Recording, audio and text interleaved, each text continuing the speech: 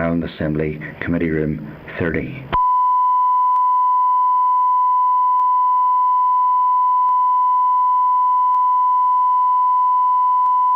This is the Northern Ireland Assembly, Committee Room 30. This is the Northern Ireland Assembly, Committee Room 30.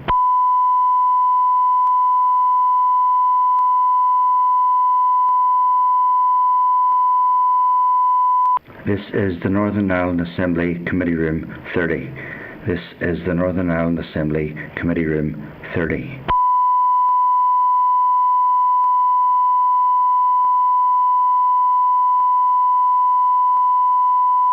This is the Northern Ireland Assembly, Committee Room 30.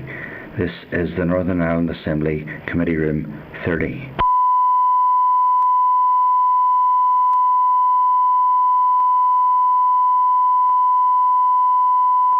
This is the Northern Ireland Assembly, Committee Room 30.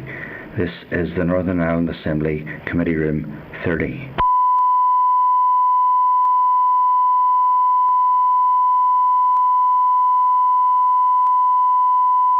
This is the Northern Ireland Assembly, Committee Room 30.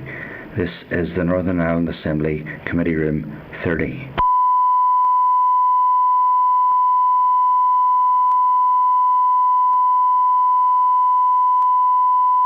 This is the Northern Ireland Assembly, Committee Room 30.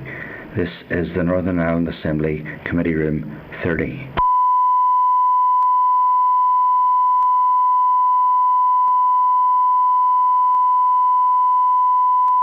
This is the Northern Ireland Assembly, Committee Room 30. This is the Northern Ireland Assembly, Committee Room 30.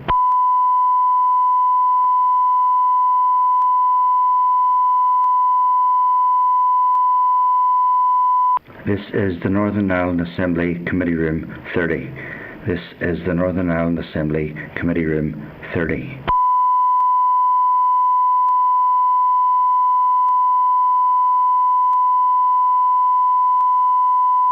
This is the Northern Ireland Assembly, Committee Room 30. This is the Northern Ireland Assembly, Committee Room 30.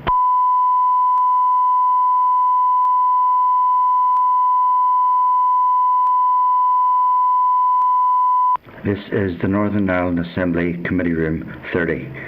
This is the Northern Ireland Assembly, Committee Room 30.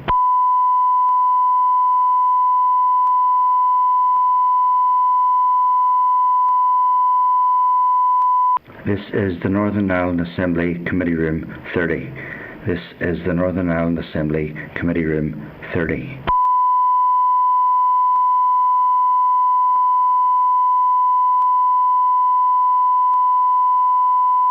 This is the Northern Ireland Assembly, Committee Room 30. This is the Northern Ireland Assembly, Committee Room 30.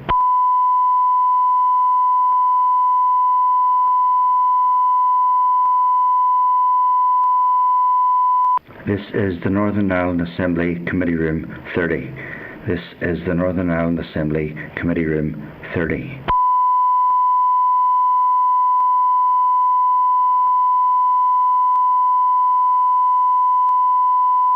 This is the Northern Ireland Assembly, Committee Room 30. This is the Northern Ireland Assembly, Committee Room 30.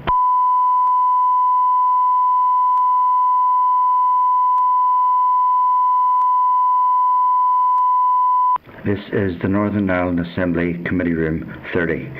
This is the Northern Ireland Assembly, Committee Room 30.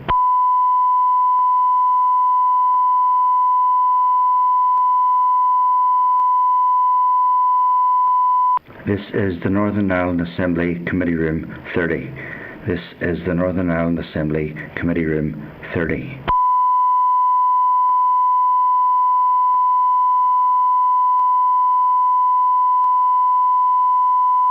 This is the Northern Ireland Assembly, Committee Room 30. This is the Northern Ireland Assembly, Committee Room 30.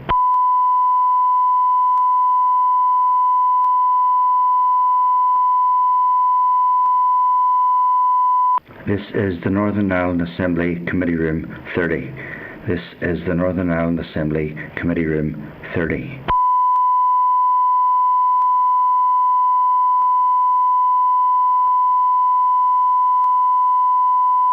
This is the Northern Ireland Assembly Committee Room 30. This is the Northern Ireland Assembly Committee Room 30.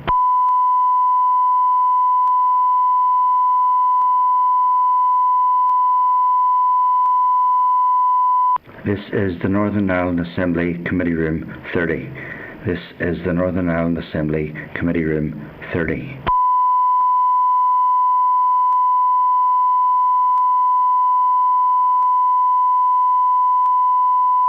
This is the Northern Ireland Assembly Committee Room 30.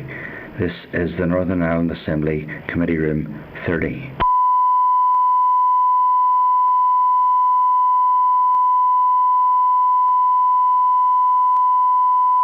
This is the Northern Ireland Assembly Committee Room 30. This is the Northern Ireland Assembly Committee Room 30.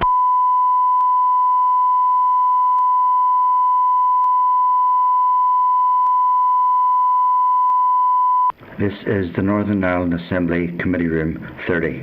This is the Northern Ireland Assembly Committee Room 30.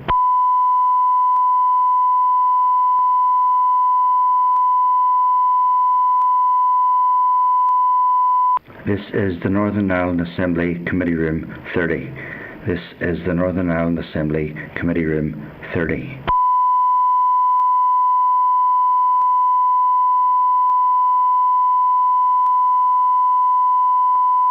This is the Northern Ireland Assembly Committee Room 30. This is the Northern Ireland Assembly Committee Room 30.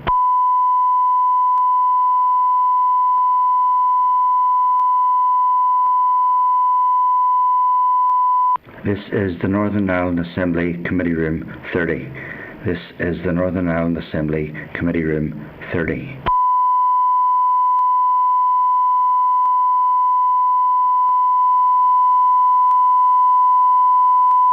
This is the Northern Ireland Assembly Committee Room 30.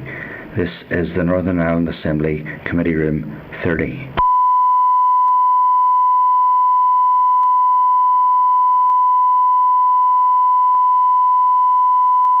This is the Northern Ireland Assembly Committee Room 30. This is the Northern Ireland Assembly Committee Room 30.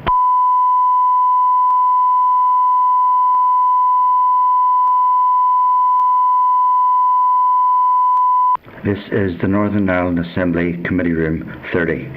This is the Northern Ireland Assembly Committee Room 30.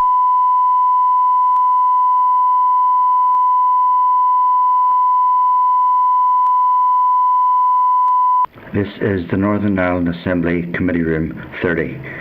This is the Northern Ireland Assembly Committee Room 30.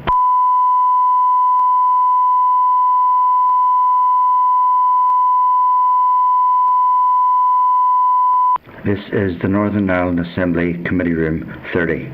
This is the Northern Ireland Assembly Committee Room 30.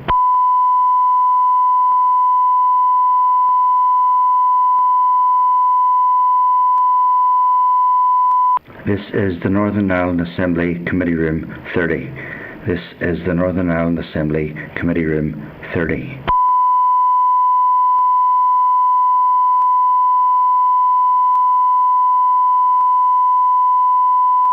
This is the Northern Ireland Assembly Committee Room 30. This is the Northern Ireland Assembly Committee Room 30.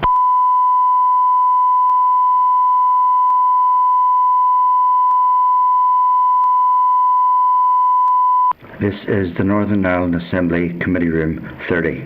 This is the Northern Ireland Assembly Committee Room 30.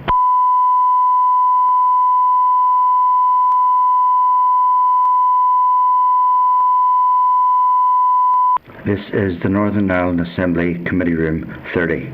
This is the Northern Ireland Assembly Committee Room 30.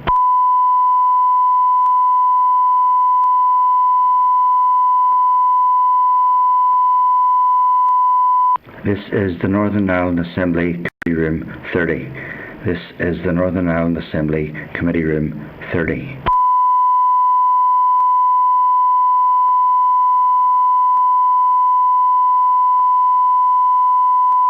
This is the Northern Ireland Assembly Committee Room 30.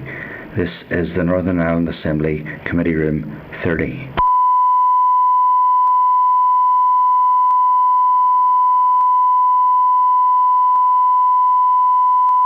This is the Northern Ireland Assembly Committee Room 30. This is the Northern Ireland Assembly Committee Room 30.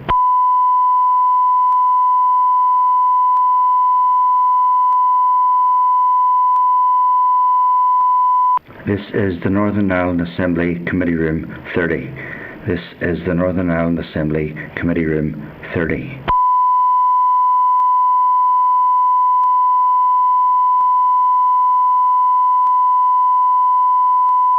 This is the Northern Ireland Assembly Committee Room 30. This is the Northern Ireland Assembly Committee Room 30.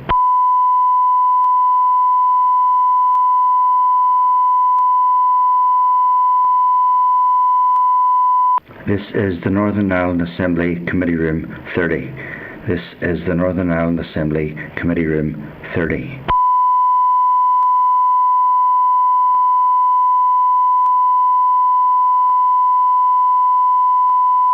This is the Northern Ireland Assembly Committee Room 30. This is the Northern Ireland Assembly Committee Room 30.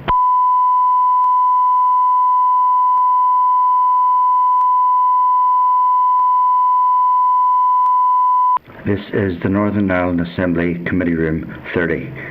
This is the Northern Ireland Assembly Committee Room 30.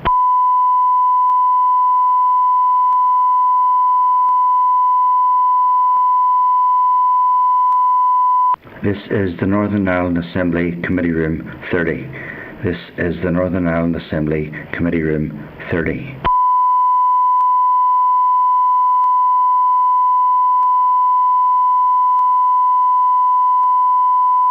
This is the Northern Ireland Assembly Committee Room 30. This is the Northern Ireland Assembly Committee Room 30.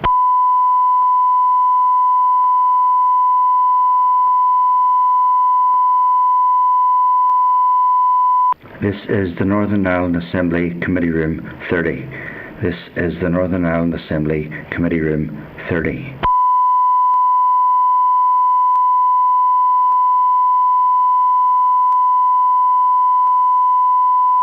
This is the Northern Ireland Assembly Committee Room 30. This is the Northern Ireland Assembly Committee Room 30.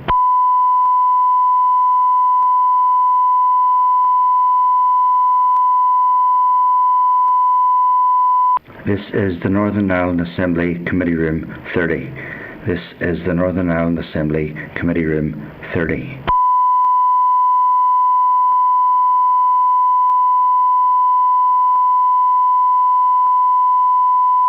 This is the Northern Ireland Assembly Committee Room 30. This is the Northern Ireland Assembly Committee Room 30.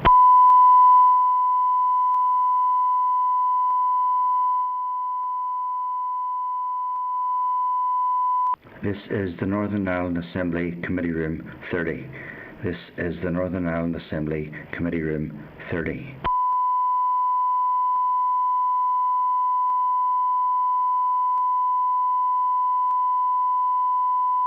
This is the Northern Ireland Assembly Committee Room 30. This is the Northern Ireland Assembly Committee Room 30.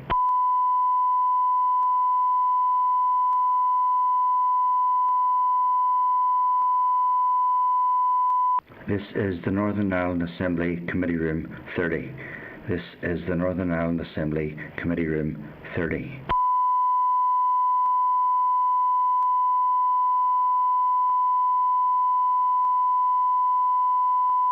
This is the Northern Ireland Assembly Committee Room 30. This is the Northern Ireland Assembly Committee Room 30.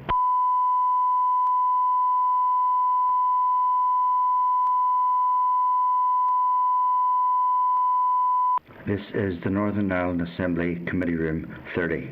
This is the Northern Ireland Assembly Committee Room 30.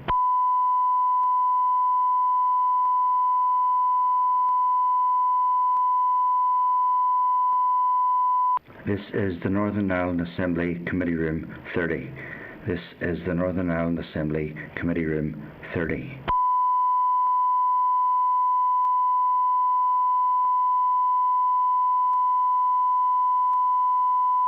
This is the Northern Ireland Assembly Committee Room 30. This is the Northern Ireland Assembly Committee Room 30.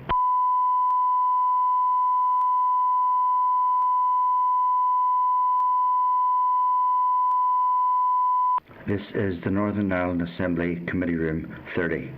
This is the Northern Ireland Assembly Committee Room 30.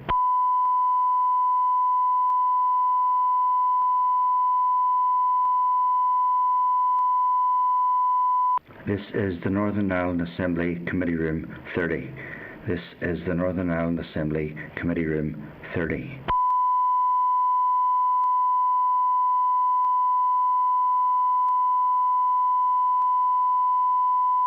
This is the Northern Ireland Assembly Committee Room 30. This is the Northern Ireland Assembly Committee Room 30.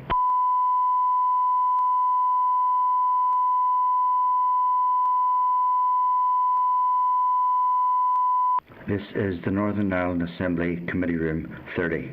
This is the Northern Ireland Assembly Committee Room 30.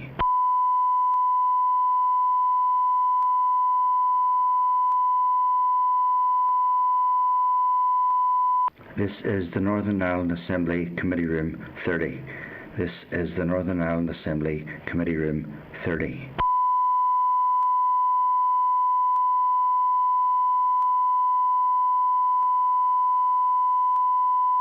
This is the Northern Ireland Assembly Committee Room 30. This is the Northern Ireland Assembly Committee Room 30.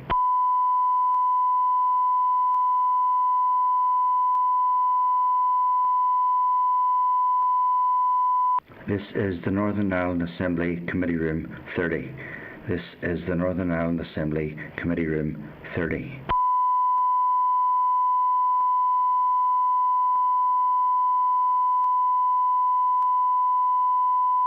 This is the Northern Ireland Assembly Committee Room 30. This is the Northern Ireland Assembly Committee Room 30.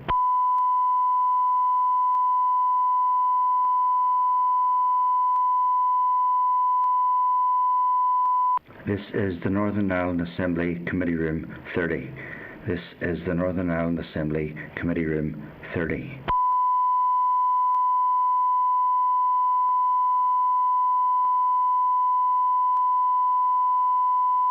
This is the Northern Ireland Assembly Committee Room 30. This is the Northern Ireland Assembly Committee Room 30.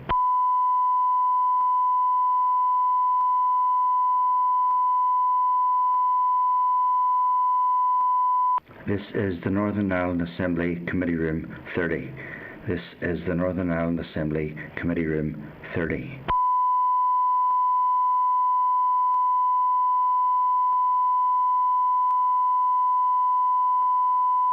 This is the Northern Ireland Assembly Committee Room 30. This is the Northern Ireland Assembly. Okay, members, I call the meeting to order. We're now in public session and advise members that despite the public gallery being closed, we are indeed now in public session. And ask Assembly Broadcasting to add all of the members into the spotlight for the next 4 items.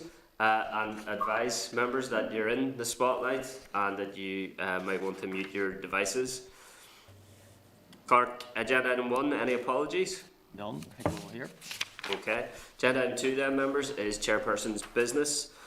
Can I advise members that the Scottish Government has announced that owing to the disruption to the provision of education in schools during COVID-19 that there will be no advanced or higher examinations in Scotland in 2021. Grades will instead be awarded based on teacher judgment. Can I remind members that externally set and externally marked assessments delivered in school will also replace exams in Wales, while in England A-levels and GCSE exams will be undertaken but with reduced assessment specifications and reduced marking regimes.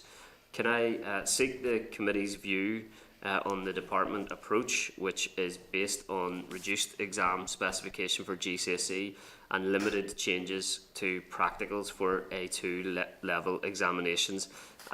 This is obviously something that we will be asking the Minister about today, but do members wish to say anything at this stage? Daniel?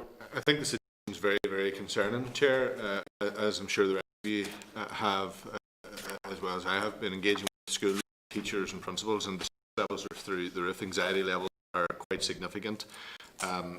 There is a very clear belief in all of our schools, amongst our young people and our teachers, that GCSE examinations and A-levels should be cancelled this year. A huge amount of discussion around GCSE in particular, given the range of subject areas and topics, and also given how COVID has impacted on our children's education and how isolation continues to affect the operation of schools and teaching within the school environment.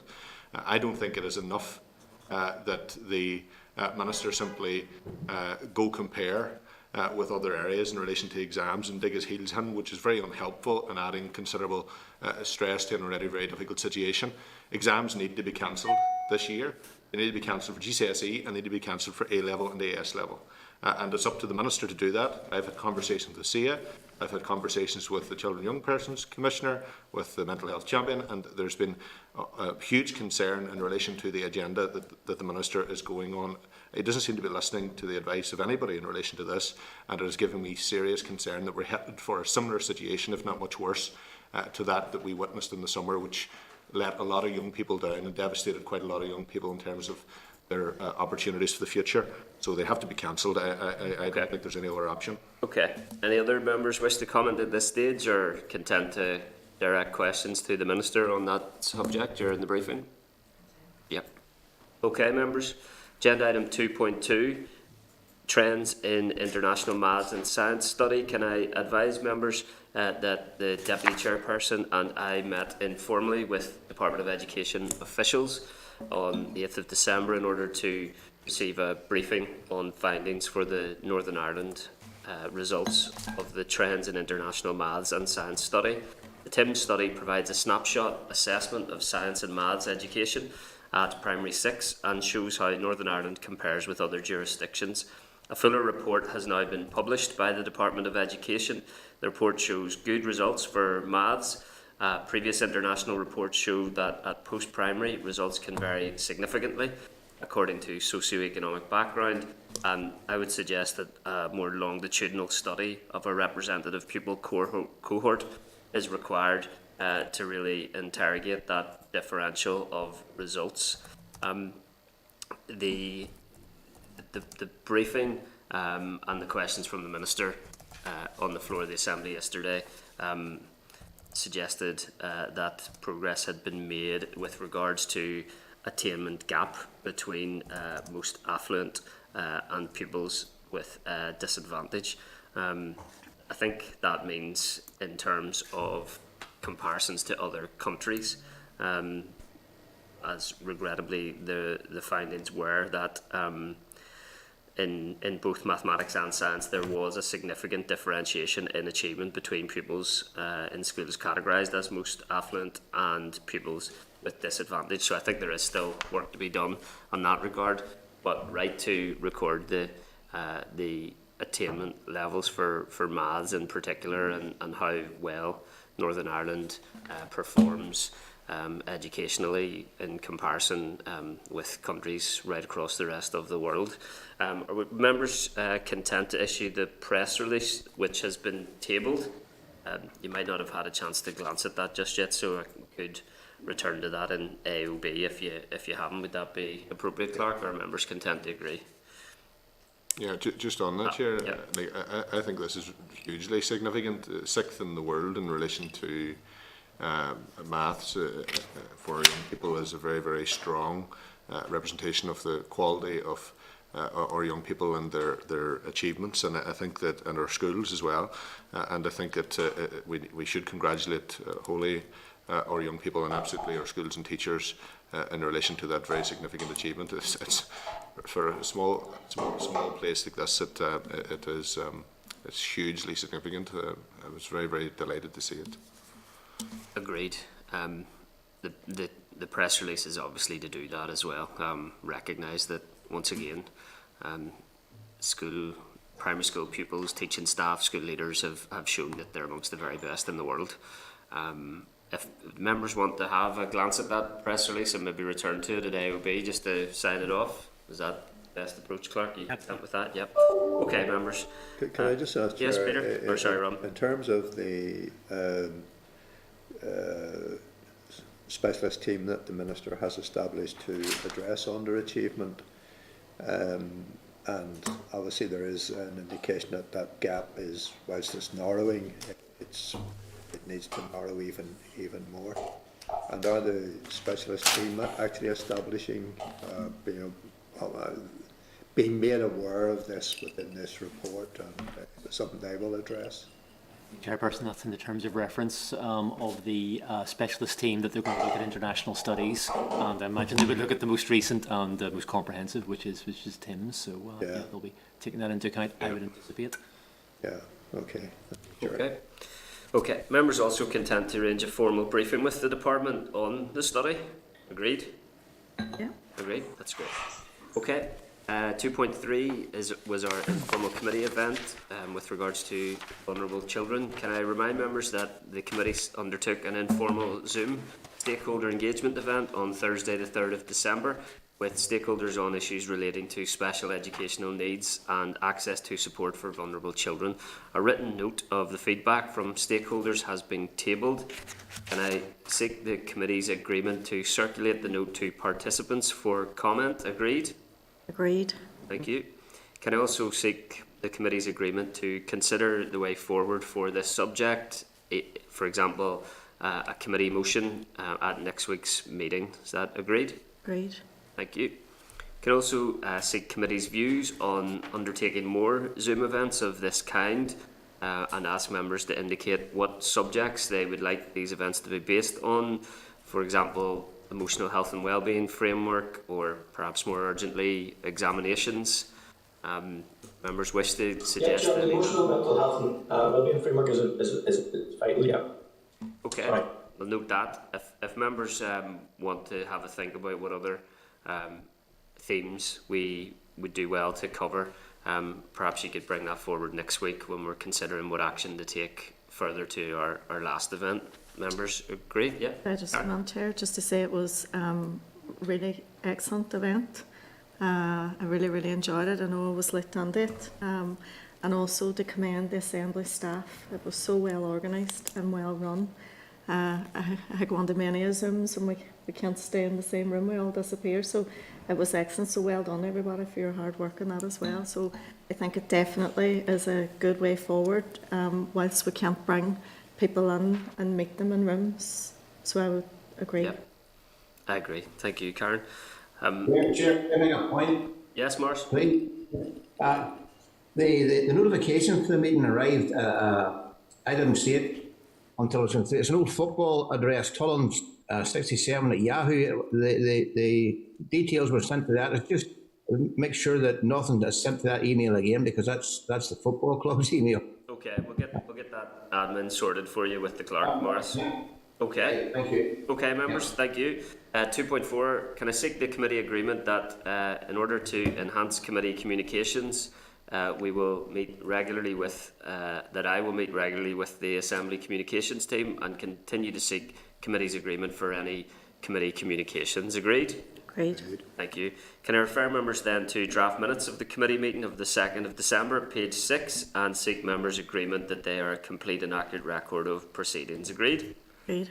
Okay, members, there are no matters arising, so we can move to agenda item 5, our ministerial briefing on COVID-19 response issues. And can I ask Assembly Broadcasting to remove all members from the spotlight and add the witnesses to the meeting? Can I refer members to a cover note from Committee Clerk at page 14, correspondence from the Minister on the new Childcare Sustainability Fund at page 24, the Pupil and Workforce Attendance Survey for 1st of December 2020 at page 31, correspondence on restart issues, examinations, contingency planning and guidance for schools from page 35, letters from schools at page 112, and questions for the Minister from the Equality Coalition at page 120.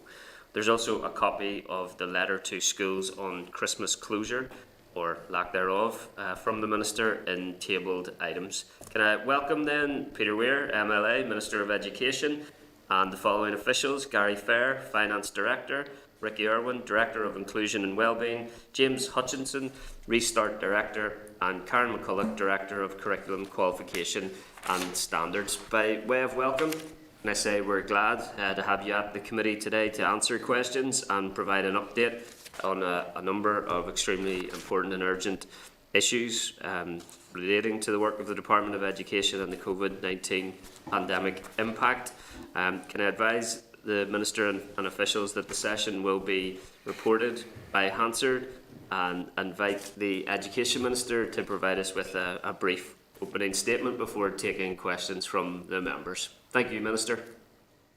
Thank you, Chair, and thank you to the committee. And obviously, as you've already introduced the team that are around us, I'll not take time up with mentioning or introducing any of them. Again, I think you're all familiar with them. So thank you for the opportunity for this opportunity for briefing, I suppose particularly on a wide range of issues facing the educational sector. I suppose when our schools reopened in August, I think there were some people who were uncertain whether that was the right thing to do. But I think with the hard work and professionalism, I think of our dedicated school workforce, and indeed also the contribution of parents, we've achieved an awful lot during that period. And it's undoubtedly the case that children across Northern Ireland have benefited from that face-to-face return to school. Now, the pandemic has impacted on all our children and young people, but particularly vulnerable and disadvantaged children. So many children with disabilities and complex needs receive therapies and support while they are physically in school. And we know that many of these families have been struggling during the pandemic, and indeed the benefits of routine and the protection that school brings. As we reopened in August, I think it was obvious to everybody that there was going to be challenges. And from conversations I had with school leaders, it's clear that they've dealt with a wide range of difficult and exceptional circumstances. So I want publicly in this forum to thank principals, teachers and school support staff who've met these challenges with calm and resolved determination. And thanks to their efforts, our children have been able to return to school. Turning to the issue of curriculum and remote learning, during the continued impact of the pandemic, we've asked all schools to have contingency plans in place to deliver remote learning in the event of either a school closure or that, more frequently, that a class or group of pupils need to self-isolate. While in theory the power was there to do it, we've not gone down the route of a mandatory or legal approach, and I don't want to place any sort of additional legal burden on our schools, and I believe that we're in the space that we don't need to. Feedback from our inspectorate indicates that all schools they've surveyed have contingency plans in place, and the majority have enacted them at some point. Schools vary significantly in context. What works in one type of school, even in one area, may not be suitable for other kinds of schools. So my key priority is to keep our children in school wherever and whenever possible, but to support and empower schools to deliver high quality remote learning when it's required. My department has provided detailed guidance for schools for both remote learning and curriculum planning in 2021. Further guidance materials and case studies have also been produced by my department's Continuity of Learning project. The EA has developed a menu of online teacher professional learning sessions, particularly focused on remote learning and also mental health and well-being. Last week, all schools were provided with a checklist of readiness for remote learning. EA and CCMS have developed this in conjunction with principals to support schools to plan and reflect on their remote learning, what they have in place and the key areas of development. In order to support schools, I have relaxed a range of other statutory requirements, for example in relation to school development planning, to reduce the bureaucratic burden and free up time for curriculum planning. We're fortunate in Northern Ireland that schools have access to centrally provided IT system C2K. That's not something which has been available in a number of other jurisdictions. This has supported online access to school services from the beginning of COVID school closures. In recent months, additional funding has been provided to continue to improve the services available, including additional learning applications and upgrading bandwidth. My department's scheme to provide IT and Wi-Fi access to our education disadvantaged and vulnerable learners has distributed almost 10,000 devices and remains open for new applications. The Northern Ireland curriculum is designed to have limited legal prescription, giving schools as much flexibility as possible what they choose to teach, for how long and how often, and it allows schools to use approaches that best suit their pupils. This means that we don't need to suspend or disapply our curriculum when schools reopened. Rather, we've helped empower schools to know that they have the freedom, with the minimum entitlement to the statutory curriculum, to develop content they believe it's best for their pupils within their own school community and environment at this particular time. School leaders and teachers can use knowledge and professional expertise to adapt original plans and practice to suit their own unique circumstances. Our key messages across the system is that the aim for this year is to support students to be motivated to learn and towards becoming skilled and independent learners. We've also stressed the key importance of ensuring children have good emotional health and well-being, are engaged and motivated to learn, and have the tools and skills they require for learning. Coping with the high level of uncertainty and change presented by COVID requires adaptability and psychological resilience. This has underlined the key importance of the whole curriculum, thinking skills and personal capabilities at the heart of the Northern Ireland curriculum. In the rapidly changing environment of the 21st century, an emphasis on skills for an unpredictable world, such as communication, collaboration, informed decision-making, creative problem-solving, adaptability, alongside empathy and emotional intelligence, is vital. At the same time, my department has supported schools with additional funding, such as the Engage programme to provide additional teaching support, and a mental health and wellbeing fund scheme to provide laptops, other digital, and also the scheme to provide laptops and digital devices to our most vulnerable learners. The Engage programme of 12 million is providing that help to primary and post-primary. The programme is delivering child-centred one-to-one small group or team teaching support by qualified teachers to pupils who require additional support to re-engage when learning. Turning, I suppose, to the important issue of public examinations, I believe that the experience of 2020 has shown that exams remain the fairest method of assessing and awarding qualifications. We saw right across the UK, and indeed much of Western Europe, that despite every effort and good intention, other forms of assessment are likely to be more inequitable. We know from research that, for example, that non-examination assessment can be subject to bias, with the result that bright disadvantaged students or students with special educational needs suffer the most. My priority, therefore, is to ensure that public examinations go ahead. I also believe it's extremely important that following the cancellation of examinations last summer, young people are given the opportunity to demonstrate their knowledge and skills through the examination process. Exams are the best way of giving young people the opportunity to show what they can do and why it's so important that they take place next summer.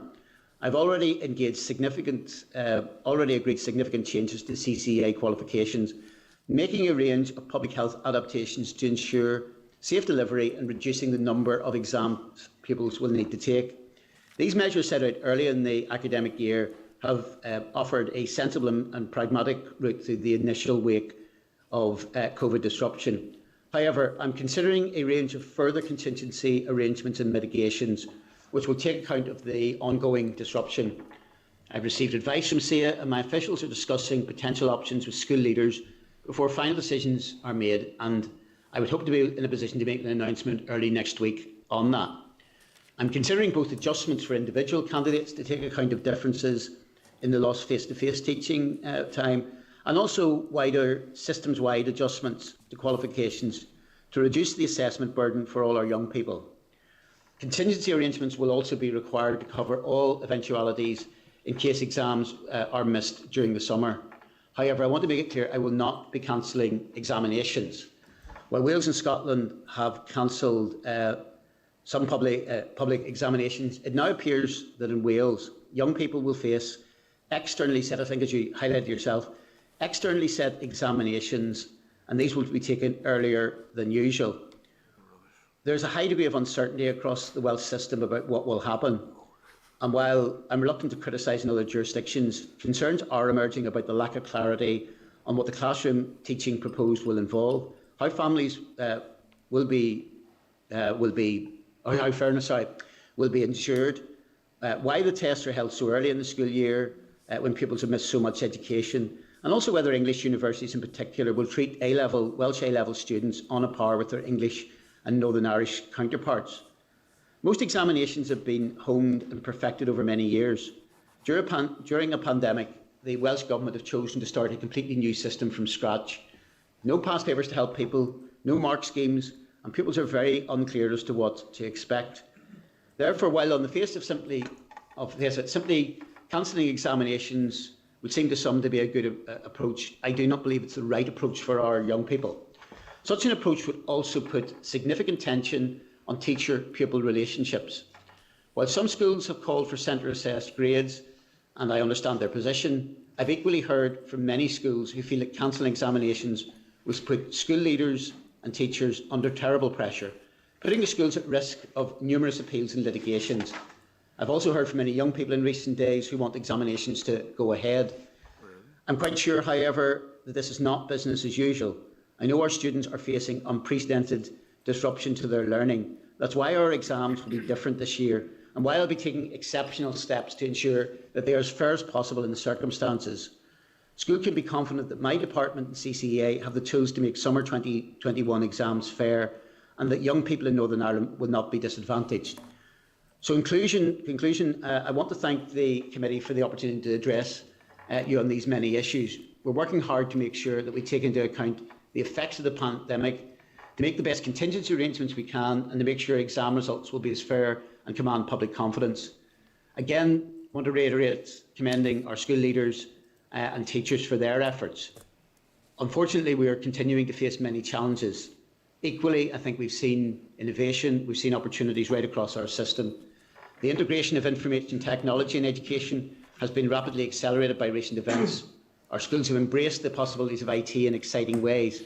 And my department will work with school leaders to consider the role of technology and support educational delivery and qualifications delivery. The rapid spread has demonstrated the importance of building resilience and also an opportunity to remind ourselves of the skills students need in an unprecedented world, skills that are at the heart of Northern Ireland curriculum. Our aim must be to give our students the ability to work, to think, learn and to evolve, no matter what the challenges that await them tomorrow, and unleash their potential to benefit the world. So thank you, Chair. Myself and my team will be happy to take whatever questions you want. Thank you, Minister. It's my understanding that you're available until 11 o'clock, so we all, members and Minister and officials, will have to be as concise as we possibly can with our questions. Can I echo your thanks and recognition of all teaching and non-teaching staff across Northern Ireland for their dedication and innovation throughout this extremely difficult time, and to thank the department and yourself for all the measures that you have endeavoured to put in place to support teaching, non-teaching staff and pupils with regard to education during this time. But there are a number of issues that I do have profound concerns about that I want to raise with you today, and that I do genuinely feel, if not handled better, do pose a risk of registering a record from you of delayed, disengaged and morale-sapping decision making. It's your opportunity to rebut that analysis today, and we can do that constructively. But to get to those issues, the first one is school closures. Early cessation of school-based learning has been discussed since the summer. Diane Dawson, the principal of Braniel Primary School, gave a public call for an early cessation of school-based learning as long ago as November the 17th. And you're now at risk of being to the right of the Conservative Party, who today have announced school-based learning will cease on Thursday the 17th of December. Can I read you very quickly a short piece of correspondence that I've received in this regard? Dear Chris, I'm a dedicated principal who works very hard to meet the needs of my pupils, their families, my staff. I do this with enthusiasm and love because I want to make a difference. I think I do this most of the time. We're underfunded, but I have a lot of heart that goes a long way. Last week, I tested positive for COVID-19. I'm sure I caught it at school because I don't get to go anywhere else. Today I received a letter from the Education Minister telling me that I had to continue to do more, to keep operating on a face-to-face basis unless the school boiler broke or someone died. I've been very ill. Hospitalisation could still be a possibility. What if something happens to me or a member of staff or a pupil? I truly believe we can do better than this. No one wants closure, just a short period of remote learning for people who want that choice. Yeah. I speak with the wisdom of personal experience. No one wants COVID-19 for Christmas. Yes. Minister, why have you not planned some sort of short early cessation of school-based learning in that context? Thank you, Chris, Chair, for a number of reasons. First of all, in terms of the comparison with England, what they are talking about is having one day in which there is a internal sort of workings within the school. They are effectively finishing a day early, but don't forget they didn't take, there wasn't that extra week at Halloween, which we did take in relation to that. So from that point of view, I suppose we are, well, you say we're in a different position to England. In terms of school closures, I suppose there are a number of issues. On the issue of education, while there's a lot of good work is happening with remote learning, it is undoubtedly the case that face-to-face teaching is better for our pupils than remote learning. You simply cannot say remote learning by its nature will always be a level of second best. Secondly, I suppose from the point of view of many parents, from the perspective, and while some parents will take their own individual choices and they will look to what is within their own individual families, to close school early would create enormous complications for tens of thousands of parents throughout society who would have to either take time off work at a time when some of them, for instance, would simply have been resuming from furlough or indeed dependent on that, or indeed would then have to have some form of emergency childcare. But particularly in terms of the issue of the health issue, there are risks within every situation. But whenever this issue, I think, was discussed, the analysis from the medical experts are that at best, any form of school closure, the impact would be uncertain and may even be counterproductive, because you're taking in the run-up to Christmas, and this has been acknowledged by a number of health experts, including, I think, the indication that schools continuing from, I think, for example, publicly, Tom Black, who has not been the greatest supporter of the executive, who's always wanted the executive to go further, has said the right thing to do is for schools to be continuing on. That if you're putting into the community 1/3 children with the behavioural issues that are going to be there in the direct run-up to Christmas, it is as likely that you're going to be increasing the R rate through that to a greater extent than you would through school. So I think it's a naive assumption to believe that simply sending children home, when we've seen, for example, that where there's been probably the biggest particular outbreaks of COVID have actually been, particularly involving children, have been where there has been that widespread socialisation. It will be sending out a signal that this is effectively, a time simply to relax and let down the guard. I don't think, from a health point of view, that would be counterproductive, and that would be counterproductive, and that's why there's been no pressing from anybody on the health side, whatever their views on other occasions, for any early closure of schools. Okay, I suspect other members will want to come in on that as well, and my time is short. But can I ask you, what is the final day of school-based learning for schools across Northern Ireland? Well, schools have a level of flexibility in setting their own timetable. So, for instance, some schools may start their term a little bit later. For most schools, it will be Friday the 18th of December. There will be a small number of schools which will, in terms of their timing, because they have a set number of days that they have in mind, that will probably go into the Monday or Tuesday of the following week. So it's not absolutely uniform across the system. And you think it's appropriate for teaching, non-teaching staff, pupils to be in schools the week commencing Monday the 21st of December? I think if their school has organised it, I mean, look, the reality is if there's an issue of self-isolation, that will kick in at a much earlier stage in that regard. Look, I think it's appropriate that schools do their full complement of teaching, and those schools, for instance, that would be going slightly later into the year will actually be compensating in other parts of the year through other days. It's important to think that all children, as much as possible, get the same amount of tuition, get the same amount of schooling on that basis. Okay. And look, what has also been said, I was on a seminar there last week, I think it was, or the week before, with representative PHA. What they said is while there has been adult-to-adult spread, and largely speaking, at times there's been children, there is very, very little evidence of any level of spread between children and teachers. Okay. I find it astonishing that you haven't planned for some sort of short cessation of school-based learning prior to Friday the 18th of December, but I need to move on. They need to move on to examinations quickly.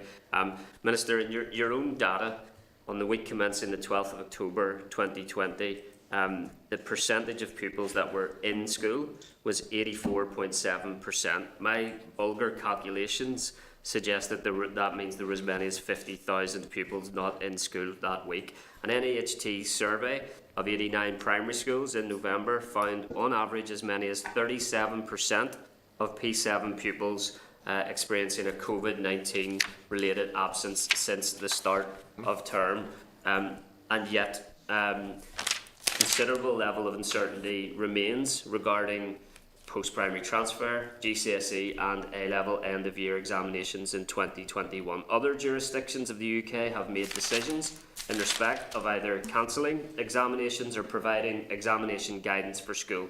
You have indicated repeatedly that SEA is working on contingency options and that details would be shared shortly. Can you now end the confusion with paid to speculation in schools and tell the committee what your contingency plans are for examinations in 2021?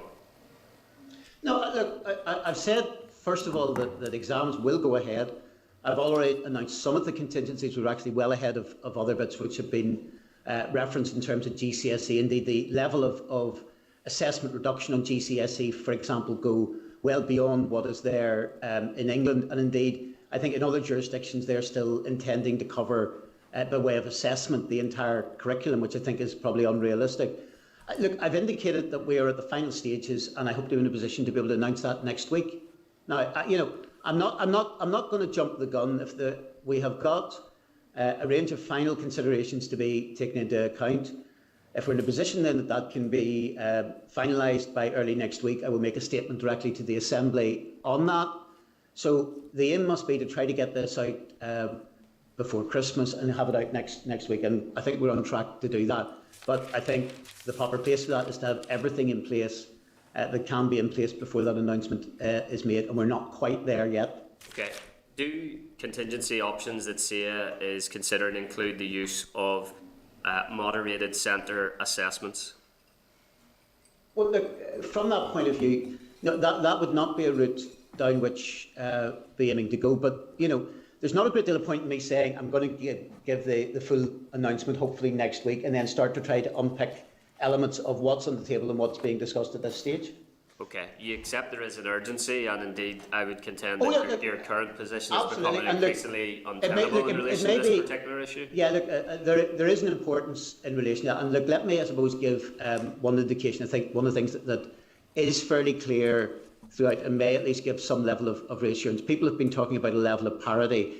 It is clear that whatever contingencies, whatever adaptations are put in place, that we need to ensure that the examination boards across the UK operate on a very similar basis.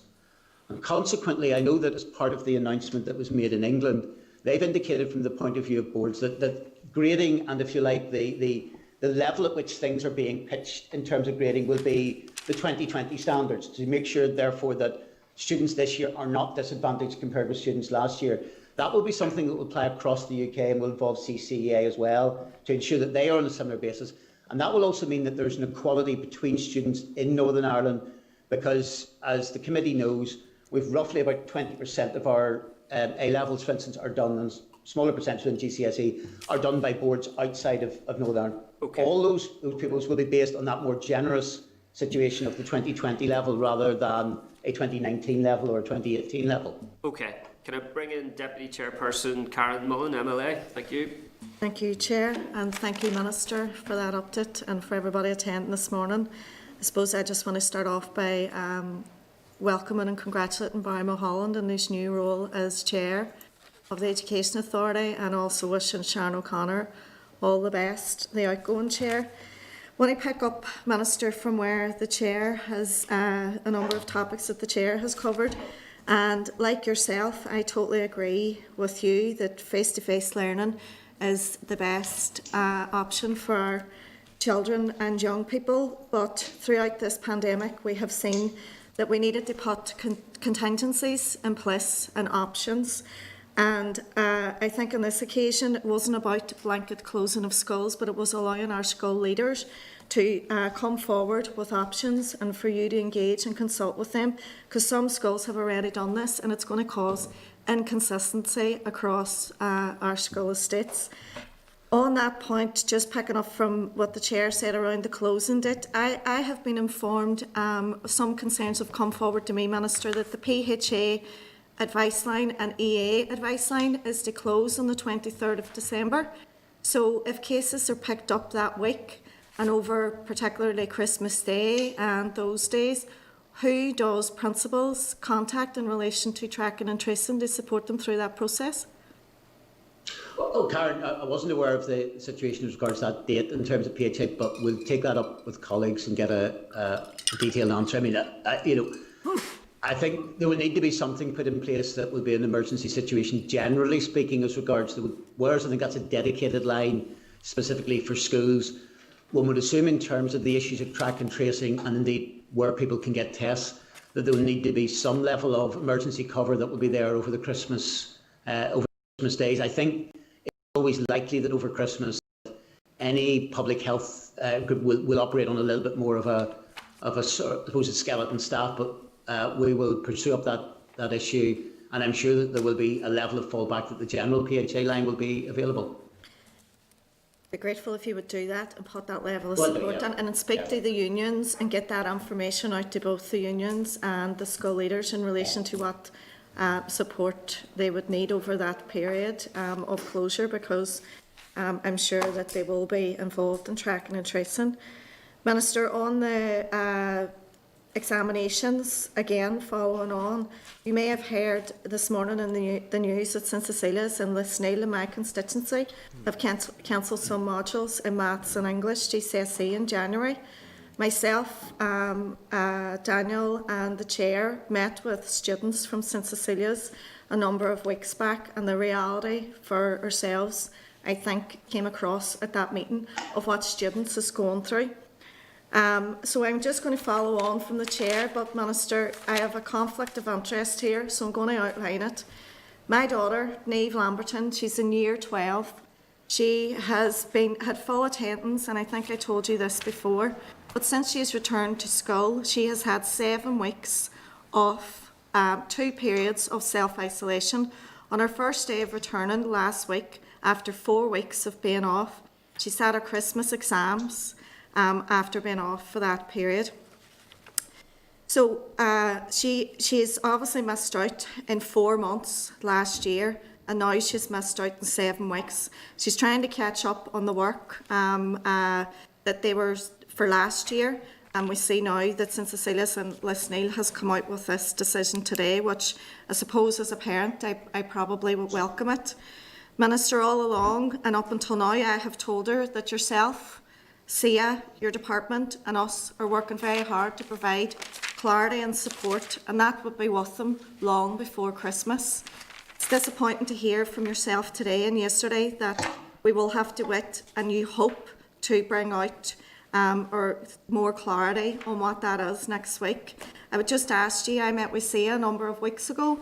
They outlined to myself some of the options that may be there, why it is taking so long, and could you please outline to me today and for Niamh and her fellow students what mitigations is going to be in place to support her who is facing her GCSE exams in January when she goes back? Well, look, Karen, we'll be in a position that we can outline any of the stuff next week. You ask why there's been a length of time. Look, I also think, to be honest, as regards looking at the curriculum, I don't think it's a helpful thing that if schools are going on a solo run as regards the curriculum, because when it comes to whatever tests are going to be there can be mitigations and adaptations we'll put in place, but it's not as if there would be a different GCSE for some schools to others, and that potentially could leave schools that take their own action at a disadvantage for their pupils. So I would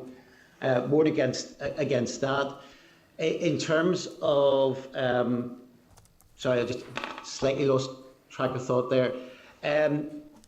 Mitigations obviously will need to take account of both the systems-wide situation and also where there would need to be a level of individual circumstances. Why has this taken so long? Because first of all, we want to try and make sure it's got right. So it's not just the engagement of CCA, but there have been ongoing meetings we've had with stakeholder principals. We have also, I think, some work that will be happening directly with pupils on that basis. But also we need to make sure that also any, and as you're aware, there are a range of options. We've got to make sure that not only is the best option, therefore one that is fit for purpose, but also that we ensure that we get buy-in from qualifications across the UK, but also that we don't, I mean, I think the one thing we've got to avoid is a scenario that we plump for a particular option, that, for instance, the universities take a view of this is not acceptable, or alternatively would regard our pupils on a different level to everyone else. So there are a range of connections and discussions that have to take place and have been taking place in that regard.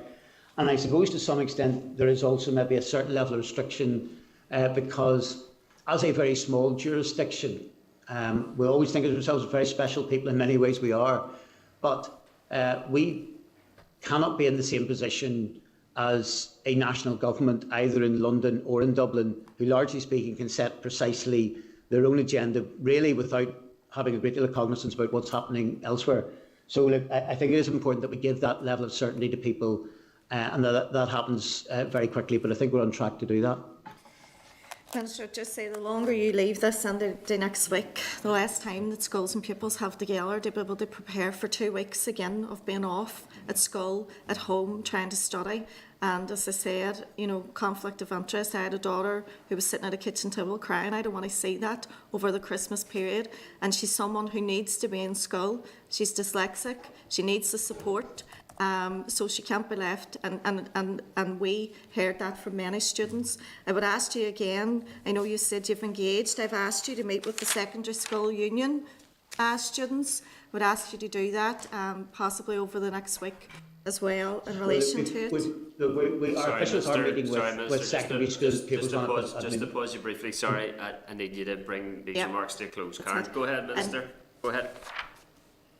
No, sorry, just look, there will be, I think, some officials are meeting with students today, actually, in connection with that, but I've left that at a level with my officials to deal with that on it. Just a final one, a quick one, hopefully. Minister, it's a priority, obviously, to keep schools open. Can you tell us of any discussions that you have had to add school staff to the priority list for vaccinations? Yeah, look, Karen, I'd be very much in favour of that, and I'll be making those representations to health. The one restriction we have in connection with that in terms of where the prioritisation, and I think there's good sense in making, in pushing particularly school staff up the agenda. The position is that is actually determined by which all 4 of the UK nations are involved in, a UK-wide team from the health end who decide that.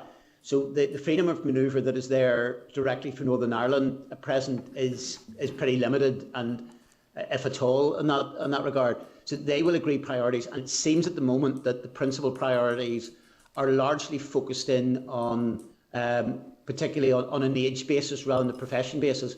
But no, I've already indicated that I will be contacting through the Minister of Health and asking him to raise the issue in terms of prioritisation for school staff, but it's a decision which lies out with, I think, Northern Ireland as a whole. Okay, thank you, Minister. Thanks, Karen. Robin Newton. Thank you, and I thank the Minister and his staff for again being with us. Minister, I think it might be appropriate that we mention the recent figures of our primary school pupils and their achievement in the maths field. So can I extend certainly my congratulations to you, the Department, Education Authority, and indeed right down into our teaching staff, principals and support staff, because I think those figures have been given quite a fillip to our pupils and quite kudos. to our pupils across Northern Ireland. It's right that they be recognised. Minister, can I refer to a letter that you've sent through from the department dated the 3rd of December on the update on the Childcare Sustainability Support Fund?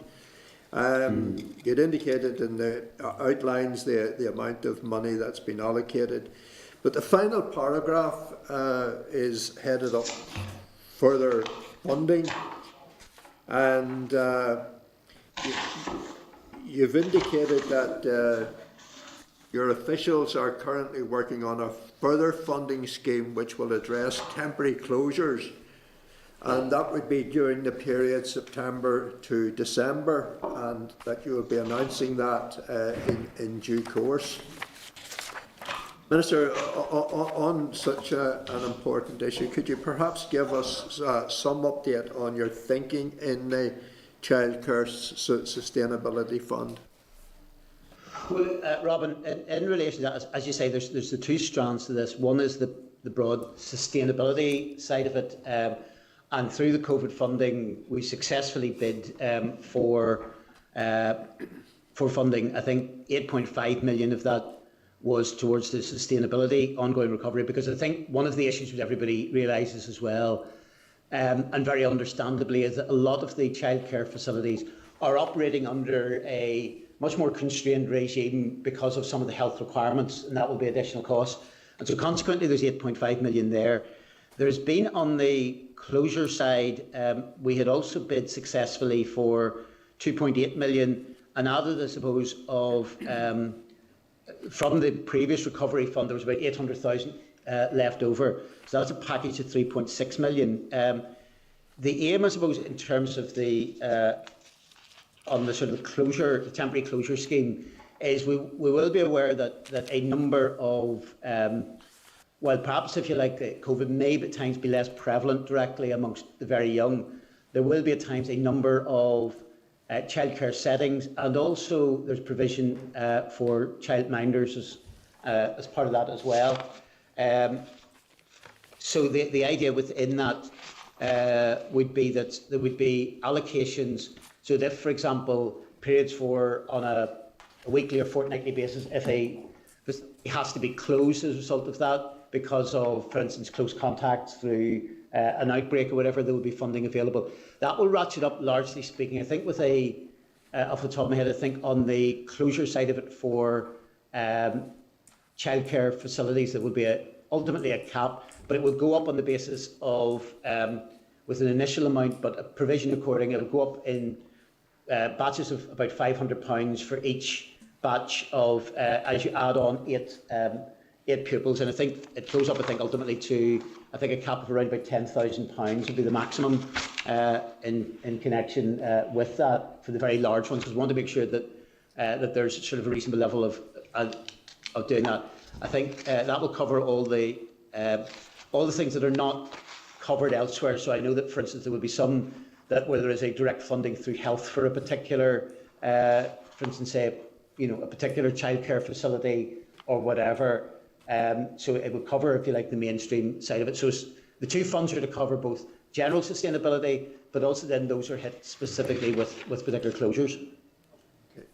Thank you, Chair. Can I ask just perhaps push you a little bit further? You'd made, in response to the Deputy Chair, in terms of the vaccine and the vaccination rollout programme. Yes. And perhaps if you'd outline to us what you might be seeking to achieve there. Can I also make the point that it is not just the staff who are directly in contact with the pupils on a day, teaching staff, but indeed the other support staff, and indeed those who are in and out of the school that may need to be included if you felt that you could achieve a designated key worker status for those folk? Yeah, I mean, look, at the moment, as far as I'm aware, and it lies within health, the UK-wide position, I think, is not particularly to focus in on key workers, but to try if you like, the batches that will be available are largely speaking on the grounds of age. Now, I think Certainly, while it would be difficult for any of us to make an argument that, for example, in the batch that would be aimed at the over 80s, for instance, that people within a broader school environment of whatever nature would take priority over those. I think it would be very useful if there was a level of prioritisation for those key workers. The way this is likely to roll out in terms of the vaccine is that the UK as a whole, and Northern Ireland will get its share of it, will get certain batches of vaccine, and the idea is essentially to use those up in their entirety throughout that. But I think there's a good argument that in terms of those who are the staff within the school, I think it's also important that those who have particular medical vulnerabilities who may still be very young will be included within periods. Now, I suppose the point that I'm making as regards that is I will be arguing the case for that. I suppose the one restriction is I have to argue the case directly with Department of Health, and they will act effectively as a level of proxy in the UK-wide bit, but it is not, to be fair, because I don't want anybody then to be criticising Department of Health, it is not their decision internally to be able to say what the order of prioritisation of the vaccine is. There is a UK-wide group which is trying to ensure that the rollout of the vaccine is done as uniformly as possible throughout the UK. So even if Northern Ireland, for instance, was to make an argument saying such and such should be the case, whether it would be a question of trying to persuade everybody else towards that position. Okay, Robin, that's time. Okay. Okay, sorry. Okay. Thanks very much, Robin. Thank you, Minister. Daniel McCrossan. Thank you, Chair, and thank you, Minister, for being with us today, and to your officials. As you'll realise, there are very serious issues and challenges facing our schools, our teachers and our young people. And I am extremely concerned, not just as a member of this committee, but as an MLA for West Tyrone. I am seeing the huge impact of decisions or indecision from you and your department, and the impact it is having on schools and young people across all the constituencies in Northern Ireland. I have to say, Minister, it is good to hear you say thank you to teachers and to our young people, but those are words, and to many are meaningless, given that you have continually ignored those same people and continue to, particularly after what happened in the summer in relation to examinations. Many have said they feel like you're standing in the wilderness with your hands over your ears, refusing to listen to anybody. And I would think you would struggle to find many who would agree with you in relation to your agenda around examinations presently. There are huge issues. The Children and Young People's Commissioner has spoken out against your agenda, as has the Mental Health Champion, as have all of the teachers and principals and young people that I have spoken to.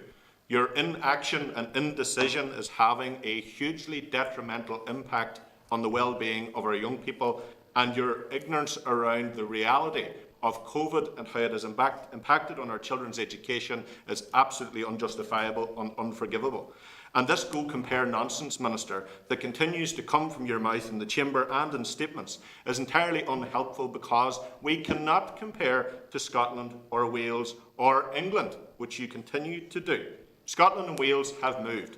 Wales, not an ideal situation, but they have moved. Scotland has moved significantly into a very positive position. England is an entirely different situation to ours. Why?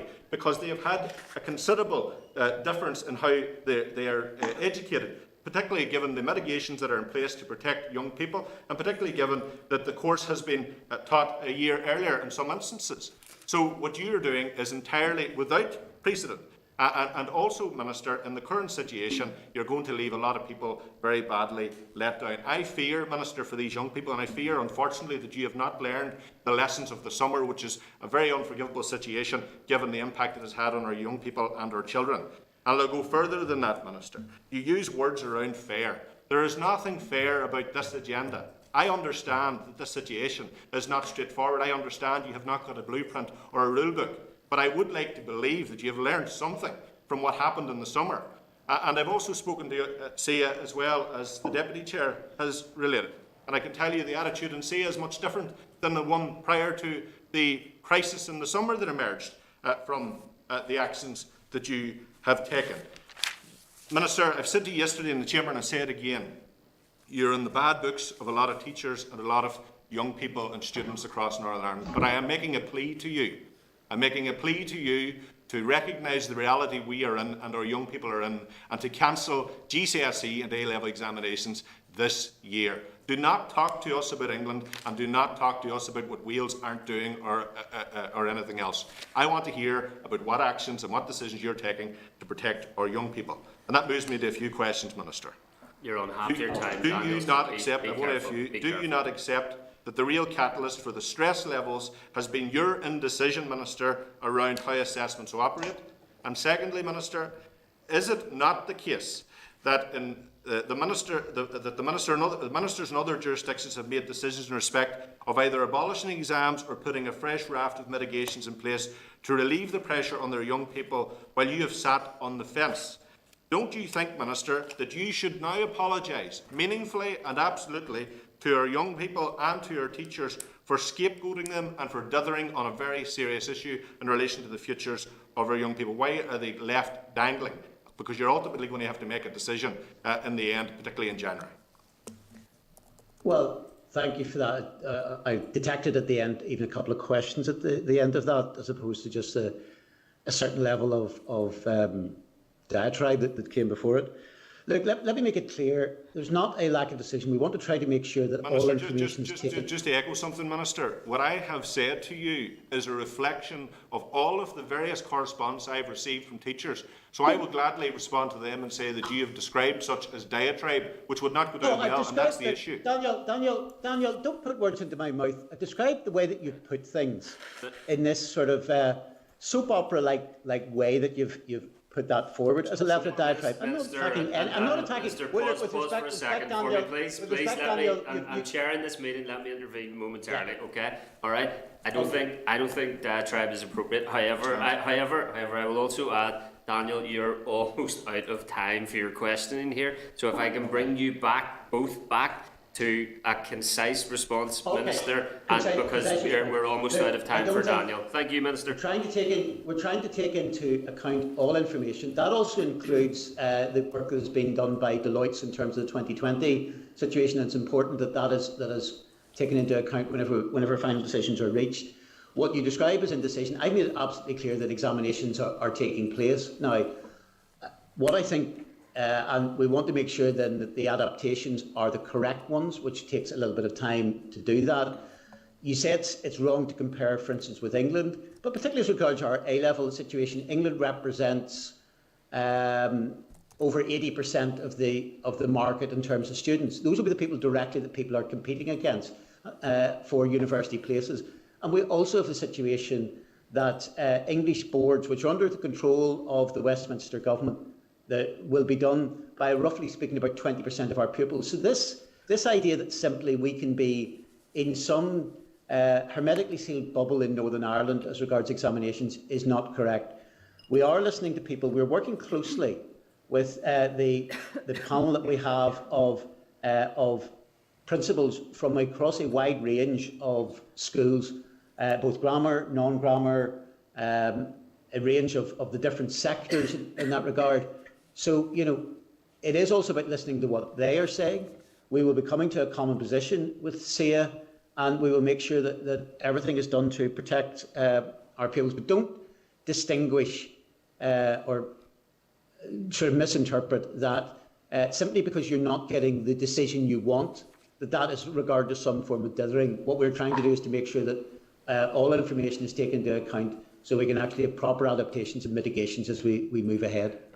Yeah, Dan, your time is almost up. You have a very brief supplementary. Minister, thank you for your answer. But if you look at the situation around A-level, Scotland and Wales have already moved, and they haven't consulted with us in relation to whether our universities will accept their students. So why are you continuing to use this as an excuse to prevent the decision being reached in the interest of our young people? Scotland is largely speaking have their own exam situation. They've always had a very different set of exams. Wales, let's face it, Wales are actually backtracking this. Wales are doing examinations by a different name, but they're still examinations. That's not just my view, but for example, the NHT in Wales have said these are examinations. Because what is part of their proposals? Well, where we can peel through a level of uncertainty as regards Wales, Wales are doing external assessments, externally set and externally marked. Now, presumably if those are going to be done on a fair basis to every student, those would have to be done on the same basis for every student, which means examination conditions. So if you're doing an external exam, an external assessment, externally set, externally marked in exam conditions, how is that not an examination? You can call it something else, but it's still an exam situation. It is, from that point of view, it is bogus in that regard. So let's not throw Wales in as some example of abandonment of exams, because they are doing exams. Okay. I mean, however, Wales have also appointed an independent panel to ensure engagement with the sector as well, and of course Scotland has gone further and cancelled nationals and hires. I need to move us on, Minister. Can I bring in Robbie Butler, MLA, please? Thank you, Minister. Robbie. Hello, Chair. Go ahead, can Robbie. you guys just clarify that you can see and hear me, because my signal is pretty poor? See and hear you loud and clear. Here, go. And I can hear you. I hear you loud and clear, Robbie, as well. Go ahead. Thank you, Minister. Thank you, Chair.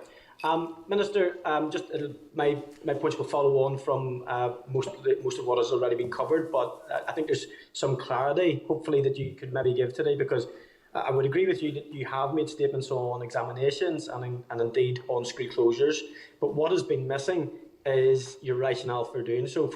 For instance, if we look at the school closures and the call for school closures, and I understand and accept that it's not simple, because there are impacts on different pupils, vulnerable pupils, for instance, those with SEN, and medical conditions, for instance, that need to be taken into consideration. But what has been lacking is your rationale for that. And I know that today, at the start of your briefing, you hinted at the Department of Health, or Health not maybe contributing, or maybe not coming to you with an ask. And I don't believe it is theirs to ask. You are the Minister for Education.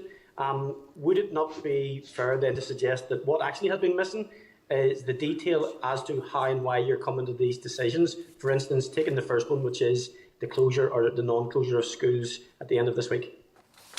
No, look, Robbie, from that point of view, we've tried to make information clear as possible.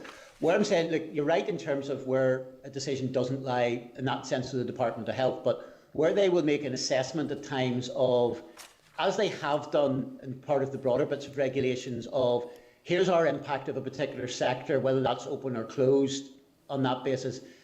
I think they have fairly consistently given an indication, while saying that other factors will outweigh this, of what the impact of schools being open on the R rate, for instance, will be.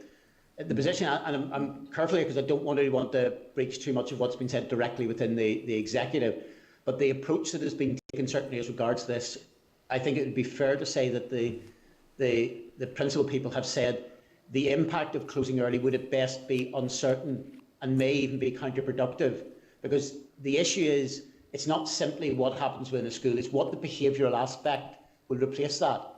And what we have seen, for example, if we take the situation where the biggest single outbreak that we had, which was in Craigavon, for example, was fuelled by socialisation which took place towards the end of the Halloween break. It was what was happening outside school. And there is a real concern, and I have had this from quite a number of principals as well, that particularly in the post-primary sector, that if you simply close schools early, first of all, the issue about what level of engagement there will be necessarily for remote learning in effectively what will be the week before Christmas may be somewhat limited.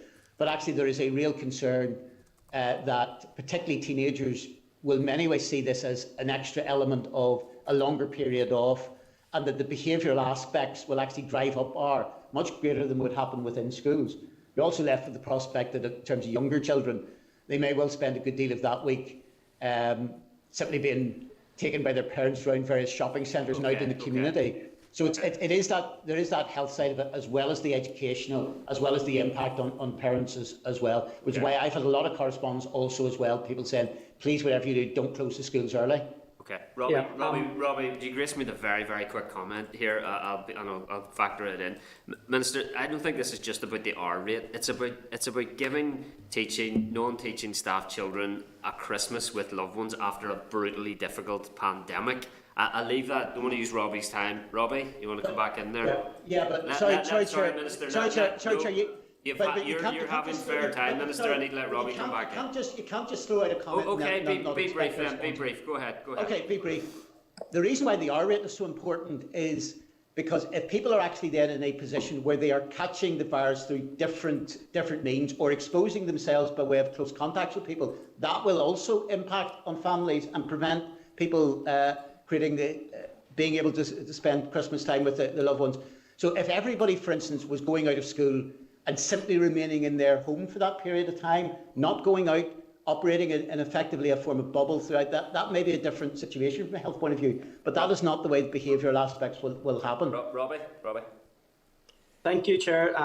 Thank you, Minister. And to be fair, the interjection by the Chair and your response, Minister, really does get to the root of my position and my point, and it is, you've stated those things today on committee, but this discussion has been raging for certainly more than a week now, and I think people in Northern Ireland, whether they're students, teachers or parents, have the capacity to understand information when it's given to them. And if you can back up your position with fact or statement, or the fact that you've asked the Department of Health for that information, that is probably forgivable. But what is difficult to understand is when there's just a statement which says that the schools will remain open. People could factor that in if there was a scientific and medical reason for that. No, I think what has been said, Robbie, by the medical people is the impact at best, if you were to close early, would be uncertain.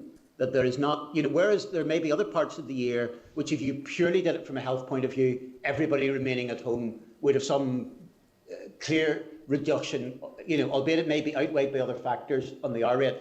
They're saying the behavioural aspects in the run to Christmas are uncertain and may be, at the best case scenario, may have a marginal benefit, and the worst case scenario may be clearly counterproductive in that regard on it. That is what is being said. Not a question, if you like, of us particularly seeking, and don't detail sometimes the direct conversations would take place during the executive. I think that would be inappropriate in that regard. But that is the sense of where things are coming from within that. And if believe me, if there was even if a different view across the executive ultimately was taken, if the Department of Health took a view that the right thing to do was to take a particular course of action, they will not be short of at least making that as a recommendation or making it clear that is their position. Okay, but I still think that in terms of when these fundamental questions are raised, that the rationale behind it is really important for you as the Minister to deliver. Some of it's there today, but it has been missing up to this point. It gives some sort of clarity, even if it doesn't the answer that some people require. I'll just move on very briefly then to the examinations for next year, if that's okay. And rather than go over absolutely the ground that has been covered so far, I'm going to concentrate perhaps on what may be the case. You've stood up a couple of times in the chamber and on the TV. I've heard you say something which I've actually really disagreed with, because what you've pitched it as you've said the options are either doing the exams as normal, which is the first way, or ongoing testing and assessment on a monthly basis, and it's unfair to subject pupils to that. I would agree if that was a binary option, but you and I know that this is not a binary option, that there are multiple options on the table. One of those options is use of moderated centre assessments. They could be undertaken by the schools under examination conditions. Teachers and teaching bodies have already expressed their ability to do that, and they could be moderated by CCEA. Could you update us on any talks that have been ongoing with regard to that as a contingency or as an option? First of all, moderated centre assessed grades will still require a large number of tests, because a school will not want to have challenges, will not want to face the possibility even of a parent taking a legal challenge against the school. That, I think, one of the impacts of that will mean that schools will be constantly testing pupils. You can't get away from that. But you mentioned moderated assessment grades, which are done under examination conditions. Mm-hmm. So if you're putting a child under an examination condition in which they do an assessment, how is that not an examination? I'm not suggesting that I'm saying it's another option, given the fact that there's so much classroom time that's been lost. What I'm saying is, it's not. You've pitched it, Minister, as if there's binary options between constant assessment or examinations at the end. When actually, what we've been asking for is contingencies to examine all of the possibilities. And what I'm suggesting is that there is all option possibilities. Pitch one against the other, and that's unfair. No, Robbie. From that point of view, with what has been developed through SEA, is a wide range of if you like, all options have been there. I think we're narrowing down in terms of where the likely result will be. I think the point on that bit is that because examinations in and of themselves test the individual and are not subject to any form of subject, and look, I think there are a number of flaws in terms of the centre assessed side of things. First of all, I think you can't get away that if centre assessed, if schools are to feel confident in what they are predicting, that will lead to an increased level of testing. If, as I said, this is testing on the basis under examination conditions, it does strike me you then end up with the worst of all worlds within that. And you end up with a situation which is less robust and less fair, and also while creating the stress of examinations as well. So, I think you end up with the worst with all of those, that cocktail of combinations on it. But also from the point of view of moderation, how is somebody from, there simply won't be the people with the level of qualifications to be able to do a moderation of each individual centre assessed grade. Who are going to be the people that are going to do that? You're talking about tens of thousands of children doing this. You're talking about then assessing whether, for instance, because it would apply some form of presumably ranked order as well on that basis, whether some people are doing it more leniently than others. And I think that's just the nature of human nature on it. I don't see a particularly robust way and a fair way in which you can have that moderation.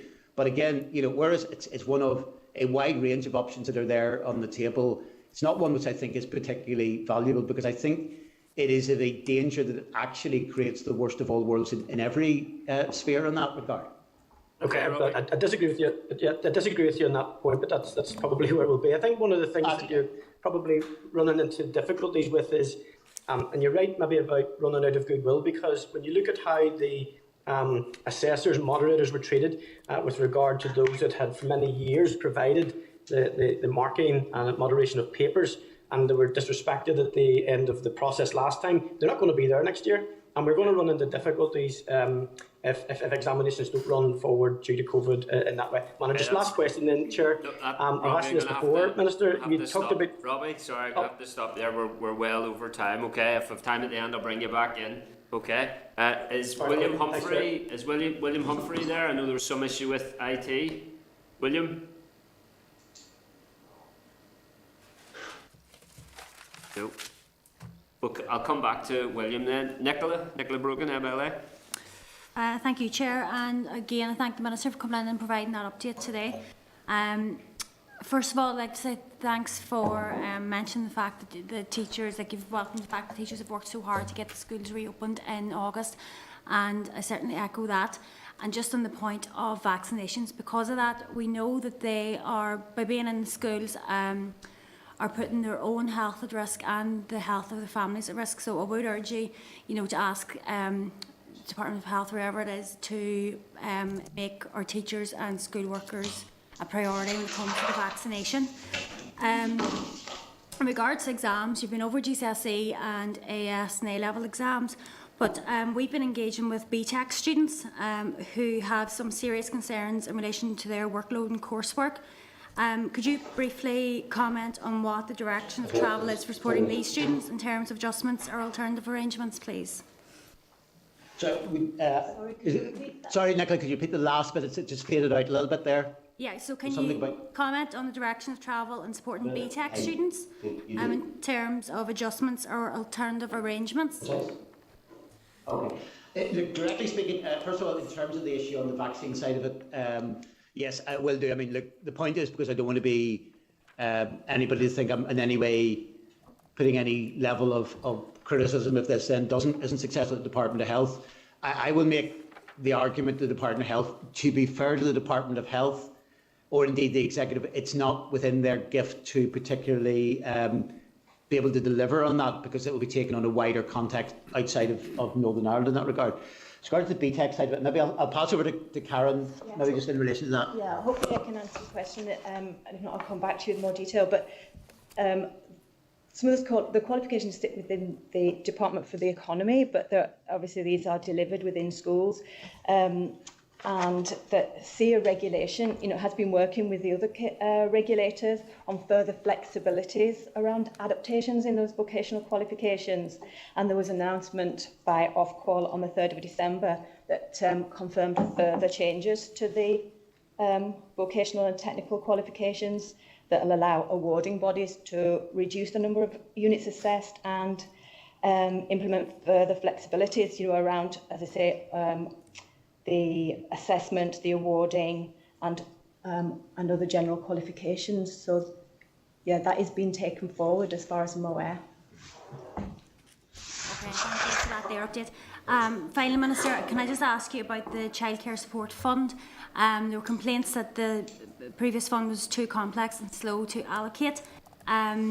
What reassurances can you give the childcare sector that a more efficient and timely allocation of funding is now in place? I think to be fair, Nicola, there's been effectively, I suppose, two sets of childcare funds. The first, which was run by BSO, yes, I think there was a lot of criticism, and there was actually only a small percentage was ultimately then sort of progressed, particularly in time. I think, to be fair, because the more recent one was run in terms of by the early years organisation, it ended up with, I think, because you always slightly overpitch to sort of ensure that you have enough money within that. I think in terms of that particular scheme, I think that more than 90% of the money that was put in budget was then able to be directly claimed on that basis. And as I said, you'll always overestimate. So I think there was a much more rapid movement and much more efficient system. And indeed, I think some of the lessons that were there from the first set, which created problems, which was, I think, also overly bureaucratic. And indeed, I think whenever there was attempts to help and support BSO, there wasn't a great deal of interest in that.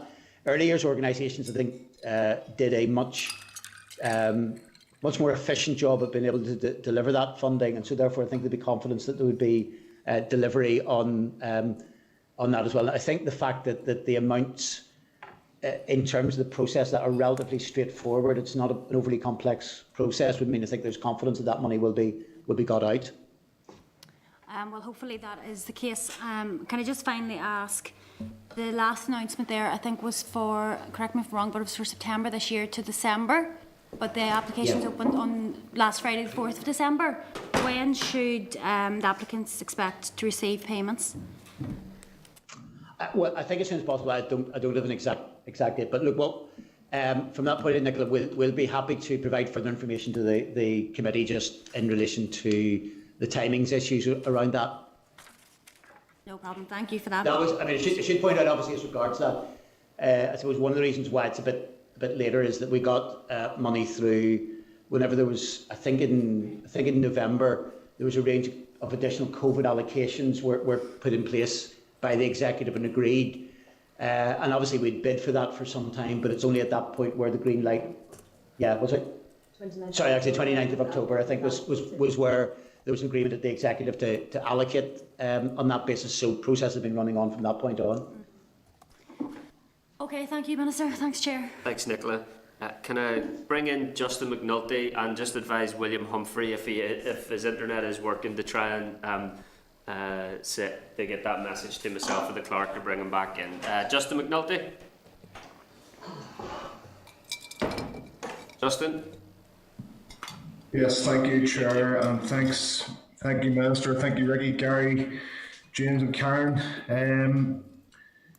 Just want to second what others have said and what the Minister said in terms of what teachers and what principals and what school staff are doing and have been through this last number of months, and the lengths to which they've gone to try and ensure that children's education is disrupted as minimally as possible, and often at medical risk to themselves, and that's to be very, very much commended, and we need to really recognise the work that our school teachers are doing. Minister, in terms of principals will eventually get a break for Christmas, but how will they get a break for Christmas when schools will remain open often until the 22nd of December? They've worked tirelessly to get the schools back open in August. They are contact tracing over Halloween. How then do you expect them to be on call for 5 days after the school closes? For many of them, the school doesn't close until the 22nd, as I said, in line with the holidays, which takes us to the 27th of December. you expect them to read a 68-page document on holidays, which with revised COVID-19 restart, the revised COVID-19 restart document, respond to all the special education needs consultation, which does finish in our start in January, the close start of January. That consultation closes in January, and then implement the budget legislation alongside implementing and overseeing contact tracing, time budgets, engage money, and wellbeing money. When are we going to get a break? Well, look, from that point of view, look, I mean, first of all, I should say in terms of the SEND consultation, it was being extended to allow people just that bit of extra time in that regard. On that basis, I think extending sort of consultation is never particularly a bad thing, provided we get that right. Look, I think there's a lot of hard work that has been going on. I think, look, in terms of the additional elements of funding through Engage, through some of the mental health, those opportunities have been there for some time and have been allocated. I suspect that it should be that a lot of those decisions will already have been made on that basis. As regards documentation, it is always the case that we need, through the advice we get from Public Health Reserve, there will be constant iterations. The general principles, largely with any level of advice, will remain the same, but we do have to always do that little bit of refresher in terms of additional pieces of information. What changes within that are, on the grand scheme of things, relatively small, so it shouldn't make too much of a direct impact. And I suppose in terms of, and I don't know whether, because I think you looked, I appreciate you had a question yesterday, which then wasn't able to be taken directly in the chamber. We are working in terms of initial pilot bit, which I think will also, if it works out, will be helpful with PHA in terms of a couple of the schools in Limavady on a more rapid testing regime. That's been done as a pilot at present. And if that works, I think that's something which could then be of a major advantage to schools in terms of minimising disruption, ensuring that students can be in place. So, there is good work that's going on that side of it as well. Just very briefly, Minister, Justin asked you a really, really clear question there. What level of break are principals and teachers going to get over this Christmas holiday? How many days? What is your understanding? Well, my understanding is they would be largely speaking getting their normal holidays on that basis on it. It will be according to the normal dates that schools are put in place. For all of us, I think we're facing additional burdens because of COVID. There's no getting around that. And I'm sure all of us will be doing things over that Christmas break, which normally perhaps we wouldn't necessarily be doing on that basis. But the break will be the same as it normally is. Justin, you want to come in? On that? Given, Minister, that doesn't really much. Given the extra burden on principals, on teaching staff over this last number of months, over this last almost a year, it's extraordinary to think that they're going to have to continue to work after the schools close in contact tracing, and I think that needs more interrogation. Justin, in terms of contact tracing, until we move to a situation, for instance, where there is a much wider testing regime on that basis, that will be the case, irrespective of if dates were moved, there would still be then some level of activity. And for most principals, for most schools, there won't be any level of contact in relation to levels of issues in relation to that. But that, there will be there's inevitably going to be some risk of that happening, irrespective of whatever dates are there in place. And that's, to be honest, unfortunately for all of us, the position that a lot of us are in. There will be some stuff that will crop up over the Christmas period, which will impact on all of us. And that's unfortunately some of the complications that are being brought by COVID, is being brought by the broader bit of public health. Okay, thanks. Some pupils, as Karen touched on earlier, are now in their third period of self-isolation, and that's having an enormous impact on their mental health. Obviously, they're concerned about the impact on their examination performance when they have had less face-to-face time with their teachers than their peers. In the shorter term, I'm concerned about what will happen if there are confirmed COVID-19 cases next week. Does the Minister understand that one case in the GCSE year group can cause 40 pupils having to isolate? If this happens next week, we can see pupils being unable to join their family over Christmas. What's your perspective on that? In terms of isolation, let us remember what should be the case in terms of identifying close contacts. It's supposed to be those who are within 2 metres for more than 15 minutes. Now, if, for example, people are sitting in the same places each day, if an individual tests, and in most cases where we have had an outbreak, it has been on the basis of one individual in that regard, there shouldn't be a reason why there should be 40 contacts for one individual. Well, that's what I'm being told by teachers on the ground that is happening. So one case in classroom. Yeah, but sometimes that can be because of whatever interpretation is put in relation to that. Close contact is defined as within 2 metres for more than 15 minutes. Yeah, but it's also more than that, Minister. What's happening on the ground? It's also for 1 metre for a less time period than that as well. So that's not. If there's a level still of very much of close contact, but again, the point should be that if you've got people in different parts of a room, it shouldn't be the entire room which suddenly then comes as a close contact on that basis. And if you look at the rollout of figures that would suggest that is the case. Now, different people will make different levels of interpretation sometimes in relation to it, but that is the direct guidance out of PHA.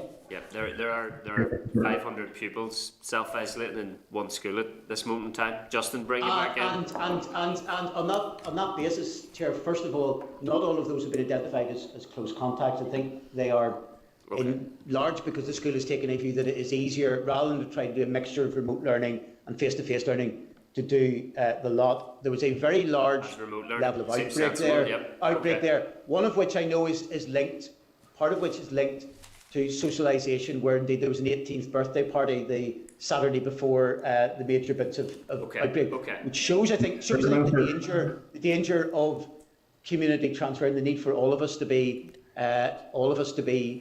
very vigilant over not just the Christmas period but beyond. Agreed. Minister, in terms of isolation, and we've at this committee we've all raised concerns about the impacts and the greatest impact to kids who coming from disadvantaged backgrounds onto kids who have special educational needs. Yes. And they've been there behind and the attainment gap is growing, right, because of this pandemic, and that has to be addressed. Is 10p per pupil per day enough to address the lost learning and emotional well-being of our primary school pupils for the impact has been made them because of the COVID-19 pandemic? Well, Justin, with respect on it, we've got a budget out of the executive. To be fair, not just to the department, but the executive as a whole. It can't, if we're saying actually. First of all, that is actually largely speaking to use, for instance, in terms of the Engage programme, to use particularly people from the substitute list to be able to come in and do additional elements of that. Now, if you're saying, for instance, should it be £1 per day and we had 120 million, if the executive was willing to give me 120 million, believe me, there are ways that I'm sure I can spend 120 million. I may not, on Engage, for instance, be able to find the personnel to be able to do all of that in terms of that. So, there is a level we would all like to do more. There will be limitations according to what the level of budget. And I think that the Engage programme is one overall in terms of investment which has been widely welcomed and indeed gets good reception, I think, from any schools that I've been at. Okay. I think that. Minister, I'd be concerned about that, where you're saying that we're given all the resources necessary to ensure that no kids are left further behind as an outcome of this pandemic. You're telling me 10p per day for Engage and well-being combined. I'm saying something slightly different. I'm saying we're giving a level of resources. We're giving all the resources that are available. That is a different thing from saying that all necessary. As I said, skills, if the executive was to give me £100 million, I can spend £100 million. But there are massive pressures in terms of public finance. Thanks, You've got to be real as well. Sorry, thanks, Minister. I need to bring William Humphrey in. William, are you there? Morning. Thanks, William. Can I join with others in thanking our school leaders and teachers and staff at schools and indeed those governors who have had to make very difficult decisions throughout this year, an unprecedented year, and I do think as well we do need to give some consideration to the decisions that ministers can make, all ministers, because all ministers make difficult decisions, and I think sometimes politicians are very keen to criticise ministers who are out with their parties, and I think we need to bear that in mind. Can I agree as well and join with others in welcoming Barry Mulholland and wishing him well in his new appointment. as the Chair of the Education Authority, and thank Sharon O'Connor for her contribution. Minister, can I just say, speaking to school as a governor and also speaking to principals in my area, I think one of the things that would be really important is that when we go into the new year is early decisions being made, and the quick and effective sharing of information is crucial for those in leadership at schools, and I would just make that point. But I just wanted to tease out a wee bit more on what you were saying earlier on there in terms of advice, in terms of issues that you were talking about in terms of advice from CCA and school leaders. Can you expand on the sort of advice and the consultation you've been carrying out with those around those issues? Right, we've been working, CCA, I suppose, drew up a sort of a long list. I suppose almost every degree of options. There's been various bits of discussions, there's been iterations of those. That, I suppose, specifically, we have a stakeholder group of school principals representing all the different sectors. This has been talked through with them on a number of occasions, because, again, sometimes the menu will change a little bit in that regard. Sometimes there's an iterative process as a result of that. So that is where I should say as well, yeah, I agree with you in terms of early decisions, and where it is possible, we always try and give early decisions. Sometimes these are things which would lie outside completely of our full control of it will not necessarily be with DE. I suppose just the other point I should make succinctly, because I had omitted to do that earlier on, is to join, I think, with others in welcoming Barry Mulholland to the position of Chair of EA, and also thanking and wishing Sharon O'Connor all the best for her years of service with the Education Authority as well. The other issue I'd like to draw attention to, our party colleague, Nicola Werner, who's a local councillor here, also manages integrated services in Greater Shankill. And speaking to her and speaking to school principals over the last number of weeks, I am increasingly concerned around the issue of general well-being and mindfulness going forward. I think it's something which we all know is a huge problem anyway, and in my constituency, North Belfast and Greater Shankill, is the other pandemic. And what work has been done by government agencies and community in terms of response to those things. But I do think, given the huge pressures and significant change of life, and not for the most of it positive, that COVID has brought to many homes across Northern Ireland, we do need to be focused in a joined up way around these issues. Can I just ask you, what work is your department doing with Department of Health, Public Health Authority, communities, local councils, and the wider community in terms of consulting with governors and so on around the issue of general mindfulness and well-being going forward, because this is going to be a huge issue? Well, I agree, and I think there will be ongoing work. I suppose, directly speaking, there's been 2 interventions. One has happened already, one will be due to happen. Directly as regards there was obviously funding that's been made available, if you like, in response to the COVID side on the broader mental health and well-being of 5 million. $250,000 of that went into youth services, the remainder went directly into schools. And there is a level of flexibility, even around mindfulness, around a range of things where that can be spent. But also the intention will be that there has been money allocated within budget, which will be rolled out on an annual basis, that the health has also contributed to, of about $6.5 million that will be mainstreamed within budget that can go on mental health. Because there is, it's also, I suppose, part of the issue is that, even particularly as regards individuals, it's not just a one-size-fits-all for individuals as well, as you'll appreciate. I mean, one of the things I've got back from a lot of schools I've been at is actually they've said the general resilience of the children has actually been quite amazing.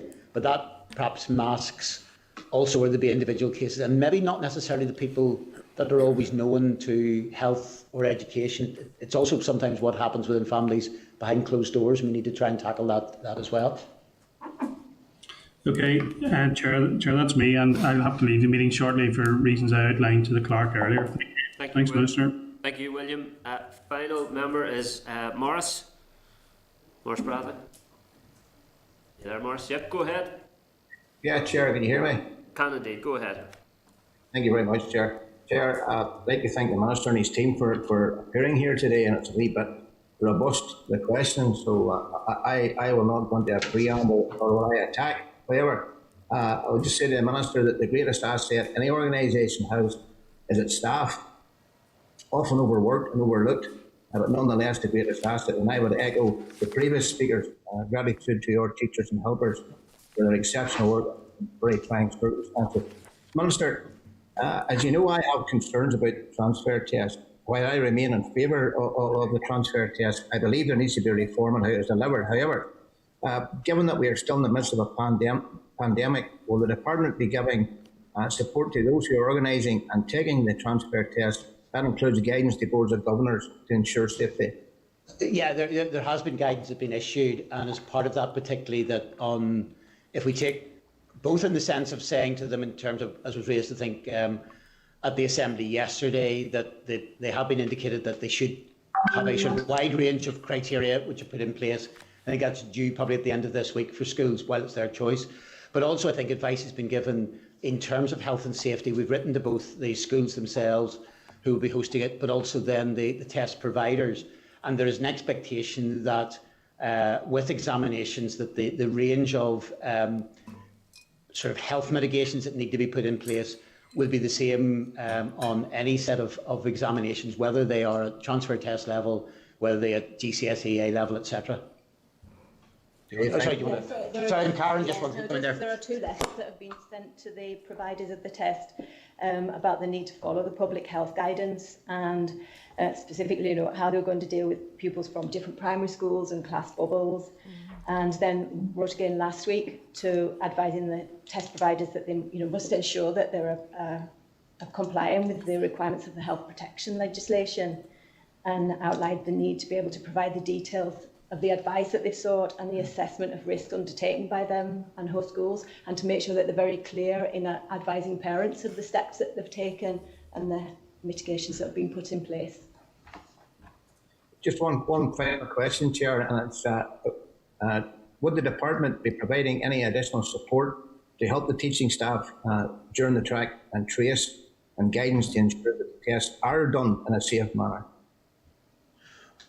Well, I mean, don't forget, these are ultimately our private tests, and in relation to that, if there's an identification, the normal procedure, if there was somebody then at later stage was identified that required sort of test and trace on it. But ultimately, if schools are providing this, we've given them advice on what they need to have in place. These are ultimately private tests, so the responsibility will lie with those who are actually, they're making a choice, if you like, to do these tests. Consequently, I suppose that they've got to deal with ensuring that all the consequences are put in place as well. Okay, thank you. Thank you, Minister. That's me, Chair. Thanks, Morris. Minister, is it possible for these tests to be delivered within public health guidance? Yeah.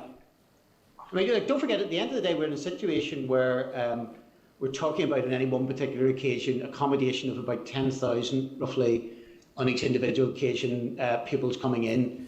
Whereas in a normal school day, there will be about 1/3 in some in bubbles that don't leave that bubble for the whole day. Have you sought the advice of the chief? Don't forget, as part of the public health guidance and part of the indications that what are happening by the test organisation, they will be actually ensuring that the children who are actually doing the test are doing so within their bubbles, within legislation. And yeah, everything will be complied with.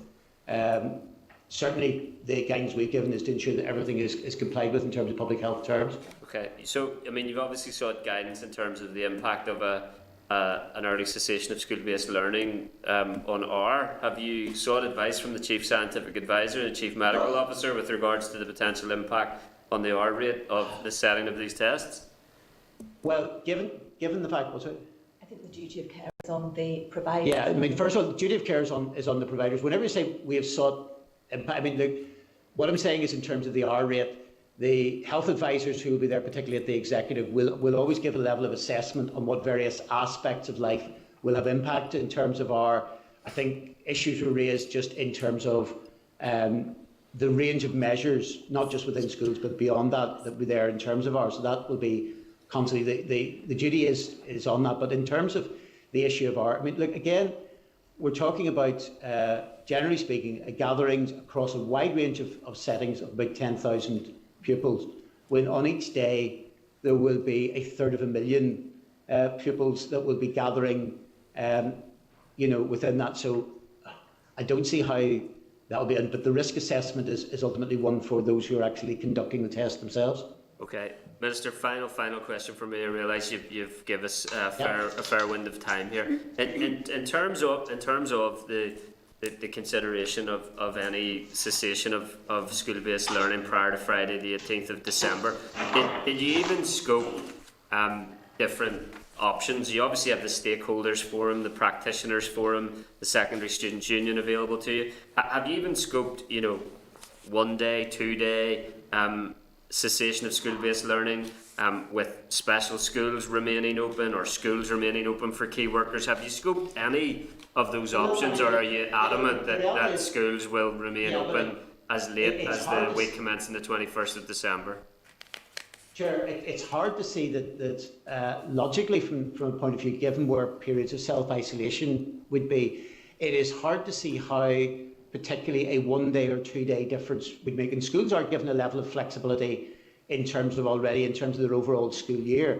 The important thing is that schools remain open for their pupils, that they provide that face-to-face learning on that basis. So, I've made it very clear that I think schools need to remain open. That has been the consistent position. So, on that note, Chair, maybe I appreciate at various stages there have been different levels of views expressed by both myself and committee members. But as I suppose, strictly speaking, this will be the last time I'll be in front of the committee. Prior to it, can I wish the committee, all the committee members, even those that are biting at me at times on it, I wish them a very happy Christmas, and I hope everything goes well for everyone. Yeah, and obviously you've referenced a hope that you'll be making an announcement next week with regards to examinations. So hopefully it won't be the last time we see you before Christmas. I thoroughly enjoy our interaction, Peter. I should say, obviously, in this forum and on that basis on it. So, look, if the committee want to. If the committee want to email me privately with what each of you want as Christmas presents, I'm sure. Mine's ready away. I know. Sort of Danny may well be sending me maybe sending Santa at the Department of Education a very long list, which would probably involve issues around examinations and a range of other activities. But look, I wish everybody. I will be seeing you at the Assembly next week on that basis on it, and I wish everybody. Minister, happy Christmas. In closing from me, we've obviously set out clearly and consistently what we think some of those key issues are for you to seriously take action on in weeks rather than months, and we do look forward to getting greater clarity with regards to examinations from you next week, and we've made our views clear in relation to what we feel is the importance of that cessation of school-based learning adequately in advance of Christmas to ensure teaching, non-teaching staff, pupils who have sacrificed much over the last period of time, they have the Christmas that they deserve. But we do sincerely wish you and your departmental staff rest over that period of time as well. Thank you. Thank you. Thank you. Thanks. Okay, members, can I ask Assembly Broadcasting to bring members back into the spotlight and to ask the clerk to summarise any actions we need to take. Thanks, Chairperson. While just waiting for members to join the spotlight and the department to leave. So again, this is where members will jump in and see what I've missed out. So it appears that the committee wishes to write to the department urging the provision of clarity on examinations and encouraging engagement with students and schools in that regard. Clerk, can I supplement that very briefly, because I just ran out of time on questions there, but can we ask if the Deloitte independent review of examinations 2020 has been received, and if SEA recommendations have been received? I presume they have, if the Minister hopes to make further statement to the Assembly next week on that matter, but it might be helpful to get clarity in that regard. And I suppose if and when they would be made available to the committee? We were told 6 weeks. Okay. Sorry, I realise we're tight for time here as well, Clerk, so I'll let you get through there. And then, additionally then, the committee wishes to write to the department seeking clarity on the advice and support which will be provided to school leaders running up to and over Christmas in respect of track and trace. Perhaps the committee wants to write to the department, ask it to set out the position re those schools which have offered students the option of working remotely. Yep.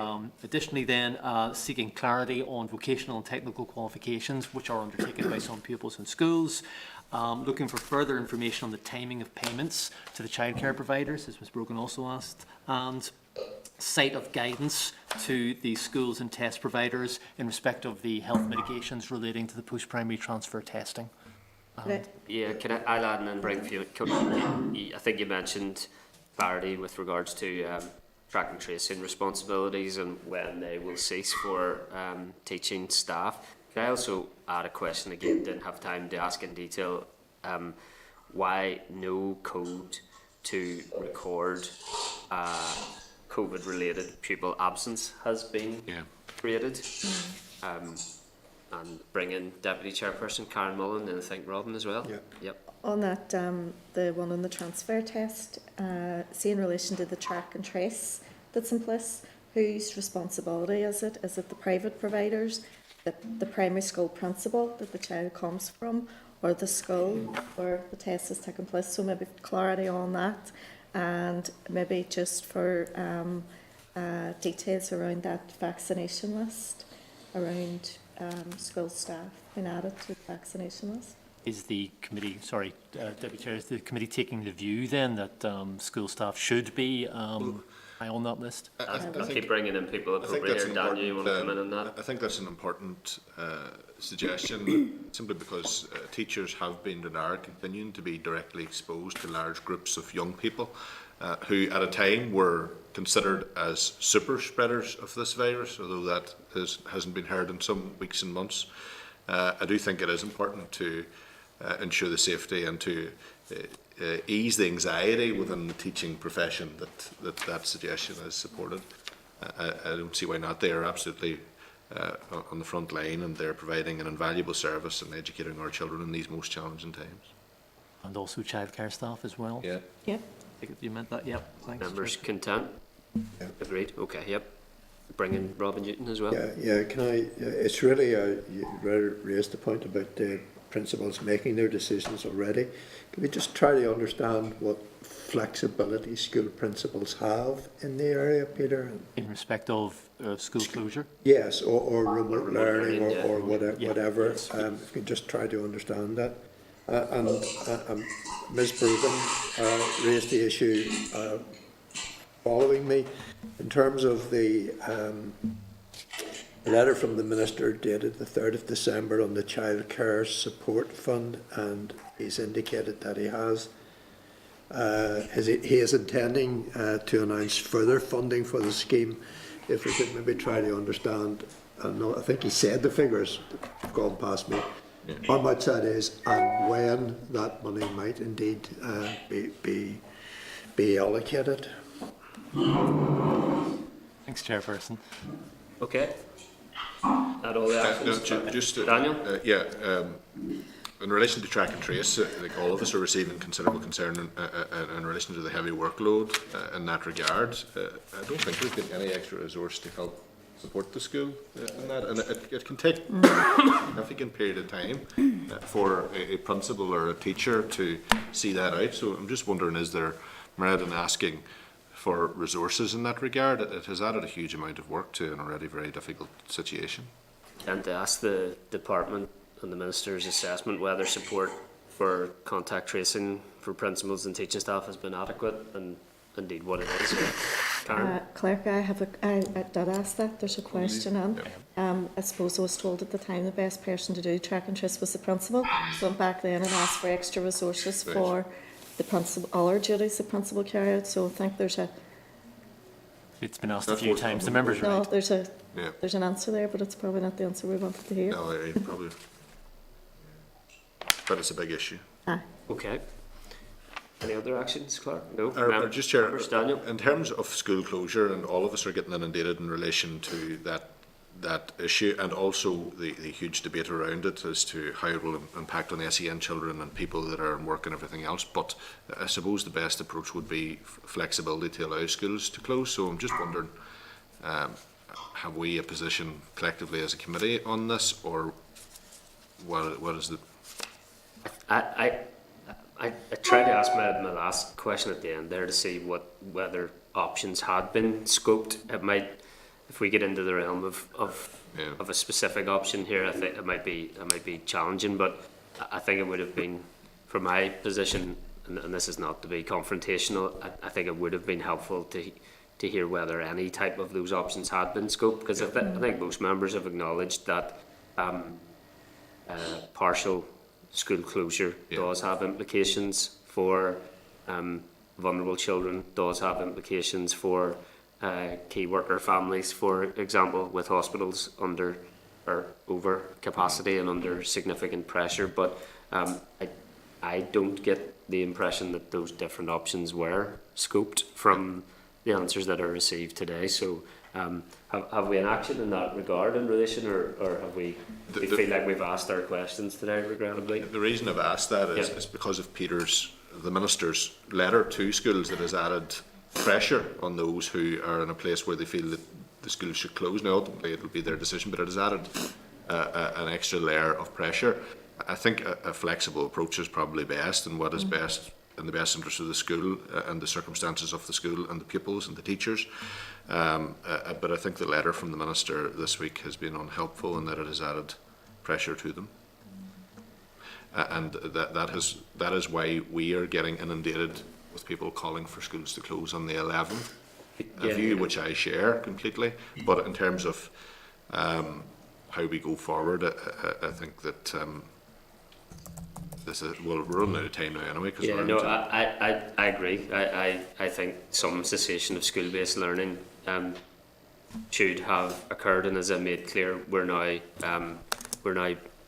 behind England, who has announced today that cessation will occur from Thursday the 17th of December, and yet we're told today some schools may require pupils to attend as late as the week commencing Monday, 21st December. I don't think we're going to get a committee position on this issue, but could I perhaps propose an action that we do request further detail with regards to what options were scoped, or if any flexibility is being scoped, and maybe tie that into the question with regards to what flexibility is available to schools who may wish to move to remote learning themselves, which I think creates its own challenges, to be honest. But I think is that a fair action? So basically, what options has the Minister considered around potential closures, early closures, and why he has made the decision to keep schools open? To explain that, should we ask him to explain that?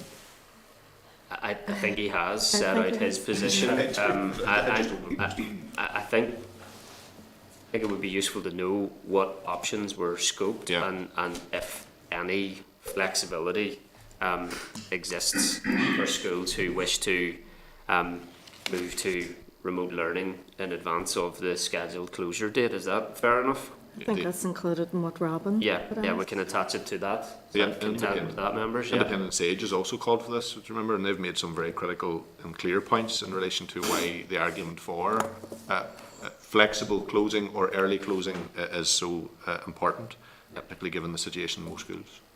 Okay. Yeah, Chair, I haven't seen the indicative timings for next week, but do we know when the Ministers? Not on the indicative timings yet, but these would be late anyway. That would appear on Friday or something.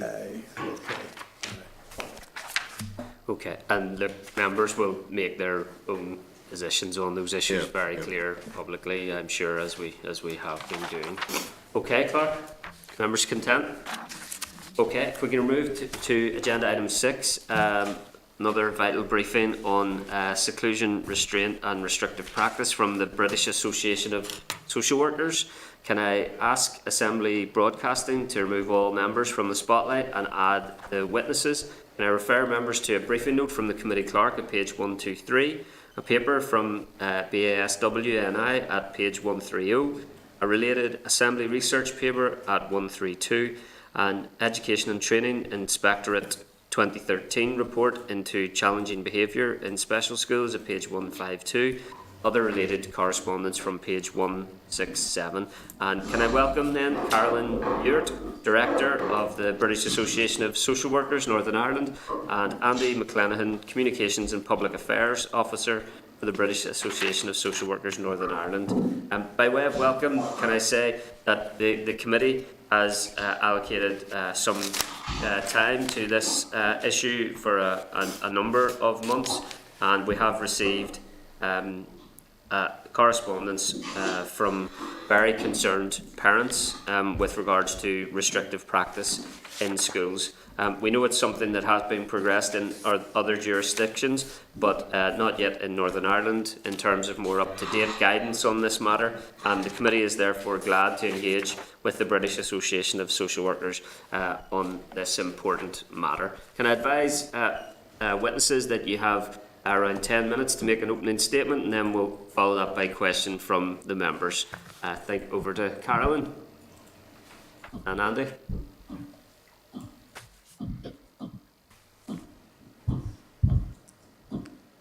Can Andy hear us? Yes? Chair, I can hear you. I can't hear Carolyn. Okay. Oh, I can't hear him.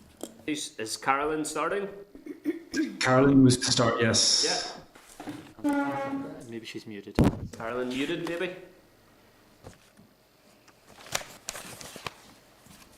Apologies, can you hear me now? It's a bit grainy, but go ahead and we'll hopefully we'll be okay there. The joys of digital technology. Can you hear? I'm going to try and adjust some speakers on my headphones. Yeah, Let's see if that makes a difference. That would be helpful. That would be helpful. It is digital sounding at the moment. I don't think we'd be able to proceed with that sound level at the moment. Okay, does that make any difference for you, Chair? No, I don't think so.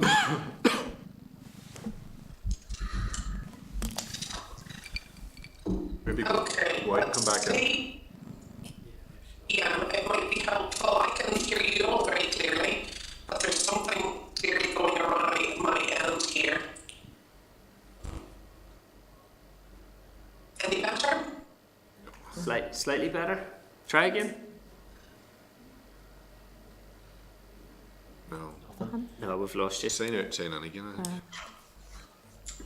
Did Andy? Did you have comments as well? Could we maybe take your comments and then try and get Carolyn logged out and logged back in again? Certainly.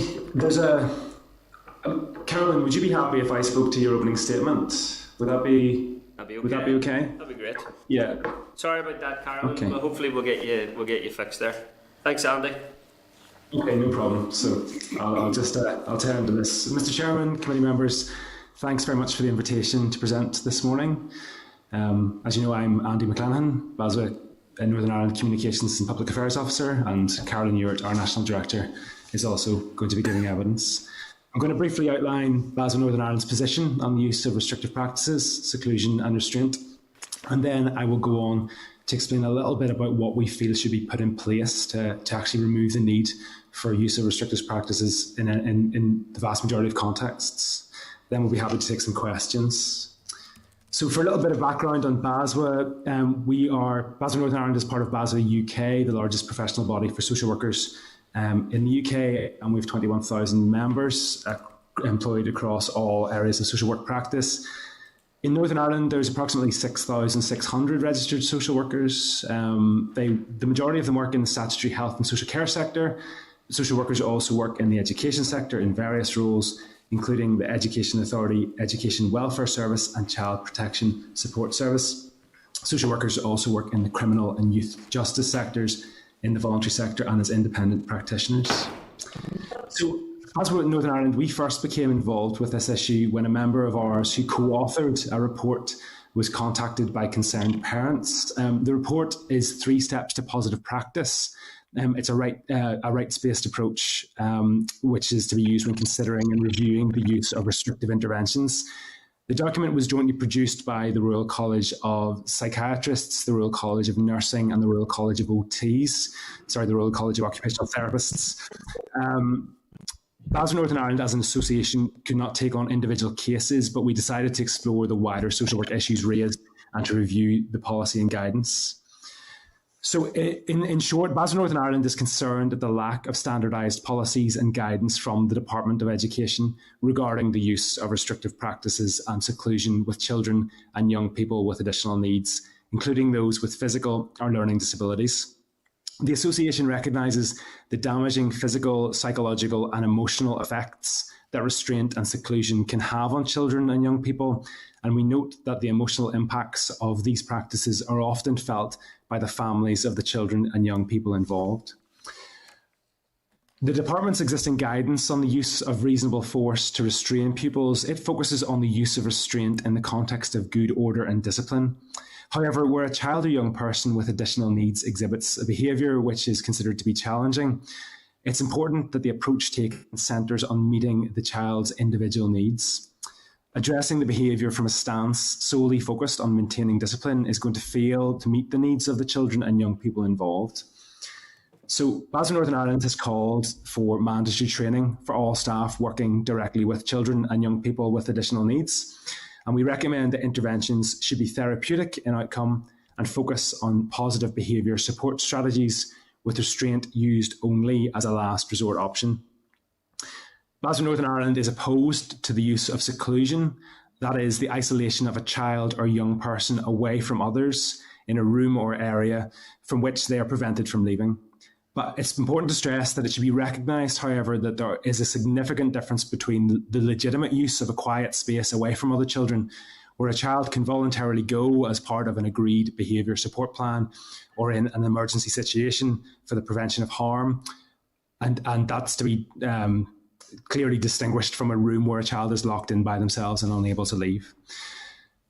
The department's guidance on positive behaviour support strategies needs to be produced any forthcoming departmental guidance on positive behaviour support strategies needs to be produced in partnership with parents and all other relevant stakeholders, and it should define what constitutes a last resort scenario in which restraint may be used. The guidance should be distributed to all staff working directly with children and young people with additional needs as part of their mandatory training. Glasgow Northern Ireland would also support the introduction of mandatory recording and reporting of all incidents of restrictive practice and seclusion. Records of cases of restriction and seclusion should be shared with the parents and guardians of the children or young people involved, as well as with the School Board, Education Authority, the Department of Education and the Northern Ireland Commissioner for Children and Young People. Where restraint or seclusion has been employed, a meeting between the school and the child or young person's parents or guardians should be convened to consider the incident, and the discussion should cover what prior interventions were employed to de-escalate the incident and to examine what strategies will be put in place to minimise the need for seclusion or restraint in future. Now, investigating safeguarding concerns resulting from restraint and seclusion is a role for social workers, and it is essential that schools, the Education Authority and the Department engage fully in social work investigations of any such concerns. But Glasgow Northern Ireland believes, however, that guidance for schools should be developed by the Department to ensure that as a first step, there is a thorough, open and time-bound investigation of complaints raised by parents prior to social service involvement. Glasgow Northern Ireland to date has met with the Department for Education and the Education Authority to raise the issues that I've just presented to you now, and we've also had discussions with the Commissioner for Children and Young People in Northern Ireland. We have also sought engagement with the 5 teachers' unions to discuss the measures we are calling for, but we haven't had any conversations since we reached out to the teaching unions. I'll just move on to the second statement that I was to read out, following on from Carolyn's. So I've stressed that we advocate that the use of restrictive practices should only be used in last resort scenarios. But I think, if we're going to avoid the use of restraint and appropriately meet children and young people's needs, we need to take several steps back in the process to ensure that support is delivered in what we consider to be a preventative low arousal context. It's really important that if we're going to avoid the use of restraint, that the support needs of individuals are anticipated and any potential challenges that might be posed can be addressed so that restraint and seclusion can be replaced with person-centred therapeutic interventions that focus on improving the well-being of the child or young person. And in considering how children and young people are supported in special educational settings, it's really vital, and this is something we'll probably stress a number of times today, it's really vital to remember that all behaviour is communication. So this is especially relevant when considering the needs of children and young people who are non-verbal. Behaviour that challenges, it needs to be recognised that behaviour that challenges may signal a need for support, and it's essential to understand that its underlying causes. The UK government has produced non-statutory guidance for England for healthcare settings and for special educational settings. And that guidance focuses on reducing the need for restraint and restrictive intervention. And it recognises that behaviour which challenges could be the result of a medical condition or a sensory impairment. It could be the result of previous trauma or neglect, or it could be exacerbated by an unmet physiological need or an undiagnosed medical condition. Behaviour which challenges may also reflect the challenges of communication or the frustrations faced by children and young people with learning disabilities, autistic spectrum conditions, and mental health difficulties, who also may have little choice and control over their lives. I previously mentioned low arousal approaches. What that means, that includes interaction, diffusion, and distraction strategies that focus on reducing stress, fear, and frustration. And very importantly, they're aimed at preventing aggression in crisis situations. Low arousal approaches, they will identify triggers and use low intensity strategies and solutions to avoid punitive consequences for children who are distressed. As Northern Ireland, we're concerned that the training currently provided to teachers and support staff in Northern Ireland may not focus sufficiently on de-escalation training and low arousal approaches, and this can lead to unnecessary use of restraint and seclusion. The result is that what should be used as a last resort only in crisis situations is being used over frequently without regulation, without recording, and without reporting to parents and families. I'll finish there. Is Carolyn back with us? Hello, Andy, can you hear me? It's still all about doctors, honey. Yeah, it's a good comparison. I am not sure what else I can do at this stage.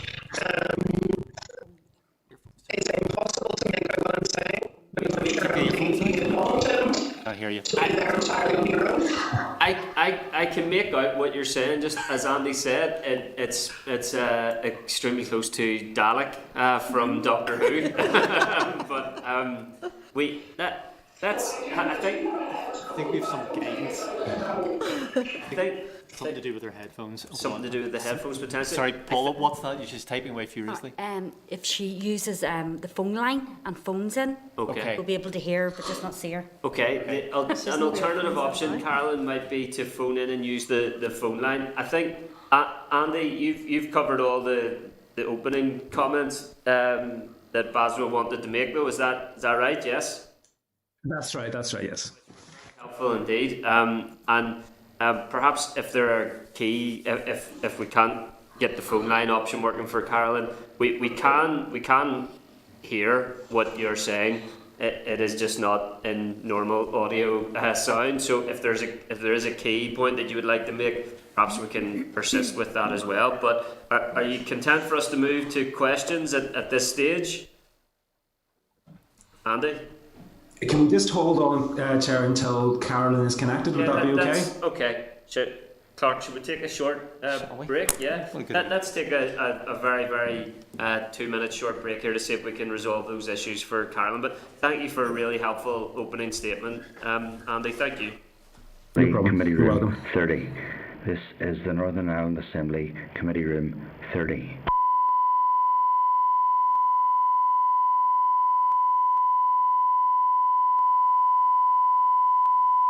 This is the Northern Ireland Assembly Committee Room 30.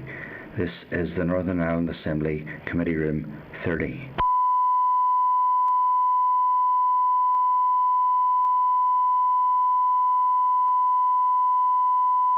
This is the Northern Ireland Assembly Committee Room 30.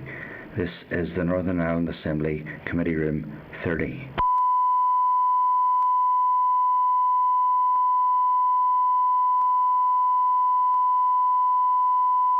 This is the Northern Ireland Assembly Committee Room 30. This is the Northern Ireland Assembly Committee Room 30.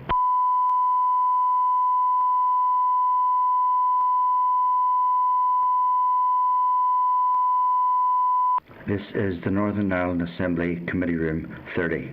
This is the Northern Ireland Assembly Committee Room 30.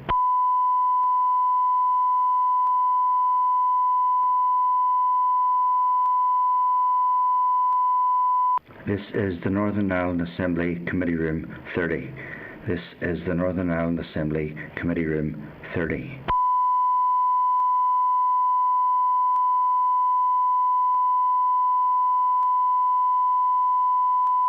This is the Northern Ireland Assembly Committee Room 30.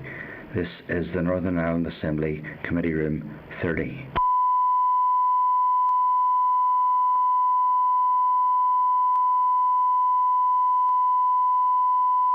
This is the Northern Ireland Assembly Committee Room 30.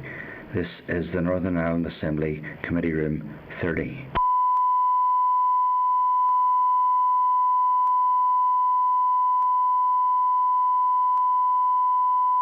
This is the Northern Ireland Assembly Committee Room 30. This is the Northern Ireland Assembly Committee Room 30.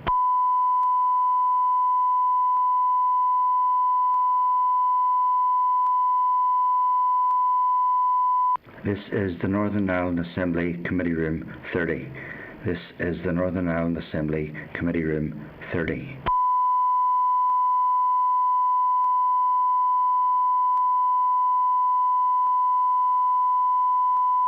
This is the Northern Ireland Assembly Committee Room 30.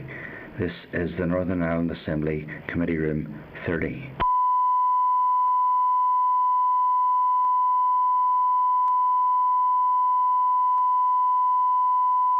This is the Northern Ireland Assembly Committee Room 30.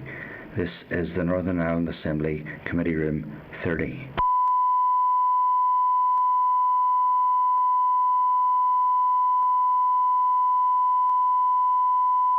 This is the Northern Ireland Assembly Committee Room 30. This is the Northern Ireland Assembly Committee Room 30.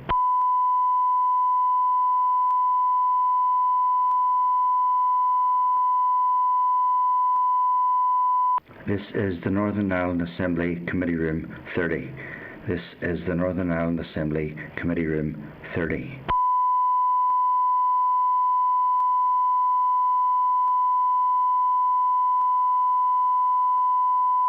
This is the Northern Ireland Assembly Committee Room 30. This is the Northern Ireland Assembly Committee Room 30.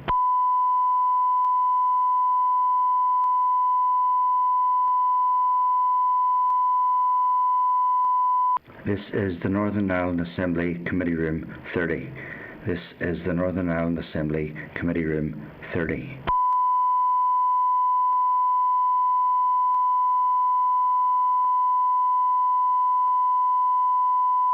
This is the Northern Ireland Assembly Committee Room 30.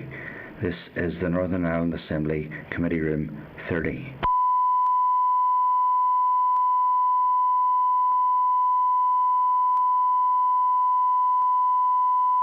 This is the Northern Ireland Assembly Committee Room 30. This is the Northern Ireland Assembly Committee Room 30.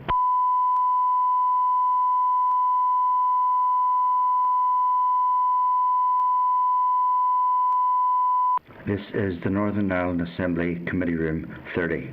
This is the Northern Ireland Assembly Committee Room 30.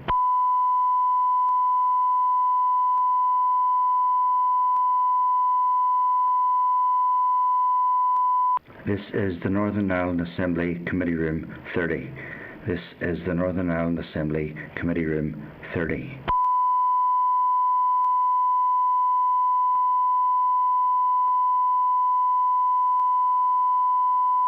This is the Northern Ireland Assembly Committee Room 30. This is the Northern Ireland Assembly Committee Room 30.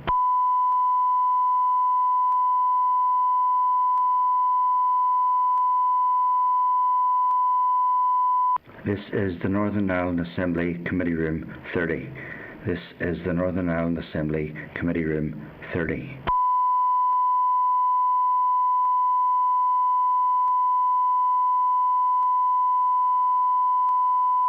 This is the Northern Ireland Assembly Committee Room 30. This is the Northern Ireland Assembly Committee Room 30.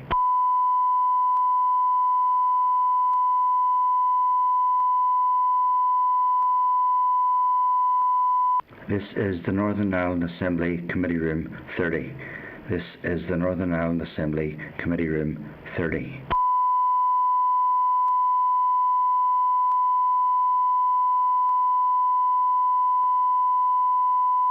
This is the Northern Ireland Assembly Committee Room 30. This is the Northern Ireland Assembly Committee Room 30.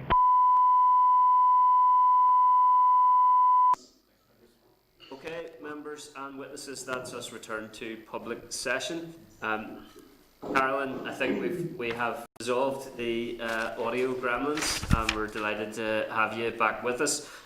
Carolyn and Andy, thank you both for that extremely helpful opening statement. Can I ask a first set of questions by asking, are there approaches that have been taken to update guidance in relation to restrictive practice, seclusion and restraint in other jurisdictions that could be a useful template for what updated guidance ought to look like in Northern Ireland? Ask that of Andy and Carolyn. Andy, do you want to take that? Yes, no problem. Sorry, Jerry, your audio got a bit vague there, but I think I got the gist of the question. Yes, there's government guidance issued for England. It was produced in 2019 on reducing the need for restraint and restrictive intervention. And although that was very welcome that guidance was produced, there are some shortcomings with it. It's non-statutory guidance, which I think limits how useful it can be. It also only applies in special educational settings and healthcare settings. It doesn't apply in mainstream schools, which limits its usefulness as well. I think some of the shortcomings of the UK guidance are also that it places quite a responsibility on the professional judgment of teachers to decide if restraint is necessary, reasonable and proportionate. And we believe, as Basel Northern Ireland, that any guidance introduced in Northern Ireland should exceed this standard and have a comprehensive but non-exhaustive list of examples of when restraint should be used. Because our concern is that if you leave the decision solely to the professional judgment of individual teaching staff, that can allow significant room for interpretation of the standards, which could lead to an unnecessary and avoidable use of restraint. I think also the English guidance, it places an unfair responsibility on teachers, because it says to be confident in their judgment. I'm just quoting directly from it. To be confident in their judgment, staff should also ensure that they know the scope of the legal powers authorising restraint, and keep abreast of changes and developments in the understanding of what constitutes good practice in this area. I don't think that's appropriate at all. To ensure staff are adequately resourced and supported to minimise the use of restrictive practices, it's absolutely essential that staff in Northern Ireland are fully trained in the use of positive behaviour support strategies, so that they have an alternative approach, and that the Department for Education and the Education Authority are held responsible for ensuring staff are kept up to date with developments on what is considered good practice. To put that responsibility on to individual teachers, I think, is very lacking and not fair to those staff. In Scotland, interestingly, the Scottish Government is in the process of developing guidance for the use on the use of restraint and seclusion. The Scottish Government this came about as a result of a judicial review which was supported by the Scottish Equality and Human Rights Commission. If the committee wants to look into it in more detail, the Children and Young People's Commissioner in Scotland has a fantastic report. I think it's 2018. It's called No Safe Place, and it examines the use of restraint and seclusion across schools in Scotland, and the engagement there is with local authorities, given their responsibility for education. We found some really worrying inconsistencies in terms of a lack of policies in different across the different local authorities. That found that the implementation, the situation in Scotland and the lack of guidance centrally, it risks violating various different aspects of human rights law. It flagged up issues around the UN Convention on the Rights of the Child, But as I understand, the judicial review taken forward and supported by the Scottish Equality and Human Rights Commission focused on Articles 3, 5 and 8 of the European Convention on Human Rights, because it's the ECHR which is implemented via the UK Human Rights Act, so that is what is applicable in UK law. So Article 3, that focuses on the prohibition of torture, inhumane or degrading treatment or punishment. Article 5 focuses on the right to liberty and security, and Article 8 focuses on the right to respect for private life, which includes respect for physical integrity. So the Scottish guidance, which is in the process of being developed, will have a very strong, as I understand, human rights basis, and we think that something similar, a similar approach needs to be taken in Northern Ireland. That's helpful, Andy. So there is a significant body of work there that the Department of Education and other stakeholders can draw from. I noticed that you said a limitation of the England guidance was non-statutory in nature. You believe that new guidance in Northern Ireland should be statutory in nature then, yeah? I'm sorry, I didn't catch that, Chair. Can I maybe just check that everyone else who isn't speaking is on mute, as there's quite a bit of significant background noise?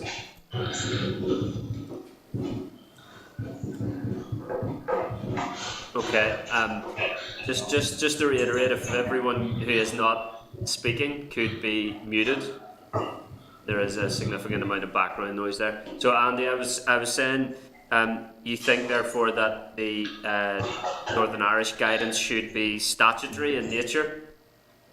Yes, and I would also just comment that the Scottish guidance is non-statutory guidance. I think my understanding is that their plan is to introduce non-statutory guidance with that to be reviewed down the line to see how useful it's actually been.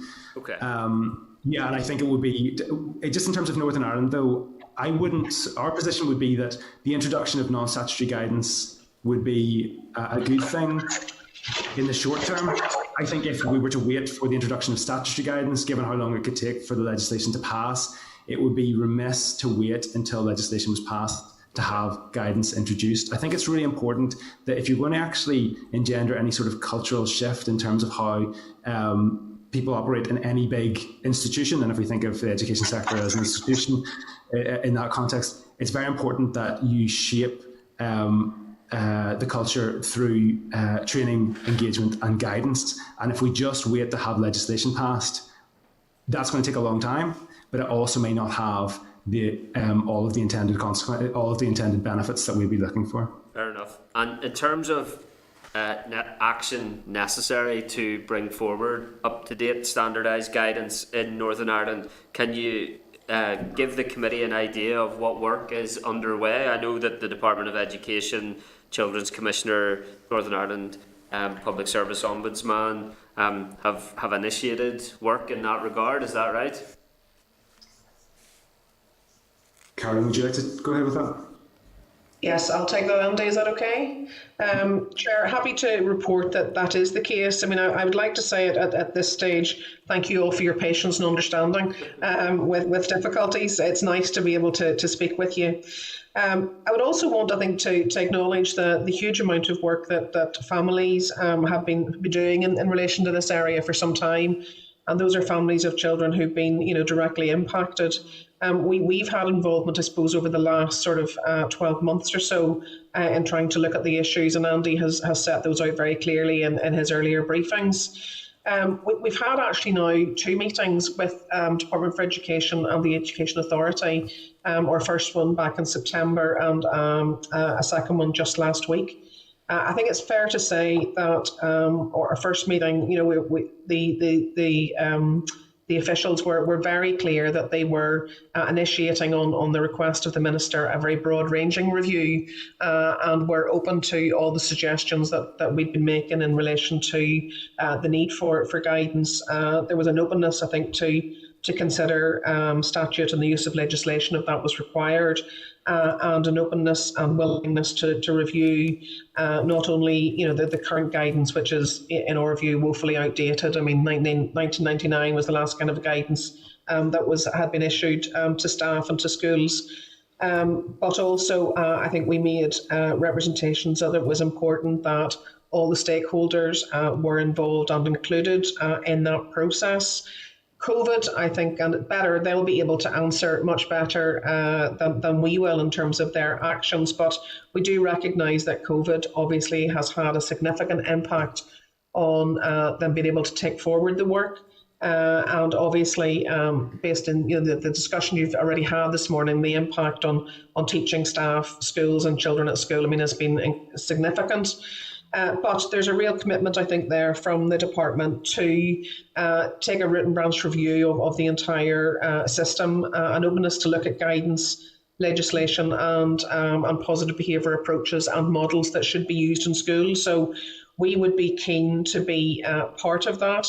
We would also like to see and ensure that parents and young people are part of that process as well. I mean, the principles that are around in terms of partnership and parental responsibility linked to the Children's Order, very clearly keen to have those with lived experience and expert by experience involved in a process. So we would absolutely support that. I think also important, we understand there's two separate groups. There is a working group, a working party, if you like, and an advisory group. We don't know the details of the membership of those groups at this stage, but we understand that we'll be asked as BASBA Northern Ireland to be part of the advisory group. That would be important. I think that teaching unions, etc., are involved in that group alongside parents. And the working group, I suppose it's for the department to decide that the makeup of that group, but important that it's inclusive and involves all the people who have a legitimate voice in the process. That's great, thank you. Helpful information. Can I bring Deputy Chairperson Karen Mullen, MLA, in? Thank you, Chair. Thank you very much, Caroline and Andy. And Caroline, I know you had technical difficulties, but we're just sitting here admiring your beautiful tree, so it made up for it. I'm so jealous because I don't think mine up yet. So no, it was great to finally hear from both of you this morning. I think that both of you have covered everything in the briefing, both the briefing you provided beforehand and today. And most of mine has been covered by the Chair's questions, so it's just really a couple of statements that I wanted to say. Like the Chair had said, we've heard from a number of parents, and throughout this time, it was something new that came to me as when I came on as the party's education spokesperson. I was very shocked by some of the horrific experiences that their children had been through, and very concerned around the lack of standardised guidance and policies and how outdated that it was. But hearing from yourself, Caroline, in particular, that the Department and the Education Authority is working on it, because that was going to be one of my questions. So it's really good to hear that they already are working, meeting, establishing the working groups and the advisory groups. So it is important to ensure that, as you say, Caroline, families have been to the fore of this. They have done so much work. There is so much solutions that they have brought forward. And along with yourselves, I fully agree with all the recommendations that you have brought. There's a lot of learning there, as we talked about the other jurisdictions. So it's all there. It's just around implementing it and changing it. And like Andy said, we could get started on that now. We don't have to wait for the policy and the legislation to be changed. Training is something that could be acted on immediately. I would be an advocate around autism training, but believe it needs to go, the mandatory autism training needs to go further and include positive behaviour strategies, but include all school staff, not just teaching staff. So that is something that could be acted upon on that. And also I believe that in all of this we need to see accountability mechanisms included, because I have to say I was really shocked that records maybe not being shared, parents not being informed, and I would believe that our numbers here would be higher when you look at the Scottish numbers. So all of that could be started to be changed while we wait for the legislation and policy. So that's really me, Chair. So thank you both. I know we have there's a motion coming to the Assembly soon. So there'll be a lot of debate on it then as well. So thank you both. Thanks, Karen. Robin Newton, MLA. Yeah, thank you. Thank the two members for coming before us today. It's extremely interesting and extremely relevant. I'm sure your own research has told you that the committee in general has been extremely supportive of our special needs schools and indeed the special needs principals and staff within the schools. I've just a couple of questions. I think they're probably fairly short questions. We were surprised last week that there were areas of teacher training that didn't cover aspects of the care situation. Can you just tell us whether or not in our teacher training colleges autism is covered within the curriculum of teacher training? Can I also ask, have you had any conversations with the school leadership group within the special educational needs schools? And I think it was Andy mentioned that you had tried to make contact with the teaching trade unions and hadn't had any response from the trade unions. Perhaps you'd let us know when that was and whether or not that's an ongoing matter for you.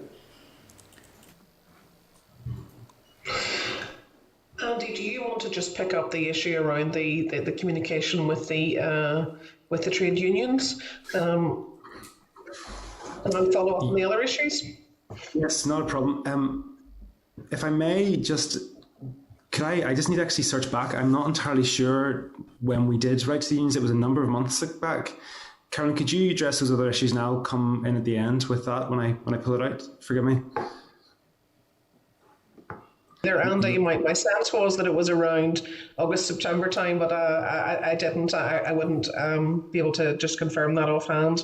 It's an interesting question, and I suppose we don't actually know at this stage, Robin, what the training would be in relation to teacher training. It's we represent social workers and are involved with social workers, so I can talk lots about what social work training might involve. Unfortunately, I don't have that information, but I think it would be interesting, and I'm sure if this is an area that you choose to pursue, there'll be many people you could call who could give you information on that.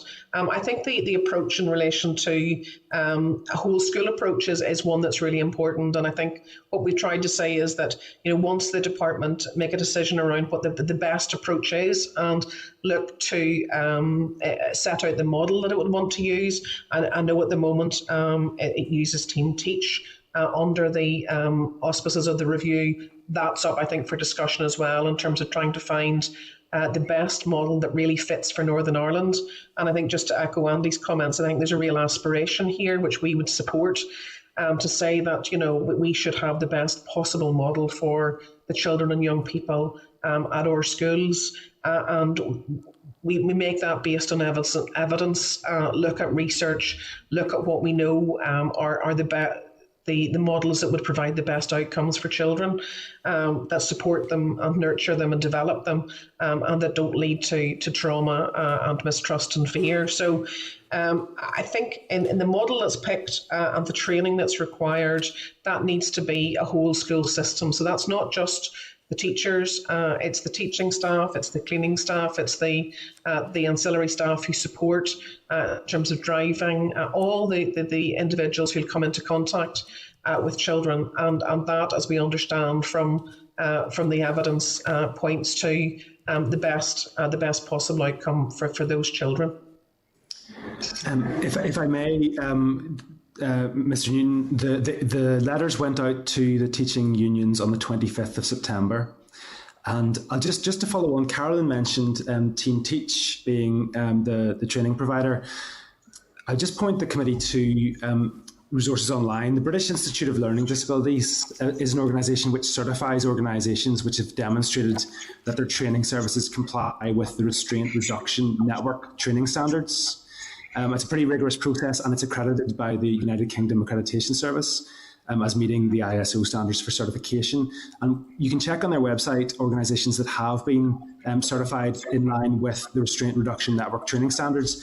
But as of yesterday, when I checked, Team Teach was listed as an organisation that was working towards certification, not an organisation which had received certification under the Restraint Reduction Network training standards. And I think that's just something that the committee needs to be aware of when it's looking at the training which is being rolled out, which is currently in place in special schools. Can I just ask you about the contact, if you've had it, with the special schools leadership group? We actually, yes, I'll pick that. We are in the process. We have a member who's trying to set up a meeting with us with that group. We haven't actually had contact with them at this stage. Okay. Thank you, Chair. Thank you. Can I bring in Daniel McCrossan? Yes, thank you very much for your presentations. This is something that we all feel quite strongly about, and we recognise that there are issues. I've been lobbied significantly in relation to this. People in my own constituency and beyond, Deirdre Shakespeare to name one, Shauna Kane to name another. And I know that there's a huge amount of work going on in relation to the motion that's come before the Assembly, which we will be supporting. I just have a number of questions. Is there guidance for schools being used in other jurisdictions which could be a template for standardised school guidance here? Just to touch on the guidance that I was citing earlier, Daniel, is the guidance which is it's produced by the UK government, but it's for England, as I understand, just England, and it's sort of cross-departmental guidance because it covers special schools and healthcare settings. So it's both Department for Education and Department for Health guidance. So that is guidance that could be looked to as a template, but as I mentioned earlier, it does have a number of shortcomings, most notably the fact that it's non-statutory, that it also doesn't apply in mainstream schools for kids that are in mainstream schools that have special educational needs. I mentioned earlier that I think it puts too much emphasis on professional judgment teachers to decide the situations in which restraint should be used. I think there needs to be a really clearly defined list of examples of when restraint can be used, so that it's understood that this really ought to be an absolute last resort option. And finally, that it places too much responsibility on teachers to stay abreast of developments in terms of good practice. I think if you're going to ensure we have good practice uniformly across schools in Northern Ireland, the Department for Education and Education Authority need to take the lead in actually keeping staff up to date and ensuring training is not just a one-off event. And this is a big issue because if staff are going to be adequately trained, it's going to be a big resourcing issue. It's another thing for teachers to take on. It's an absolutely vital thing that teachers do take on. But, we'll say from the professional body for social workers, we know that social workers are massively overburdened with their workload. We campaign in relation to reducing bureaucracy that social workers can actually get on with the work that they are trained to do in terms of supporting service users. And I would draw a comparison with that on teaching staff. Teaching staff need to be adequately resourced. They need to be freed up if they're going to get training, and they need to be supported. Because I can't imagine a scenario where any teacher goes into school in the morning and thinks, I want to restrain or seclude children. It's not why individuals go into teaching. Teachers need to be resourced to provide an atmosphere and an environment where kids are supported, where kids are enabled, sort of a needs-based approach where children are able to ensure that their needs are met. And I was just coming back, you mentioned being lobbied by parents. There are a number of parents that have been incredibly articulate and vocal in terms of this issue. Carolyn mentioned in terms of the Department for Education and the advisory group, it's very important that there's parent representation in that group.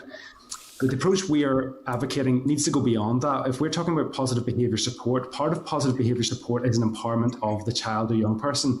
And when a support plan is developed for that child or young person, it needs to be developed not just by the teaching staff, but it needs to be developed in cooperation with the child or young person and also with the child or young person's parent or guardian. So in terms of parents, they have a role which comes right through this whole process. It's not a case that we only want to see parents shaping the guidance. We want to see parents actively involved in shaping the positive behaviour support plans that their children have developed for them. Yeah, you touched on a very critical point, because whilst I agree with everything you've said, in reality, and making that workable is an entirely separate issue. We could train teachers very well, but the resourcing is a factor.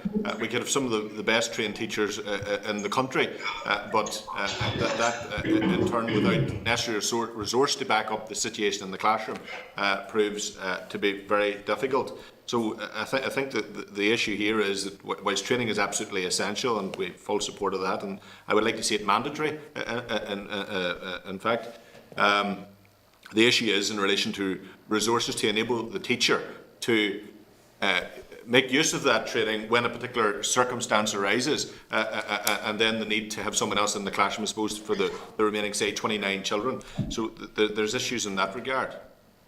There are, and I suppose the counter to that argument, Daniel, is that the whole focus of a positive behaviour support approach, which is trauma-informed, which is needs-based, it focuses on the reduction of incidents of behaviours which challenge. You know, it's not a case simply that this is a different way of handling challenging behaviour. It's a way of essentially trying to avoid incidents arising where restraint or seclusion would otherwise be used. So it's resource intensive, but the resources are at the entirely other end of the process. They're not resources which are focused on dealing with a crisis. They're resources which are focused on preventing a crisis arising.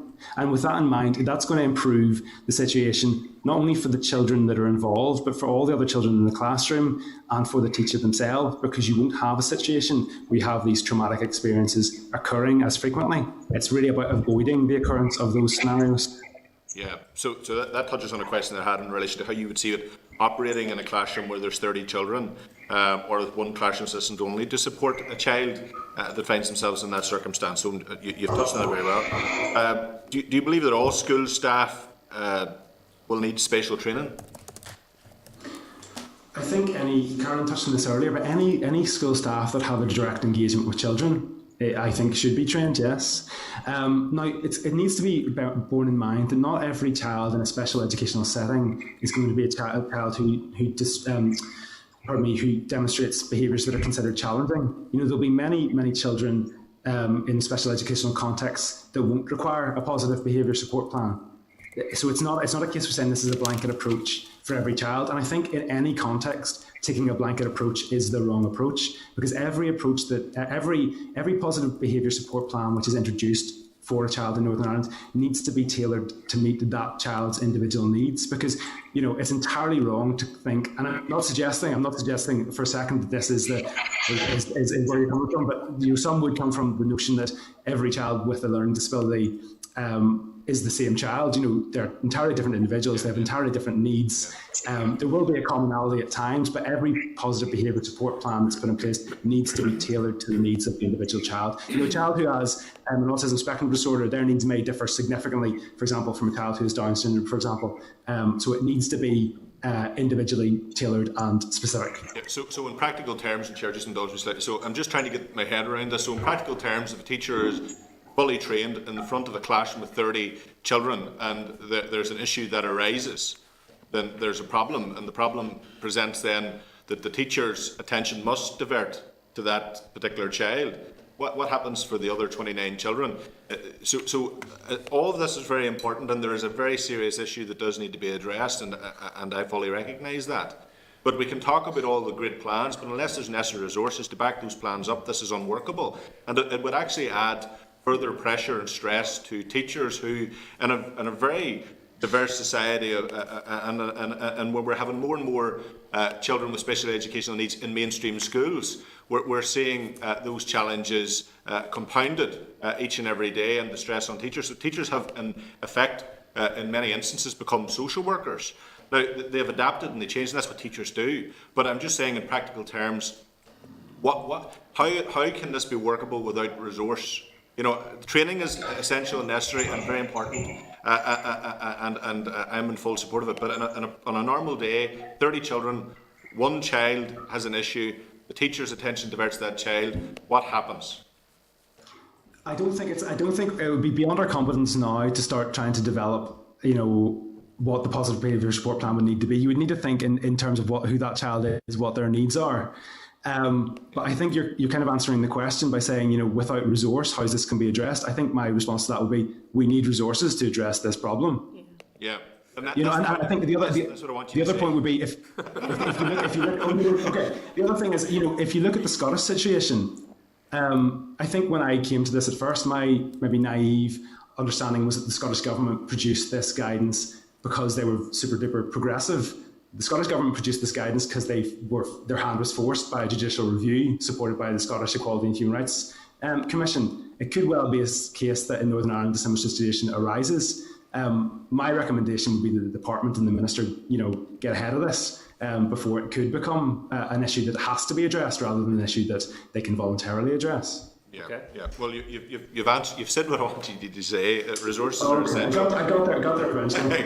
No, thanks very much. And just from a personal experience, an uncle of a 5-year-old non-verbal child, and I see the huge challenges in terms of support that my sister and her family go through in trying to get that child the support that he so desperately needs at times, and I also recognise fully the work of schools in those circumstances, but it has been compounded by COVID, and I just want to put that firmly on the record. But I appreciate what you've said. I think resources is key. Yeah. Thanks, Daniel. Can I bring in Nicola Brogan, MLA? Thank you, Chair. Thanks, Andy and Carolyn, for your update today. This is all new to me as well. It's actually only my second week on the Education Committee. So it's really interesting to hear all of this, and it definitely is obviously so important, and I can only imagine what parents and children go through, you know, who experience this. Just, Andy, on your last point there about the Scottish Government and their approach, like the approach was taken around human rights of the child. Can you advise of the human and children's rights impacts of the current departmental position on this issue here? See whoever's not on mute. Yeah, sorry. Members, can I just reiterate the need for anyone who is not speaking to be on mute? And it's Carolyn. No, it is okay. Carolyn, I think it might be a bit of interference for you as well there. So that seems to be it now though. Nicola, do you want to just reiterate that final point of your question there? Yeah, so just basically what you were discussing there about the Scottish Government and how that affected human rights of the child. Can you advise on the human right and children's rights, the impact of that from the current departmental position here on this issue? Okay, you guys pick that up okay? Yes, yeah, okay. I didn't have any problem at all. Okay. Thank you very much for the question, Nicola. In terms of the existing situation in Northern Ireland, I don't know if we can speak directly to how how that sits in relation to various different human rights legislation and international treaties. But I would point that the Scottish Children and Young People's Commissioner's report in no safe place, it highlighted shortcomings in relation to the UN Convention on Rights of the Child, the UN Convention on Rights with people with Disabilities, and also the European Convention on Human Rights. I'm sorry, just my little boy who's about to go out to nursery just walked past the window and distracted me there. So this is working from home at the moment, isn't it? I would recommend in relation to that, we're not experts in relation to human rights issues. I know that the Children's Law Centre, they work on issues in relation to the UN Convention on the Rights of the Child. The Northern Ireland Human Rights Commission will be able to speak to issues in relation to the European Convention on Human Rights. And I think to have a really detailed assessment of how the situation in Northern Ireland in relation to the guidance or lack of guidance intersects with human rights law, I think it would be worth reaching out to one of those organisations that could speak with a lot more competence. The only issue I would say, and this is an interesting one, that there's 4 significant documents which are the Department for Education's documents. One which goes back to 1998. So there is a 1998 circular which is on promoting and sustaining good behaviour in schools. A 99 circular which is pastoral care or guidance on the use of reasonable force to restrain or control pupils. 2001 document Pastoral Care in Schools Promoting Positive Behaviour, and then the 2004 Regional Policy Framework on the Use of Reasonable Force and Safe Handling. And when I was reading through that, because that's a document I only came to be aware of quite recently, it requires that all incidents involving the use of reasonable force must be recorded in the school's agreed pro forma, and then that the school's principal will keep an accurate, up-to-date record of all such incidents, and that immediately after an incident, there will be engagement with families to ensure they're kept up to date. Now, that doesn't seem to be happening. Now, the issue being with the issue of restraint and seclusion is that restraint, all the guidance from the department focuses on the use of reasonable force in a disciplinary context. Restraint and seclusion shouldn't ever be used in a punitive or disciplinary way. But that's I don't quite understand why where restraint is being used, that under that 2004 regional policy framework, that parents aren't being informed that it's happening. It says, I think, just to look at it explicitly, parents' carers should be contacted as soon as possible and the incident explained to them. There must also be recorded in the record report of the use of reasonable force as defined in the school's policy. So that's just something that I don't think has been covered yet. Yeah, absolutely. I'd agree with you there, Andy. You'd imagine that would be kind of the first port of call after an incident. Is that mandatory then, as part of the whatever that recommendation was made, 2004, you say?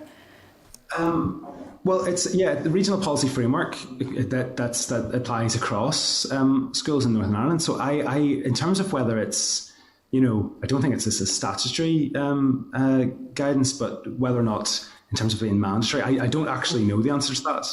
I don't know. I'm sorry. No, that's okay. I'm trying to unmute there. Sorry, I think I was muted and unmuted.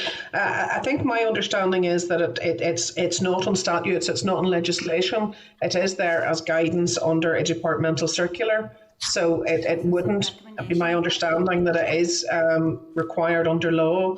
But again, that those are interesting questions to ask. And I think, Andy has referenced there the need to link in with the Human Rights Commission. There are very clear human rights set out in terms of the govern kind of the practice around this and principles of human rights. Absolutely, we will be advocating, as I'm sure many others would, will inform all the work that the department are taking forward in this.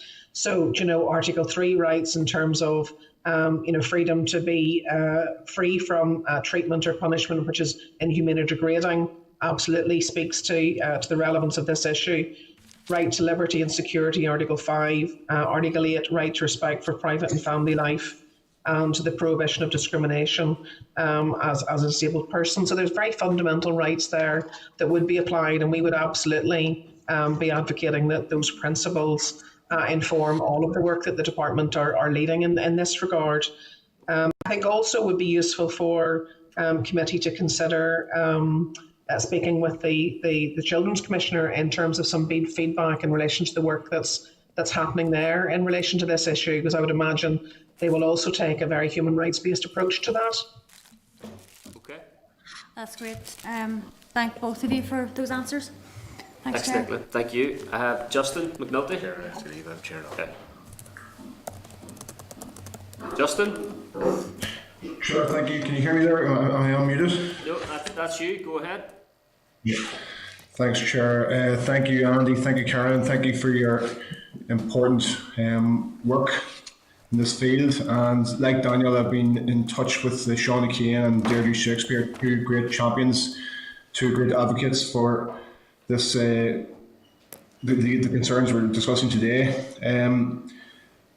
Is the Association of Social Workers taking a position to inform and shape guidance and legislation with the Department of Education?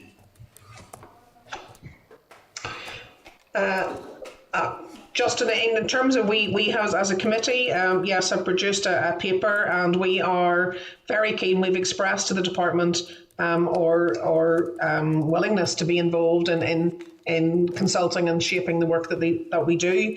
We don't have the power or the authority, unfortunately, Jason, to set what the government policy will be, but we would certainly be hoping to be part of one of the many stakeholders who will influence the work that the department are taking forward. Okay. Anything further, Andy? I would just really focus, thank you, Justin, I'd really focus on learning from the context elsewhere. The English guidance, which I've said is a starting point from which the department can work from, but I think it needs to be vastly improved upon. I would also just point out that in relation to other countries, I know that New Zealand have legislated to prohibit the use of seclusion completely, and I think that's definitely an interesting example to be looking at as well. When the Scottish guidance does become available, which I presume will be hopefully early next year. I know it's been delayed because of COVID. That will also be a really useful template for the Department for Education to be working from.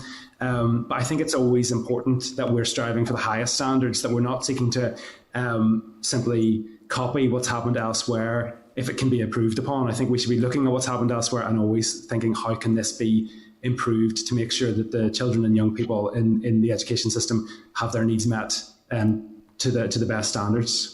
Okay, thanks, Andy. In terms of what is the Association of Social Workers' role in safeguarding children with special educational needs, as there are safeguarding gaps that do need closed? You've talked about social workers in health and education. Who does responsibility actually lie with when parents do raise concerns? Well, as we mentioned just in our original brief, I mean, social workers have lead responsibility in terms of safeguarding concerns, and certainly we note in previous reports that there's been some criticism around the communication between education authorities and social health and social care, and certainly in terms of speaking with the department, we did ask and were given assurance that there would be representatives in the groups going forward from social work as an agency with lead responsibility. So, I mean, what we've said is that, yeah, absolutely, all the parties involved, if there are safeguarding concerns, that would clearly sit with social work, and social work would take the lead in that alongside under joint protocols with the police if required. And so those procedures are very clearly set out in the Regional Child Protection Guidelines, which all authorities have a responsibility to comply with. What we have said is that going forward, we think, there needs to be a really open discussion around with parents, with young people, with the various stakeholders in terms of developing guidance around how to manage complaints when they first arise and try and resolve those issues. But if there are clear child safeguarding concerns, then absolutely that responsibility lies with social work. Okay, thanks. Carolyn, in terms of the training, can any training that's proposed be incorporated into the already agreed ASD training in order to cut down costs? Again, I think, Jason, I mean, those are questions, I suppose, that in some way will have to go to the department. What we're doing is making recommendations around what best practice would be and giving our view in terms of how things should develop. In terms of the practicalities of how that's agreed, that will involve, no doubt, complicated conversations around, time available, release from time. I mean, Andy and various members have already discussed the need and the implications there will be in terms of resources for this. But yeah, I mean, if there's to be a whole-scale new education programme, that will undoubtedly have implications and will need to be agreed in terms of how that would be rolled out. Okay, I know your terminology about all behaviour being communication and positive behaviour support strategies. Is conflict management an appropriate term to use when you're dealing with children with special educational needs? Was that, Justin, sorry, was that conflict management? Is that appropriate? I don't think it is an appropriate term. It's not one that we've used. In terms of positive behaviour support, there's a really tremendous organisation called the Challenging Behaviour Foundation. They've done some really, really interesting research looking at use of restraint and seclusion across the UK. And they have some really, really useful guidance in terms of what positive behaviour support interventions look like. None of this is really kind of difficult stuff. It's a lot of it. It's very, very obvious. I'll just take you through one example. So Challenging Behaviour Foundation, they'll say that positive behaviour support interventions, they need to be informed by a functional assessment to determine the reason for an individual's behaviour. So once you've determined the reasons behind an individual's behaviour, factors can be altered to reduce that challenging behaviour. So, for example, if elements of a child's environment can be changed, noise levels in the context of somebody with heightened sensory awareness, or if a child can be taught new skills, if a child is non-verbal, for example, and if a child had thrown a plate at the end of a meal to communicate that they had finished, it'd be a case of teaching that child to sign, "I'm finished." Now, this results in a more effective and a more acceptable behaviour.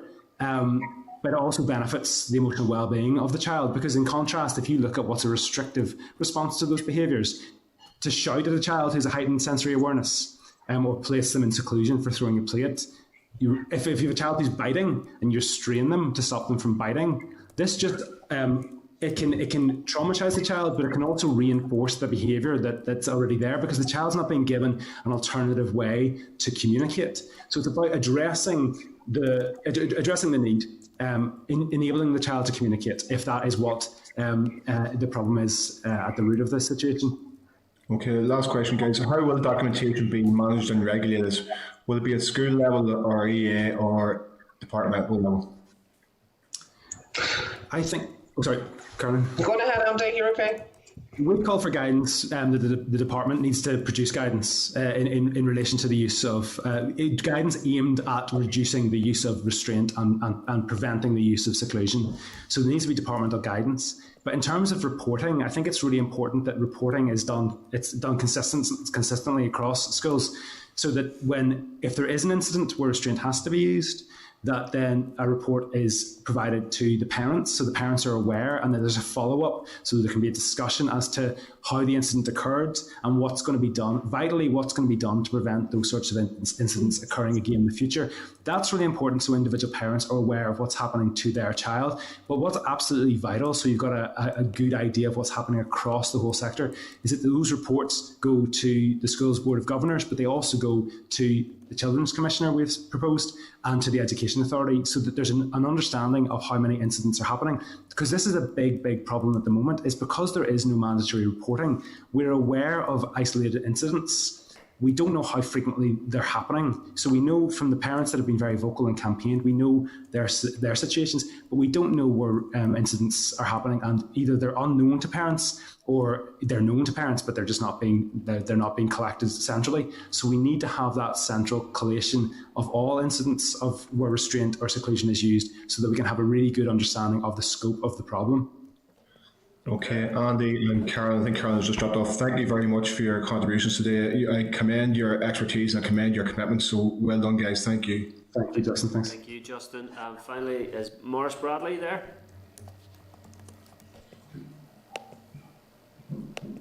Maurice? He was there? What had him? There he is. Yeah. There you are. Sorry, Chair. Just not so much a question. What medical background do the BSAW have to make these recommendations to teachers? I suppose I'll field that because Carolyn's not here. We represent social workers, Maurice, and in relation to the issues, the social workers have a key role in safeguarding the well-being of children and young people, and that is not a medical issue, that's a social issue, that's about preventing harm. So you don't need to have an understanding of medicine to be able to say what is appropriate and inappropriate in the use of restraint and seclusion in terms of a child or young person's emotional and physical well-being. Mm. Yeah, I'm concerned that you have had no feedback yet from the unions, nor have you had any engagement from the special schools. That's a big concern of mine, that we're actually hearing this presentation without having their thoughts conveyed to you or us as a committee. I appreciate that, and this is a process. We're working with the department. We are planning to engage with the special educational sector. It's regrettable to me that, having reached out to the unions back in September, that the unions didn't take up our offer to meet with them to discuss this issue, because they will have issues with this. We know that we're putting extra demands on their members, and I think we are a member organisation, so we saw that as entirely appropriate from one professional body. Well, from a professional body to a trade union, that we would reach out and offer those meetings in the first place. unfortunately, they didn't get back to us. I would love to be able to come to committee today and said we've sat down with the 5 unions and discussed this issue. It's not for want of us trying. But you've also had no engagement with the special needs headmasters and no, and that's something we plan to do. I would just stress though, and I understand this is an entirely legitimate concern to raise. We are a membership body and we're informed by the views of our members. Now, social workers will be working across Northern Ireland. I mentioned many in schools. They will have knowledge of these issues and will have engaged with special educational sector. So we have had those views fed through to us from our members that are working at the coalface essentially on this issue. Just one final comment, really, Mr. Chair. Yes, Mark, go ahead. I have had feedback from parents in my constituency who would recommend an overhaul and a root and branch review of the social worker system, and yet you're asking us to take on board that you see a need for review in special schools and secondary schools and primary schools. Hi there, folks. I'm just back in. Can you hear me again? Yes. Yes. Sorry, my internet connection has gone. So I've just come back in, and Morris picked up, I think, on your last question there. And I think, if I'm right, it was in relation to some concern that we're asking for a written branch review of the education system and not the social work system. Am I right? Well, you're at, yeah. Go ahead, yeah. Well, I suppose, we said initially in our initial presentation, the reason we got involved in this initially was because some parents who'd had direct experience made contact with one of our members who'd been involved in writing the document 3 Steps to Positive Practice around restrictive practices. So it was a parent who brought the issue to us and asked us to look at, I suppose, in relation to social work response into human rights issues. That's the approach that we've taken. We are not here to be critical of our teaching colleagues, nor to say that they are wholesale engaged in poor practice. That is absolutely not our position. And I think we've made that quite clear, that we're very supportive of the teaching profession, recognising the extreme challenges within which they work ordinarily. And let's highlight once again the even more extreme circumstances they've worked through COVID. So we are not here to be critical of them. We are not here to say that we think there is a tremendous level of poor practice. What we have done is look at this issue as social workers who have knowledge and training in relation to children. We've looked at it from the children's point of view, and this has always been about person-centred approach. In our conversations that we've had, there has been very open engagement from the department that the existing guidance is woefully outdated, and that was our starting point. That guidance that looks at approaches that is 25 years plus old and is no longer fit for practice. That is what we're calling for a review of. EA and the Department for Education have been very open to that suggestion, and indeed are themselves agreed that they want to look at that. What we're saying is that we are not presenting ourselves as expert in teaching. We are saying, as one professional group who need to be involved in this process, we want to be part of that. But absolutely, if the system is to be reviewed and it is with the best interests of children at its heart, and how children are developed, supported and nurtured, that's the focus that every group will have in that approach. And we are one part of that. We are by no means the only voice, and we would absolutely encourage all who have views and a stake in this situation to be actively involved in that process.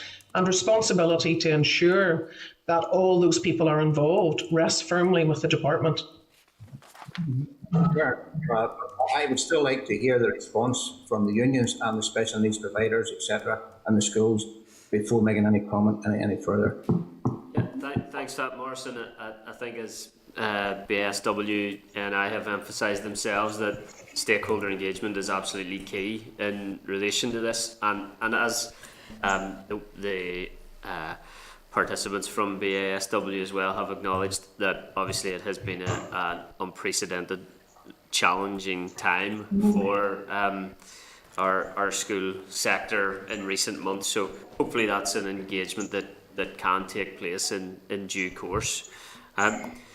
Andy, Carolyn, an extremely helpful presentation this morning. I'm really grateful for all the work that you are doing on this important matter and for all the work that will have gone into your evidence to the committee here today. We look forward to staying in touch with you on this important matter and to see the outcomes that we need to achieve put in place as soon as possible. Thank you. Thank you, Chair. Thanks. Thank you.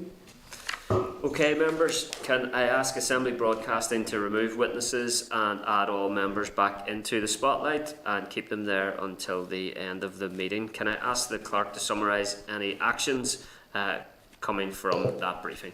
Thanks, Chairperson. Excuse me. If I've understood correctly, I think the committee wants to write to the department just seeking the terms of reference and the membership of the DE Working Group and Advisory Panel, and perhaps encouraging the department to include parents, the teaching unions, and indeed the British Association of Social Workers onto the panel. Perhaps also asking the department about the provision of accredited training for special schools in respect of challenging behaviour and the positive behaviour therapies that have been mentioned. Also just perhaps asking the department what guidance and what jurisdiction, what legislation, and what jurisdiction they will be guided by in developing their own guidance for Northern Ireland, and then perhaps asking them to confirm whether the recording of incidents of restrictive practice, seclusion or restraint is actually mandatory and how it is currently monitored. The department has indicated that in respect of, this is a slightly different thing, symptomatic children with COVID-19 being secluded, that is to be recorded, but it is not currently being recorded. Or rather the department has no way of actually knowing how many children have been in that situation. So those things. Additionally then, Daniel had asked if a question could be included about whether this review of seclusion and restraint, etc., would be included as part of the SEN review and rollout. Additionally then, perhaps members also want to write to the Human Rights Commission and just ask them about the human rights implications of the absence of guidance on restraint and seclusion, etc. Chairperson, anything missing there, members, Chair? No, that's comprehensive, Clerk. I'm just conscious that the Children's Commission and NIPSO have undertaken work in this regard as well, and that perhaps at a future date it would be useful to be briefed by those organisations and perhaps organisations representing parents as well, but I think that's something that we can return to in due course. Members content with those suggested actions? Okay, agreed. Okay, members, then can we move to agenda item 7, which is correspondence, and ask the clerk to speak to this item. So, Chairperson, there's quite a lot of correspondence. We have 18 items. A summary note is included from page 192. If I could ask members if they are content to dispose of the correspondence as per the summary note with the following exceptions. So there is quite a bit in here. At page 216, this is from the Minister indicating his intention to bring a paper to the Executive in relation to a 3-year pilot scheme to address period poverty in schools. The pilot will cost $2 million, will apply to 10% of schools in year 1, and then the idea being it be rolled out to all schools. The Minister is seeking an executive direction, and as I said, estimated cost is $2 million. So, could I seek the committee's agreement, Chairperson, to write? Yeah, Clerk, sorry, yeah, if I could, sorry, do you want to finish your action and then I'll just add to that? Well, no, it wasn't much of an action. It was just write to the Minister indicating the committee's support for the pilot and forward to the homeless period who raised the issue with, I think, Deputy Chair.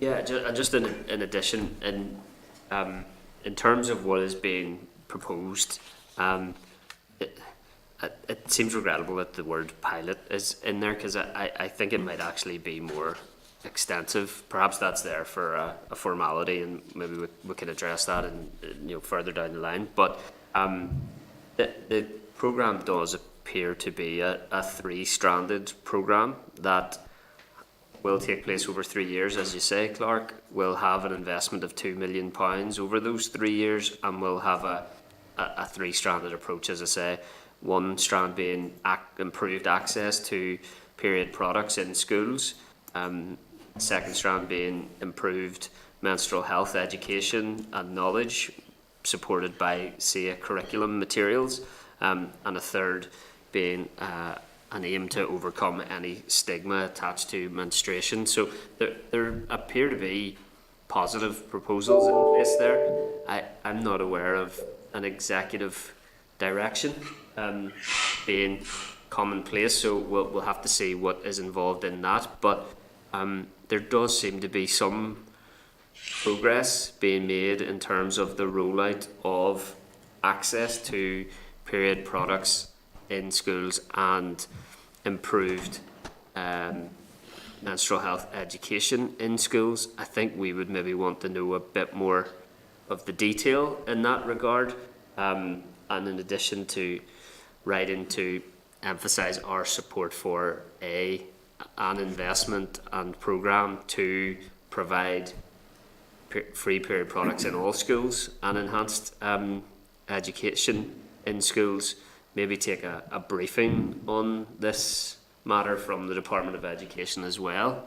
Karen, did you want to come in also? Yeah, I think there's already a pilot was carried out in 8 schools in North Belfast. I don't see the need for another pilot that's going to take 3 years.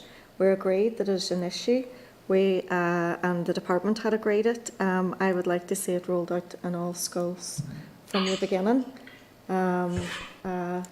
But it may take a bit of time, but I don't think it should take 3 years. Yeah, the correspondence alludes to difficulties passing the business case with the Department of Finance. So there clearly are some challenges to overcome here. I think it'd be useful to engage with the department on this, whether via informal meeting or formal briefing. I know our agenda is quite heavily programmed. Do members want to have some consideration and maybe review what the difficulties were with the Department of Finance in relation to the business case before deciding whether we request an informal or a formal briefing in relation to the proposals? But in the meantime, Chair, yeah, Justin. The SDLP has already launched a consultation into period poverty, and it's our view that period products should be available free across the north, not just in schools, because period poverty impacts more than school children. So we have launched that consultation. It's our intention to bring forward legislation in that regard in the coming mandate. Yep, that's right. Schools, colleges and public places, I think, is the proposed provision via that PMB, Justin. Yeah. Obviously our remit is schools, and that's why we've been campaigning or supporting the campaign, I should say, for the call for free period product provision in all schools. And Karen is right to note that the proposed programme does not achieve that in year 1 of the programme, and our position as a committee was clear to support free period product provision in all schools now. Yeah. It feels like some progress is being made here, and I wouldn't want to lose that progress. As I said, Justin, the private members bill will proceed regardless, I imagine, of what we do on the committee, potentially even what the department does, because, as you said, it extends to public places, I think, as well. But our remit is in schools. So I take from that saying we support this programme would not be an adequate reflection of the extent of our position on free period product provision in all schools. But in terms of an action to take that further, I think we would therefore need to engage with the department on this issue. I think we need to just decide whether we do that in an informal briefing, given the nature of our work programme, or a formal briefing. Do members have a view on that now? do you want to request an informal briefing, or members want to have consideration whether that's an informal or a formal briefing? I'd be content with an informal. Yeah. I would time. imagine that could be facilitated quicker. I think, Chair, I expect the department will want to come to the committee anyway in the new year to talk about budget matters. And if that's what the problem is, that there's a juncture, a segue for members to raise this issue again, or not, or you can take it. It feels like some progress is being made, so I'm reluctant to adopt a confrontational approach with the department on this occasion. Okay. And therefore would be content to take an informal briefing, if that can be provided promptly. If it can't, then it defeats the purpose to a certain extent. Can we in that correspondence then absolutely forward this correspondence to Homeless Period Belfast and respond to the department to ask for a fuller briefing on the matter informally, if that means that it can be provided sooner rather than later. Okay. Otherwise, we would have to request a formal briefing. Members content with that approach? Content. Okay. Without prejudice to the private members bill, obviously, Justin. Okay. Okay. Next item, Clerk. Moving on, then, the only other ones I wanted to pick out was at page 431. This is a copy of a report from an organisation calling itself Independent Sage, entitled Urgent Plan for Safer Schools. They've been before the Health Committee, a number of their members, I think, on several occasions.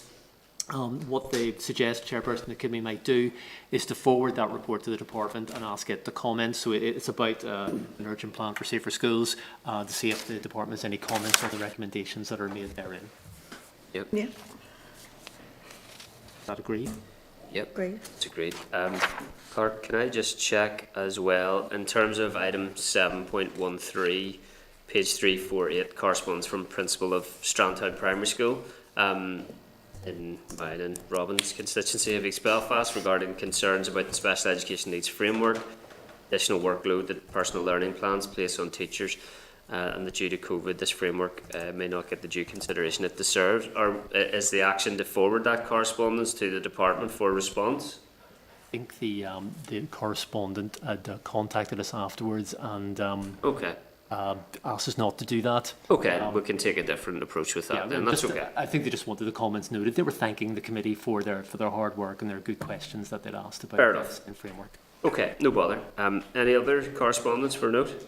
I hadn't had anything, members. If members are content, I know there's a lot in there, but if they're content with the summary sheet, which is at page 192 to 195, okay, there's a ton. But members agreed? Agreed.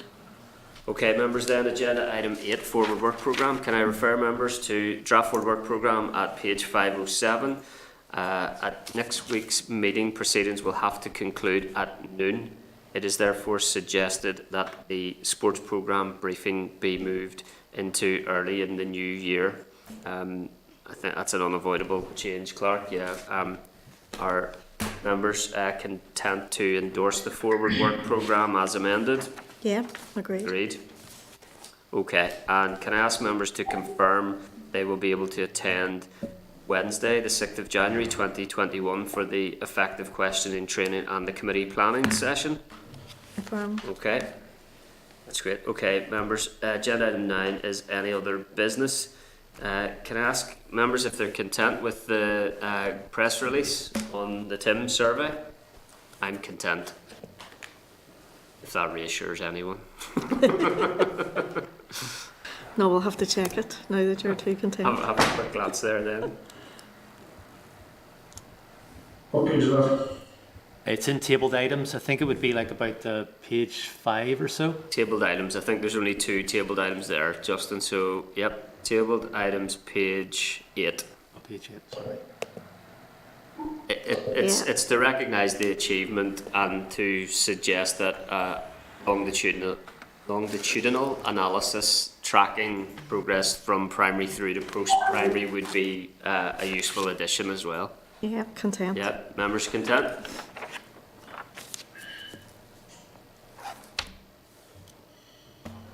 Marsh, Justin, you had a chance just to scan that there? That's great. Okay, members, thank you. Lovely. Then, any other business? No. No? Okay, so our date and time of next meeting is next Wednesday, the 16th of December, in room 29, Parliament Buildings at 9 a.m. And hopefully we will have a statement from the Education Minister at some point next week as well then, given the information that we still need. Okay, members, meeting does now adjourn. Thank you. Thank you. Northern Ireland Assembly Committee Room 30. This is the Northern Ireland Assembly Committee Room 30.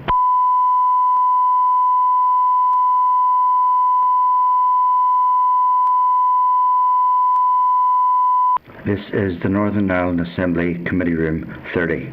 This is the Northern Ireland Assembly Committee Room 30.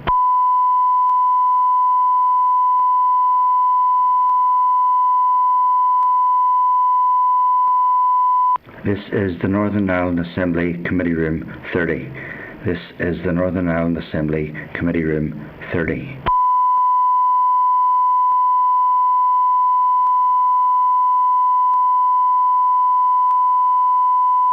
This is the Northern Ireland Assembly Committee Room 30.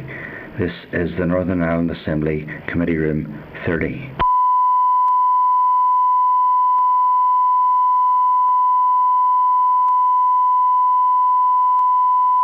This is the Northern Ireland Assembly Committee Room 30. This is the Northern Ireland Assembly Committee Room 30.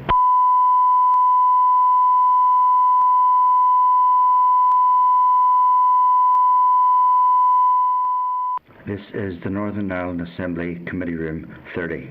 This is the Northern Ireland Assembly Committee Room 30. This is the Northern Ireland Assembly Committee Room 30.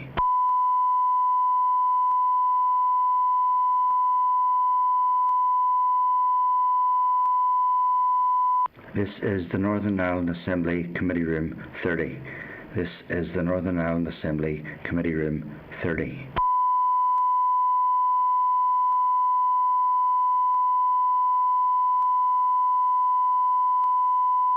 This is the Northern Ireland Assembly Committee Room 30. This is the Northern Ireland Assembly Committee Room 30.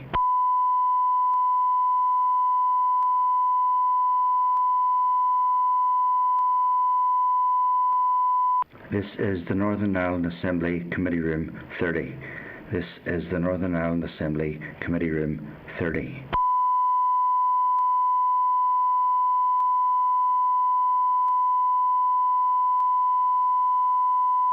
This is the Northern Ireland Assembly Committee Room 30. This is the Northern Ireland Assembly Committee Room 30.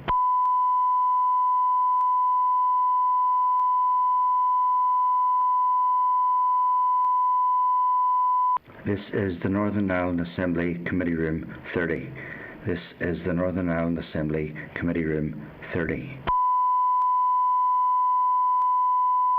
is the Northern Ireland Assembly Committee Room 30. This is the Northern Ireland Assembly Committee Room 30. This is the Northern Ireland Assembly Committee Room 30.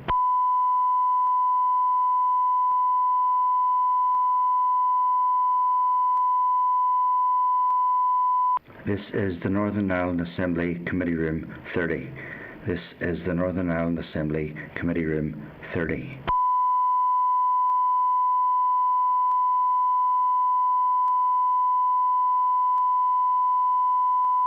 This is the Northern Ireland Assembly Committee Room 30. This is the Northern Ireland Assembly Committee Room 30.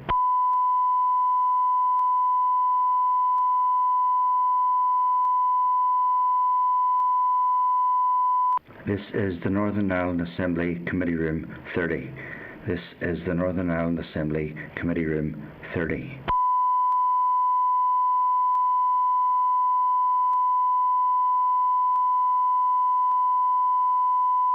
This is the Northern Ireland Assembly Committee Room 30. This is the Northern Ireland Assembly Committee Room 30.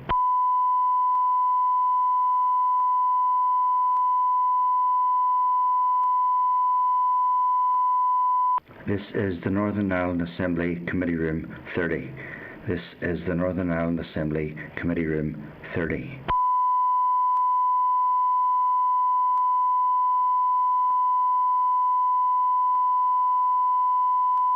This is the Northern Ireland Assembly Committee Room 30. This is the Northern Ireland Assembly Committee Room 30.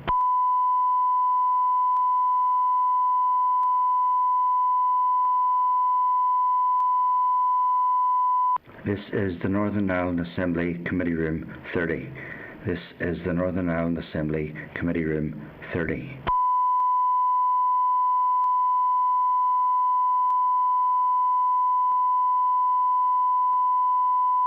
This is the Northern Ireland Assembly Committee Room 30. This is the Northern Ireland Assembly Committee Room 30.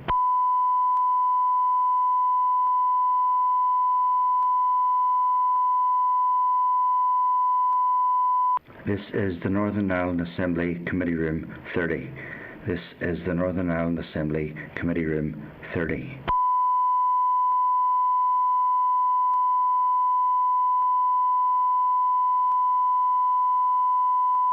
This is the Northern Ireland Assembly Committee Room 30. This is the Northern Ireland Assembly Committee Room 30.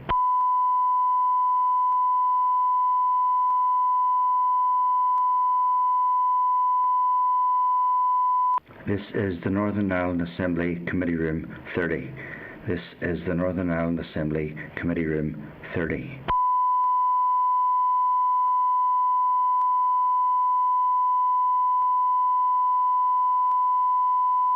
This is the Northern Ireland Assembly Committee Room 30.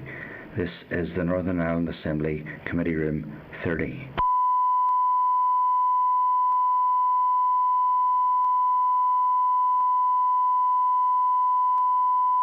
This is the Northern Ireland Assembly Committee Room 30. This is the Northern Ireland Assembly Committee Room 30.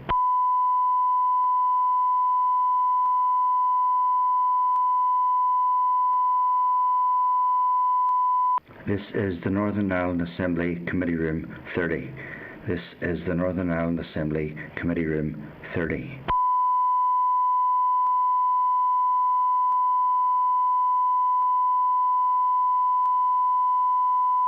This is the Northern Ireland Assembly Committee Room 30. This is the Northern Ireland Assembly Committee Room 30.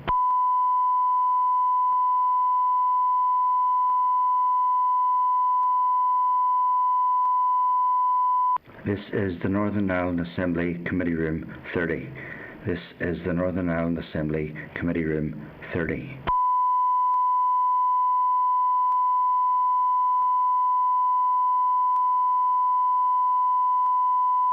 This is the Northern Ireland Assembly Committee Room 30. This is the Northern Ireland Assembly Committee Room 30.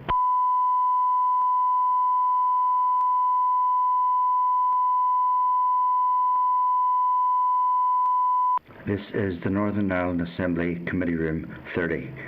This is the Northern Ireland Assembly Committee Room 30.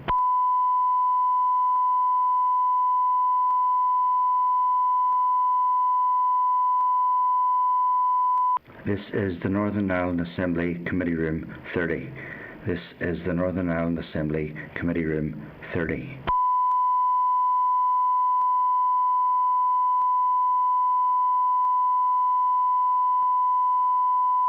This is the Northern Ireland Assembly Committee Room 30. This is the Northern Ireland Assembly Committee Room 30.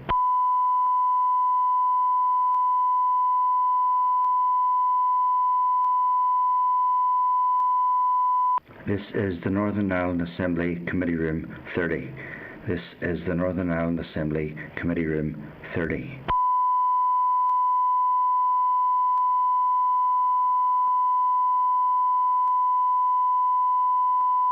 This is the Northern Ireland Assembly Committee Room 30. This is the Northern Ireland Assembly Committee Room 30.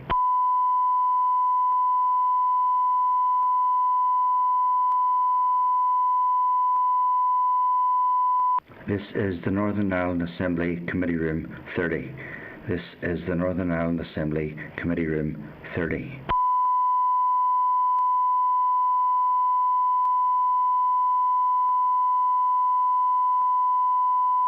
This is the Northern Ireland Assembly Committee Room 30. This is the Northern Ireland Assembly Committee Room 30.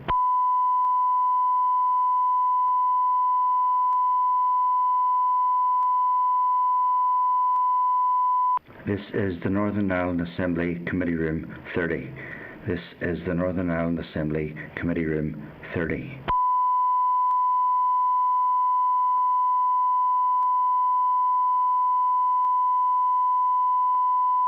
This is the Northern Ireland Assembly Committee Room 30. This is the Northern Ireland Assembly Committee Room 30.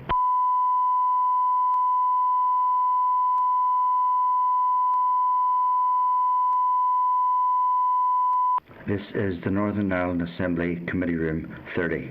This is the Northern Ireland Assembly Committee Room 30.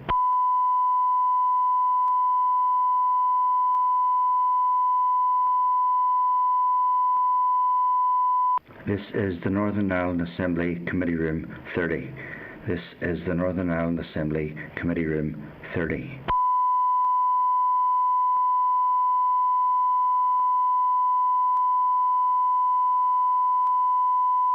This is the Northern Ireland Assembly Committee Room 30. This is the Northern Ireland Assembly Committee Room 30.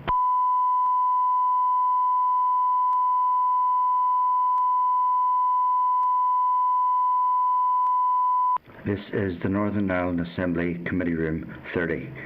This is the Northern Ireland Assembly Committee Room 30.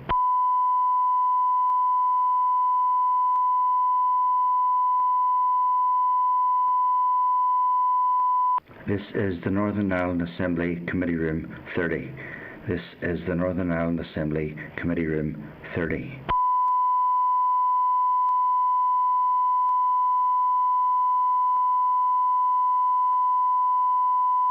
This is the Northern Ireland Assembly Committee Room 30. This is the Northern Ireland Assembly Committee Room 30.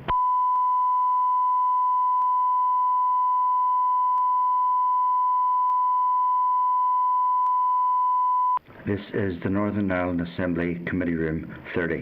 This is the Northern Ireland Assembly Committee Room 30.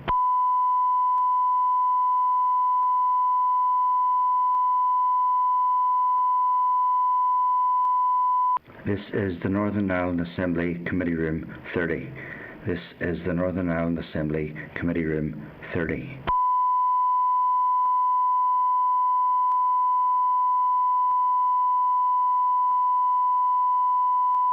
This is the Northern Ireland Assembly Committee Room 30.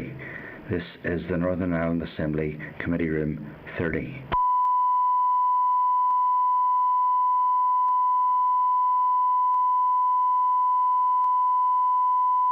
This is the Northern Ireland Assembly Committee Room 30. This is the Northern Ireland Assembly Committee Room 30.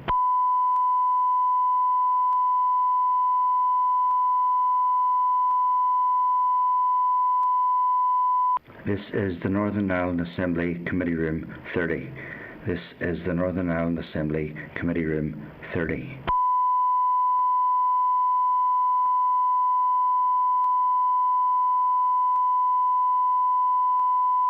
This is the Northern Ireland Assembly Committee Room 30. This is the Northern Ireland Assembly Committee Room 30.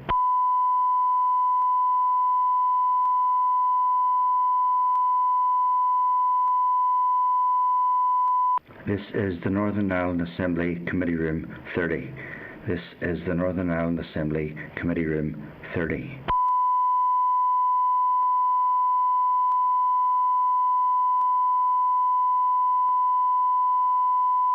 This is the Northern Ireland Assembly Committee Room 30. This is the Northern Ireland Assembly Committee Room 30.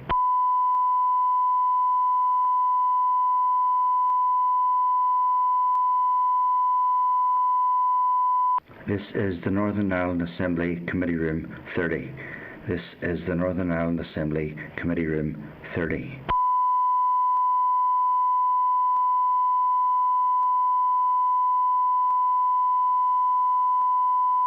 This is the Northern Ireland Assembly Committee Room 30.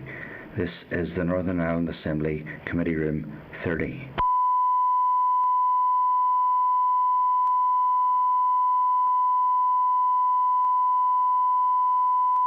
This is the Northern Ireland Assembly Committee Room 30.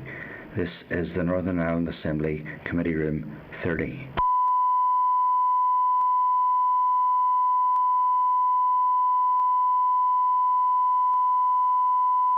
This is the Northern Ireland Assembly Committee Room 30. This is the Northern Ireland Assembly Committee Room 30.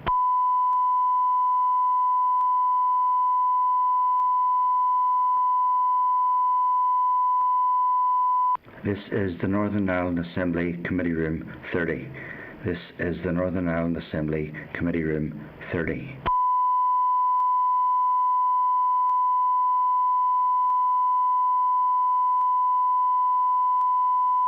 This is the Northern Ireland Assembly Committee Room 30. This is the Northern Ireland Assembly Committee Room 30.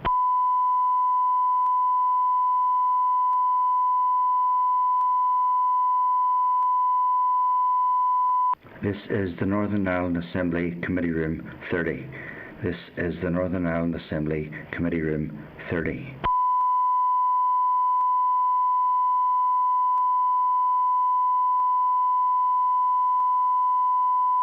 This is the Northern Ireland Assembly Committee Room 30. This is the Northern Ireland Assembly Committee Room 30.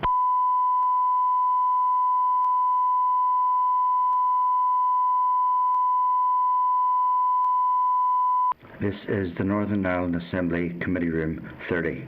This is the Northern Ireland Assembly Committee Room 30.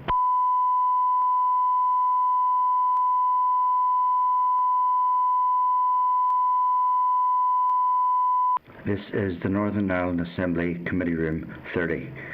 This is the Northern Ireland Assembly Committee Room 30.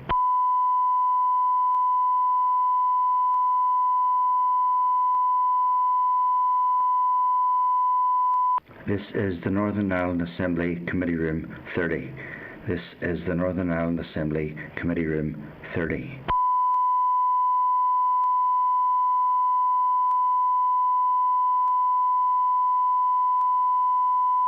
This is the Northern Ireland Assembly Committee Room 30. This is the Northern Ireland Assembly Committee Room 30.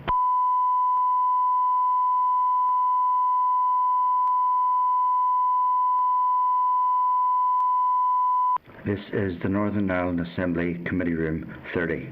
This is the Northern Ireland Assembly Committee Room 30.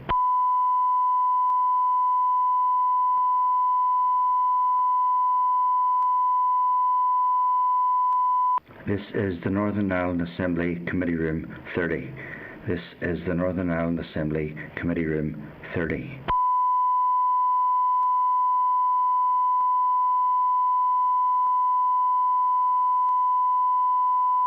This is the Northern Ireland Assembly Committee Room 30.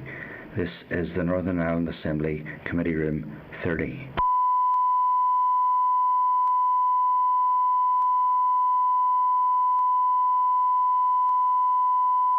This is the Northern Ireland Assembly Committee Room 30. This is the Northern Ireland Assembly Committee Room 30.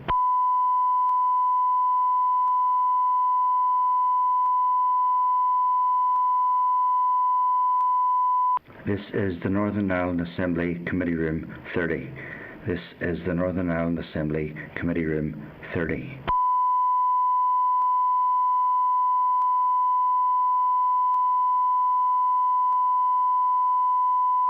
This is the Northern Ireland Assembly Committee Room 30. This is the Northern Ireland Assembly Committee Room 30.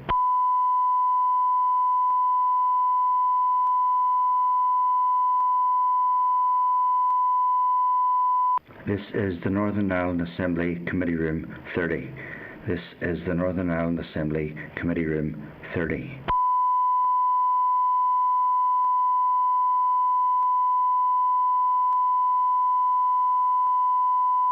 This is the Northern Ireland Assembly Committee Room 30. This is the Northern Ireland Assembly Committee Room 30.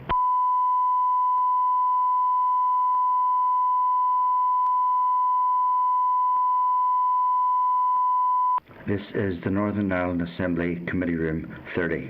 This is the Northern Ireland Assembly Committee Room 30.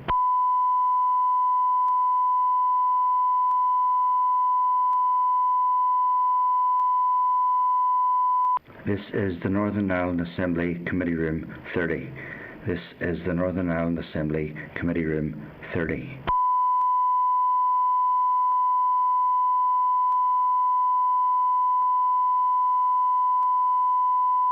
This is the Northern Ireland Assembly Committee Room 30.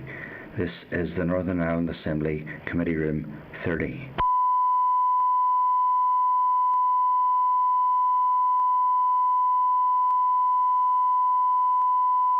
This is the Northern Ireland Assembly Committee Room 30. This is the Northern Ireland Assembly Committee Room 30.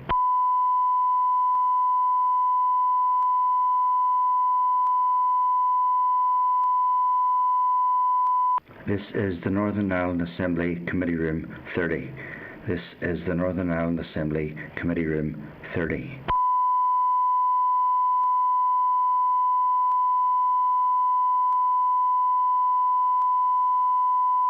This is the Northern Ireland Assembly Committee Room 30. This is the Northern Ireland Assembly Committee Room 30.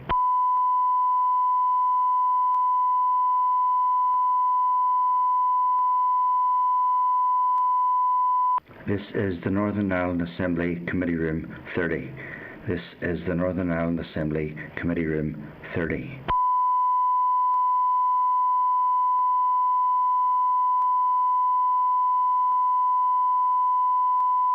This is the Northern Ireland Assembly Committee Room 30. This is the Northern Ireland Assembly Committee Room 30.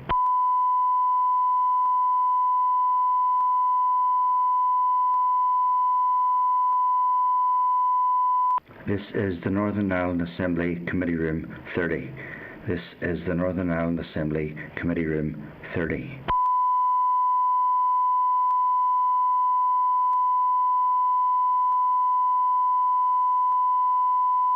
This is the Northern Ireland Assembly Committee Room 30. This is the Northern Ireland Assembly Committee Room 30.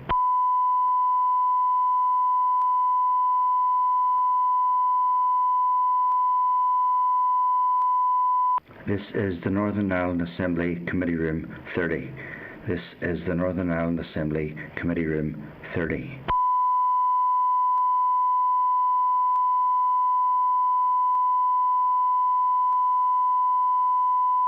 This is the Northern Ireland Assembly Committee Room 30. This is the Northern Ireland Assembly Committee Room 30.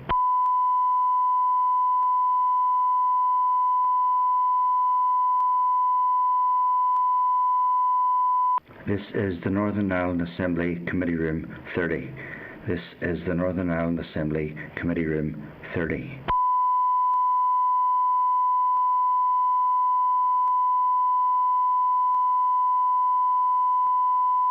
This is the Northern Ireland Assembly Committee Room 30. This is the Northern Ireland Assembly Committee Room 30.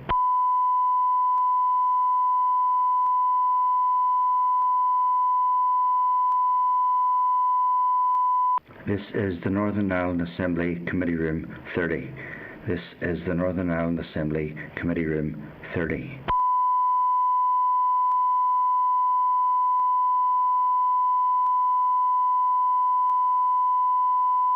This is the Northern Ireland Assembly Committee Room 30. This is the Northern Ireland Assembly Committee Room 30.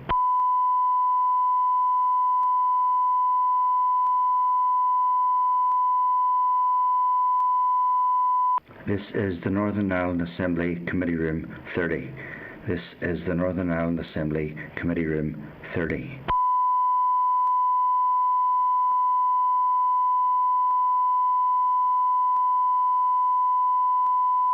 This is the Northern Ireland Assembly Committee Room 30. This is the Northern Ireland Assembly Committee Room 30.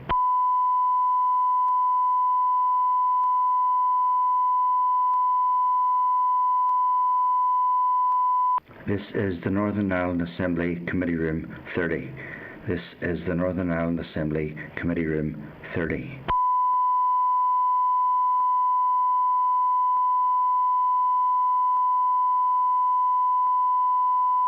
This is the Northern Ireland Assembly Committee Room 30. This is the Northern Ireland Assembly Committee Room 30.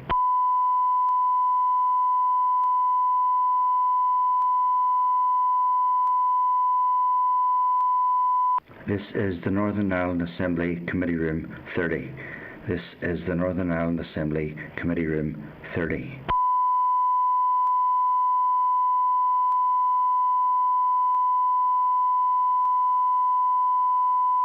This is the Northern Ireland Assembly Committee Room 30. This is the Northern Ireland Assembly Committee Room 30.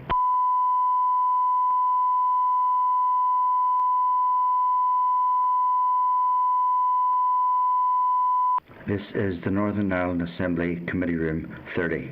This is the Northern Ireland Assembly Committee Room 30.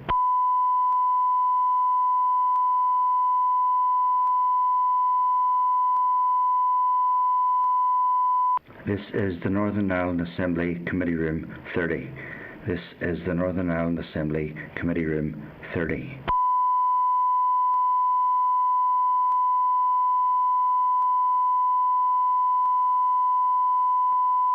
This is the Northern Ireland Assembly Committee Room 30. This is the Northern Ireland Assembly Committee Room 30.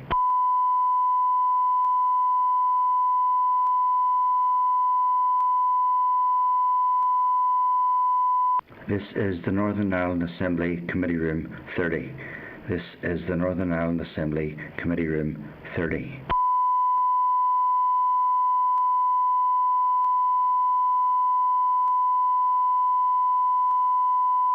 This is the Northern Ireland Assembly Committee Room 30.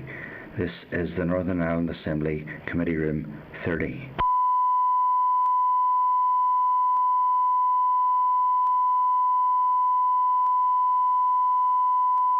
This is the Northern Ireland Assembly Committee Room 30. This is the Northern Ireland Assembly Committee Room 30.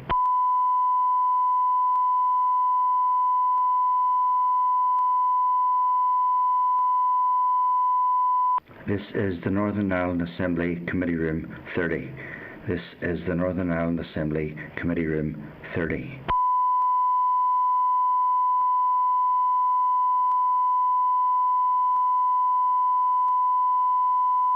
This is the Northern Ireland Assembly Committee Room 30. This is the Northern Ireland Assembly Committee Room 30.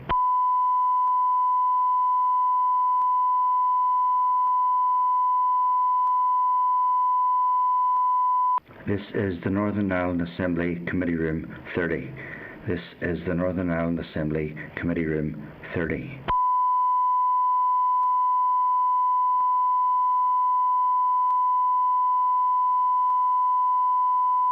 This is the Northern Ireland Assembly Committee Room 30.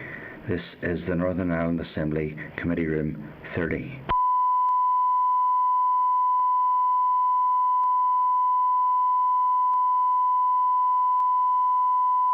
This is the Northern Ireland Assembly Committee Room 30.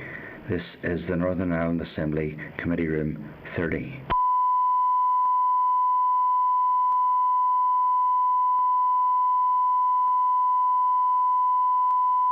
This is the Northern Ireland Assembly Committee Room 30. This is the Northern Ireland Assembly Committee Room 30.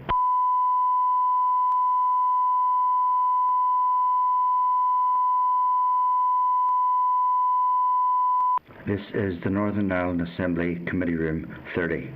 This is the Northern Ireland Assembly Committee Room 30.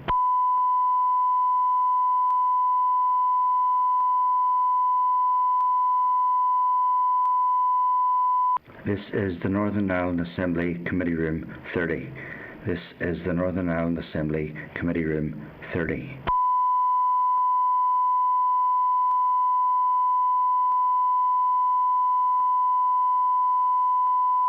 This is the Northern Ireland Assembly Committee Room 30.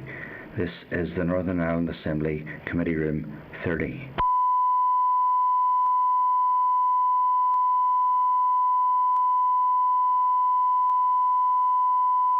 This is the Northern Ireland Assembly Committee Room 30. This is the Northern Ireland Assembly Committee Room 30.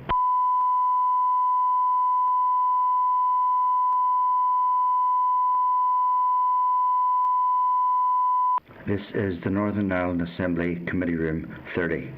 This is the Northern Ireland Assembly Committee Room 30.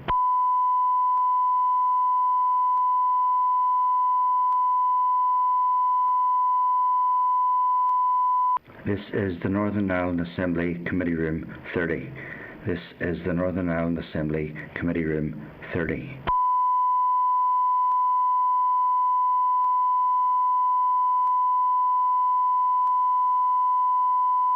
This is the Northern Ireland Assembly Committee Room 30.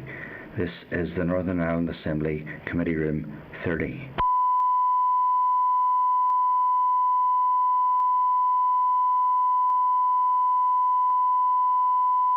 This is the Northern Ireland Assembly Committee Room 30.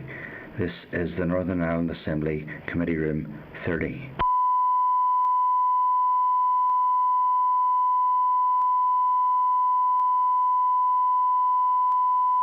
This is the Northern Ireland Assembly Committee Room 30. This is the Northern Ireland Assembly Committee Room 30.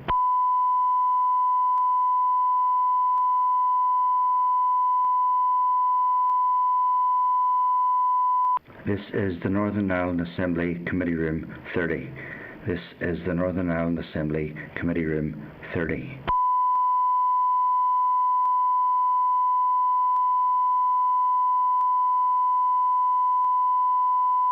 This is the Northern Ireland Assembly Committee Room 30.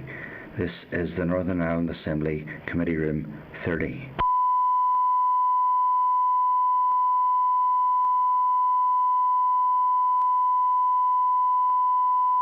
This is the Northern Ireland Assembly Committee Room 30. This is the Northern Ireland Assembly Committee Room 30.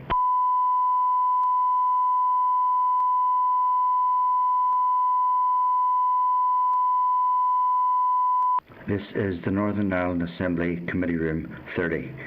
This is the Northern Ireland Assembly Committee Room 30.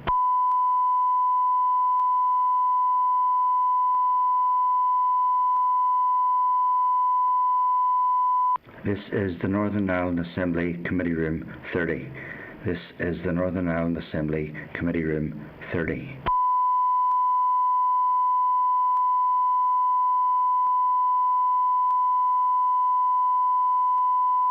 This is the Northern Ireland Assembly Committee Room 30. This is the Northern Ireland Assembly Committee Room 30.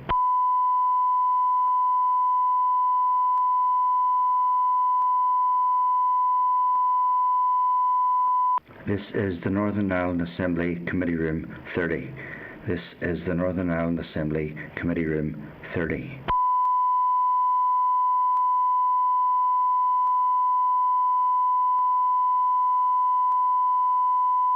This is the Northern Ireland Assembly Committee Room 30. This is the Northern Ireland Assembly Committee Room 30.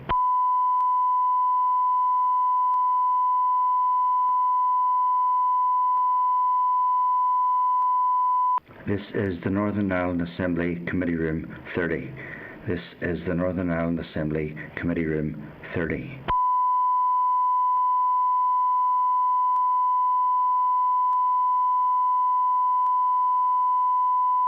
This is the Northern Ireland Assembly Committee Room 30. This is the Northern Ireland Assembly Committee Room 30.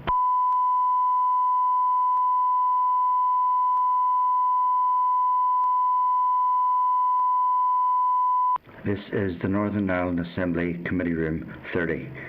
This is the Northern Ireland Assembly Committee Room 30.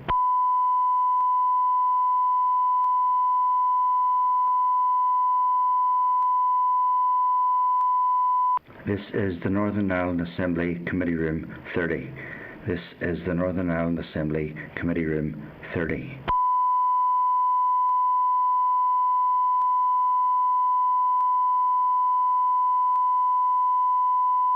This is the Northern Ireland Assembly Committee Room 30. This is the Northern Ireland Assembly Committee Room 30.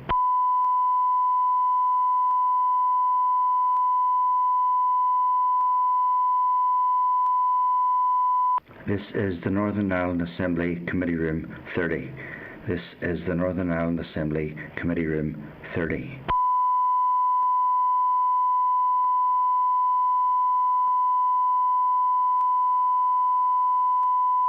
This is the Northern Ireland Assembly Committee Room 30. This is the Northern Ireland Assembly Committee Room 30.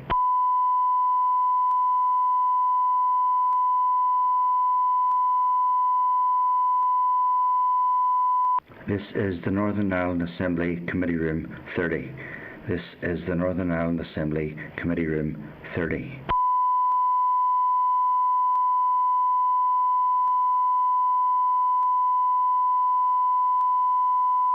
This is the Northern Ireland Assembly Committee Room 30.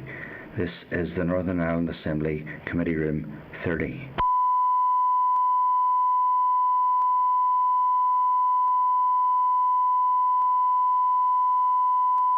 This is the Northern Ireland Assembly Committee Room 30.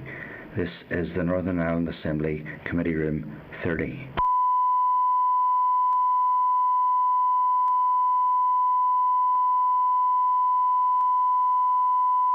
This is the Northern Ireland Assembly Committee Room 30. This is the Northern Ireland Assembly Committee Room 30.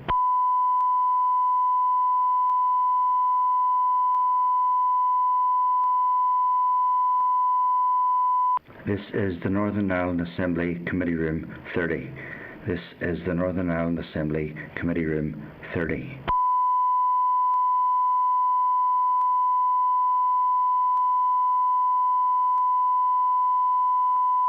This is the Northern Ireland Assembly Committee Room 30. This is the Northern Ireland Assembly Committee Room 30.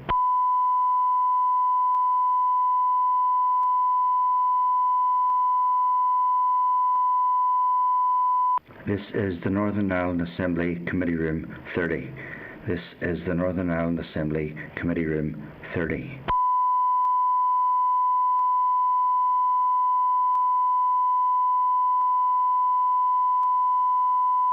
This is the Northern Ireland Assembly Committee Room 30. This is the Northern Ireland Assembly Committee Room 30.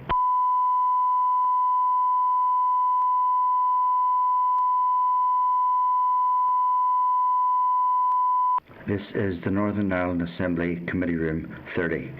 This is the Northern Ireland Assembly Committee Room 30.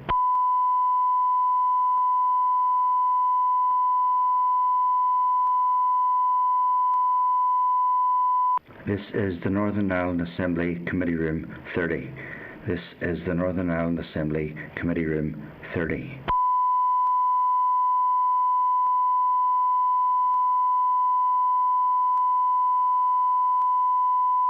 This is the Northern Ireland Assembly Committee Room 30. This is the Northern Ireland Assembly Committee Room 30.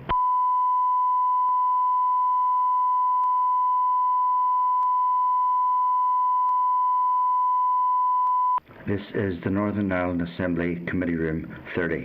This is the Northern Ireland Assembly Committee Room 30.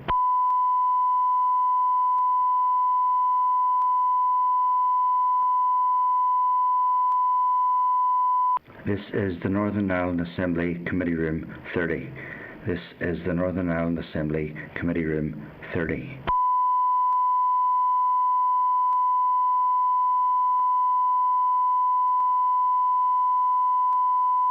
This is the Northern Ireland Assembly Committee Room 30. This is the Northern Ireland Assembly Committee Room 30.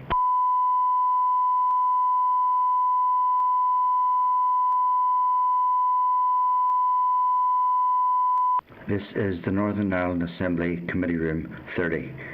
This is the Northern Ireland Assembly Committee Room 30.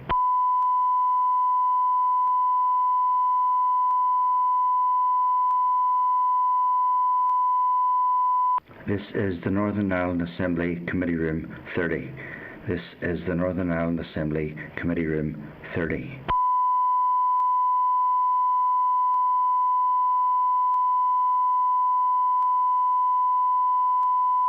This is the Northern Ireland Assembly Committee Room 30. This is the Northern Ireland Assembly Committee Room 30.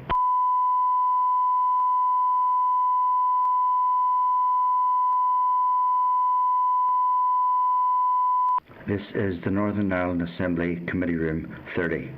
This is the Northern Ireland Assembly Committee Room 30.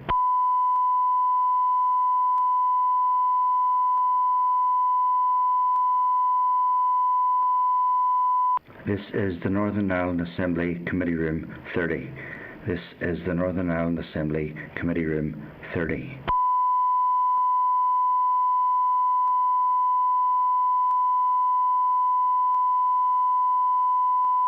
This is the Northern Ireland Assembly Committee Room 30. This is the Northern Ireland Assembly Committee Room 30.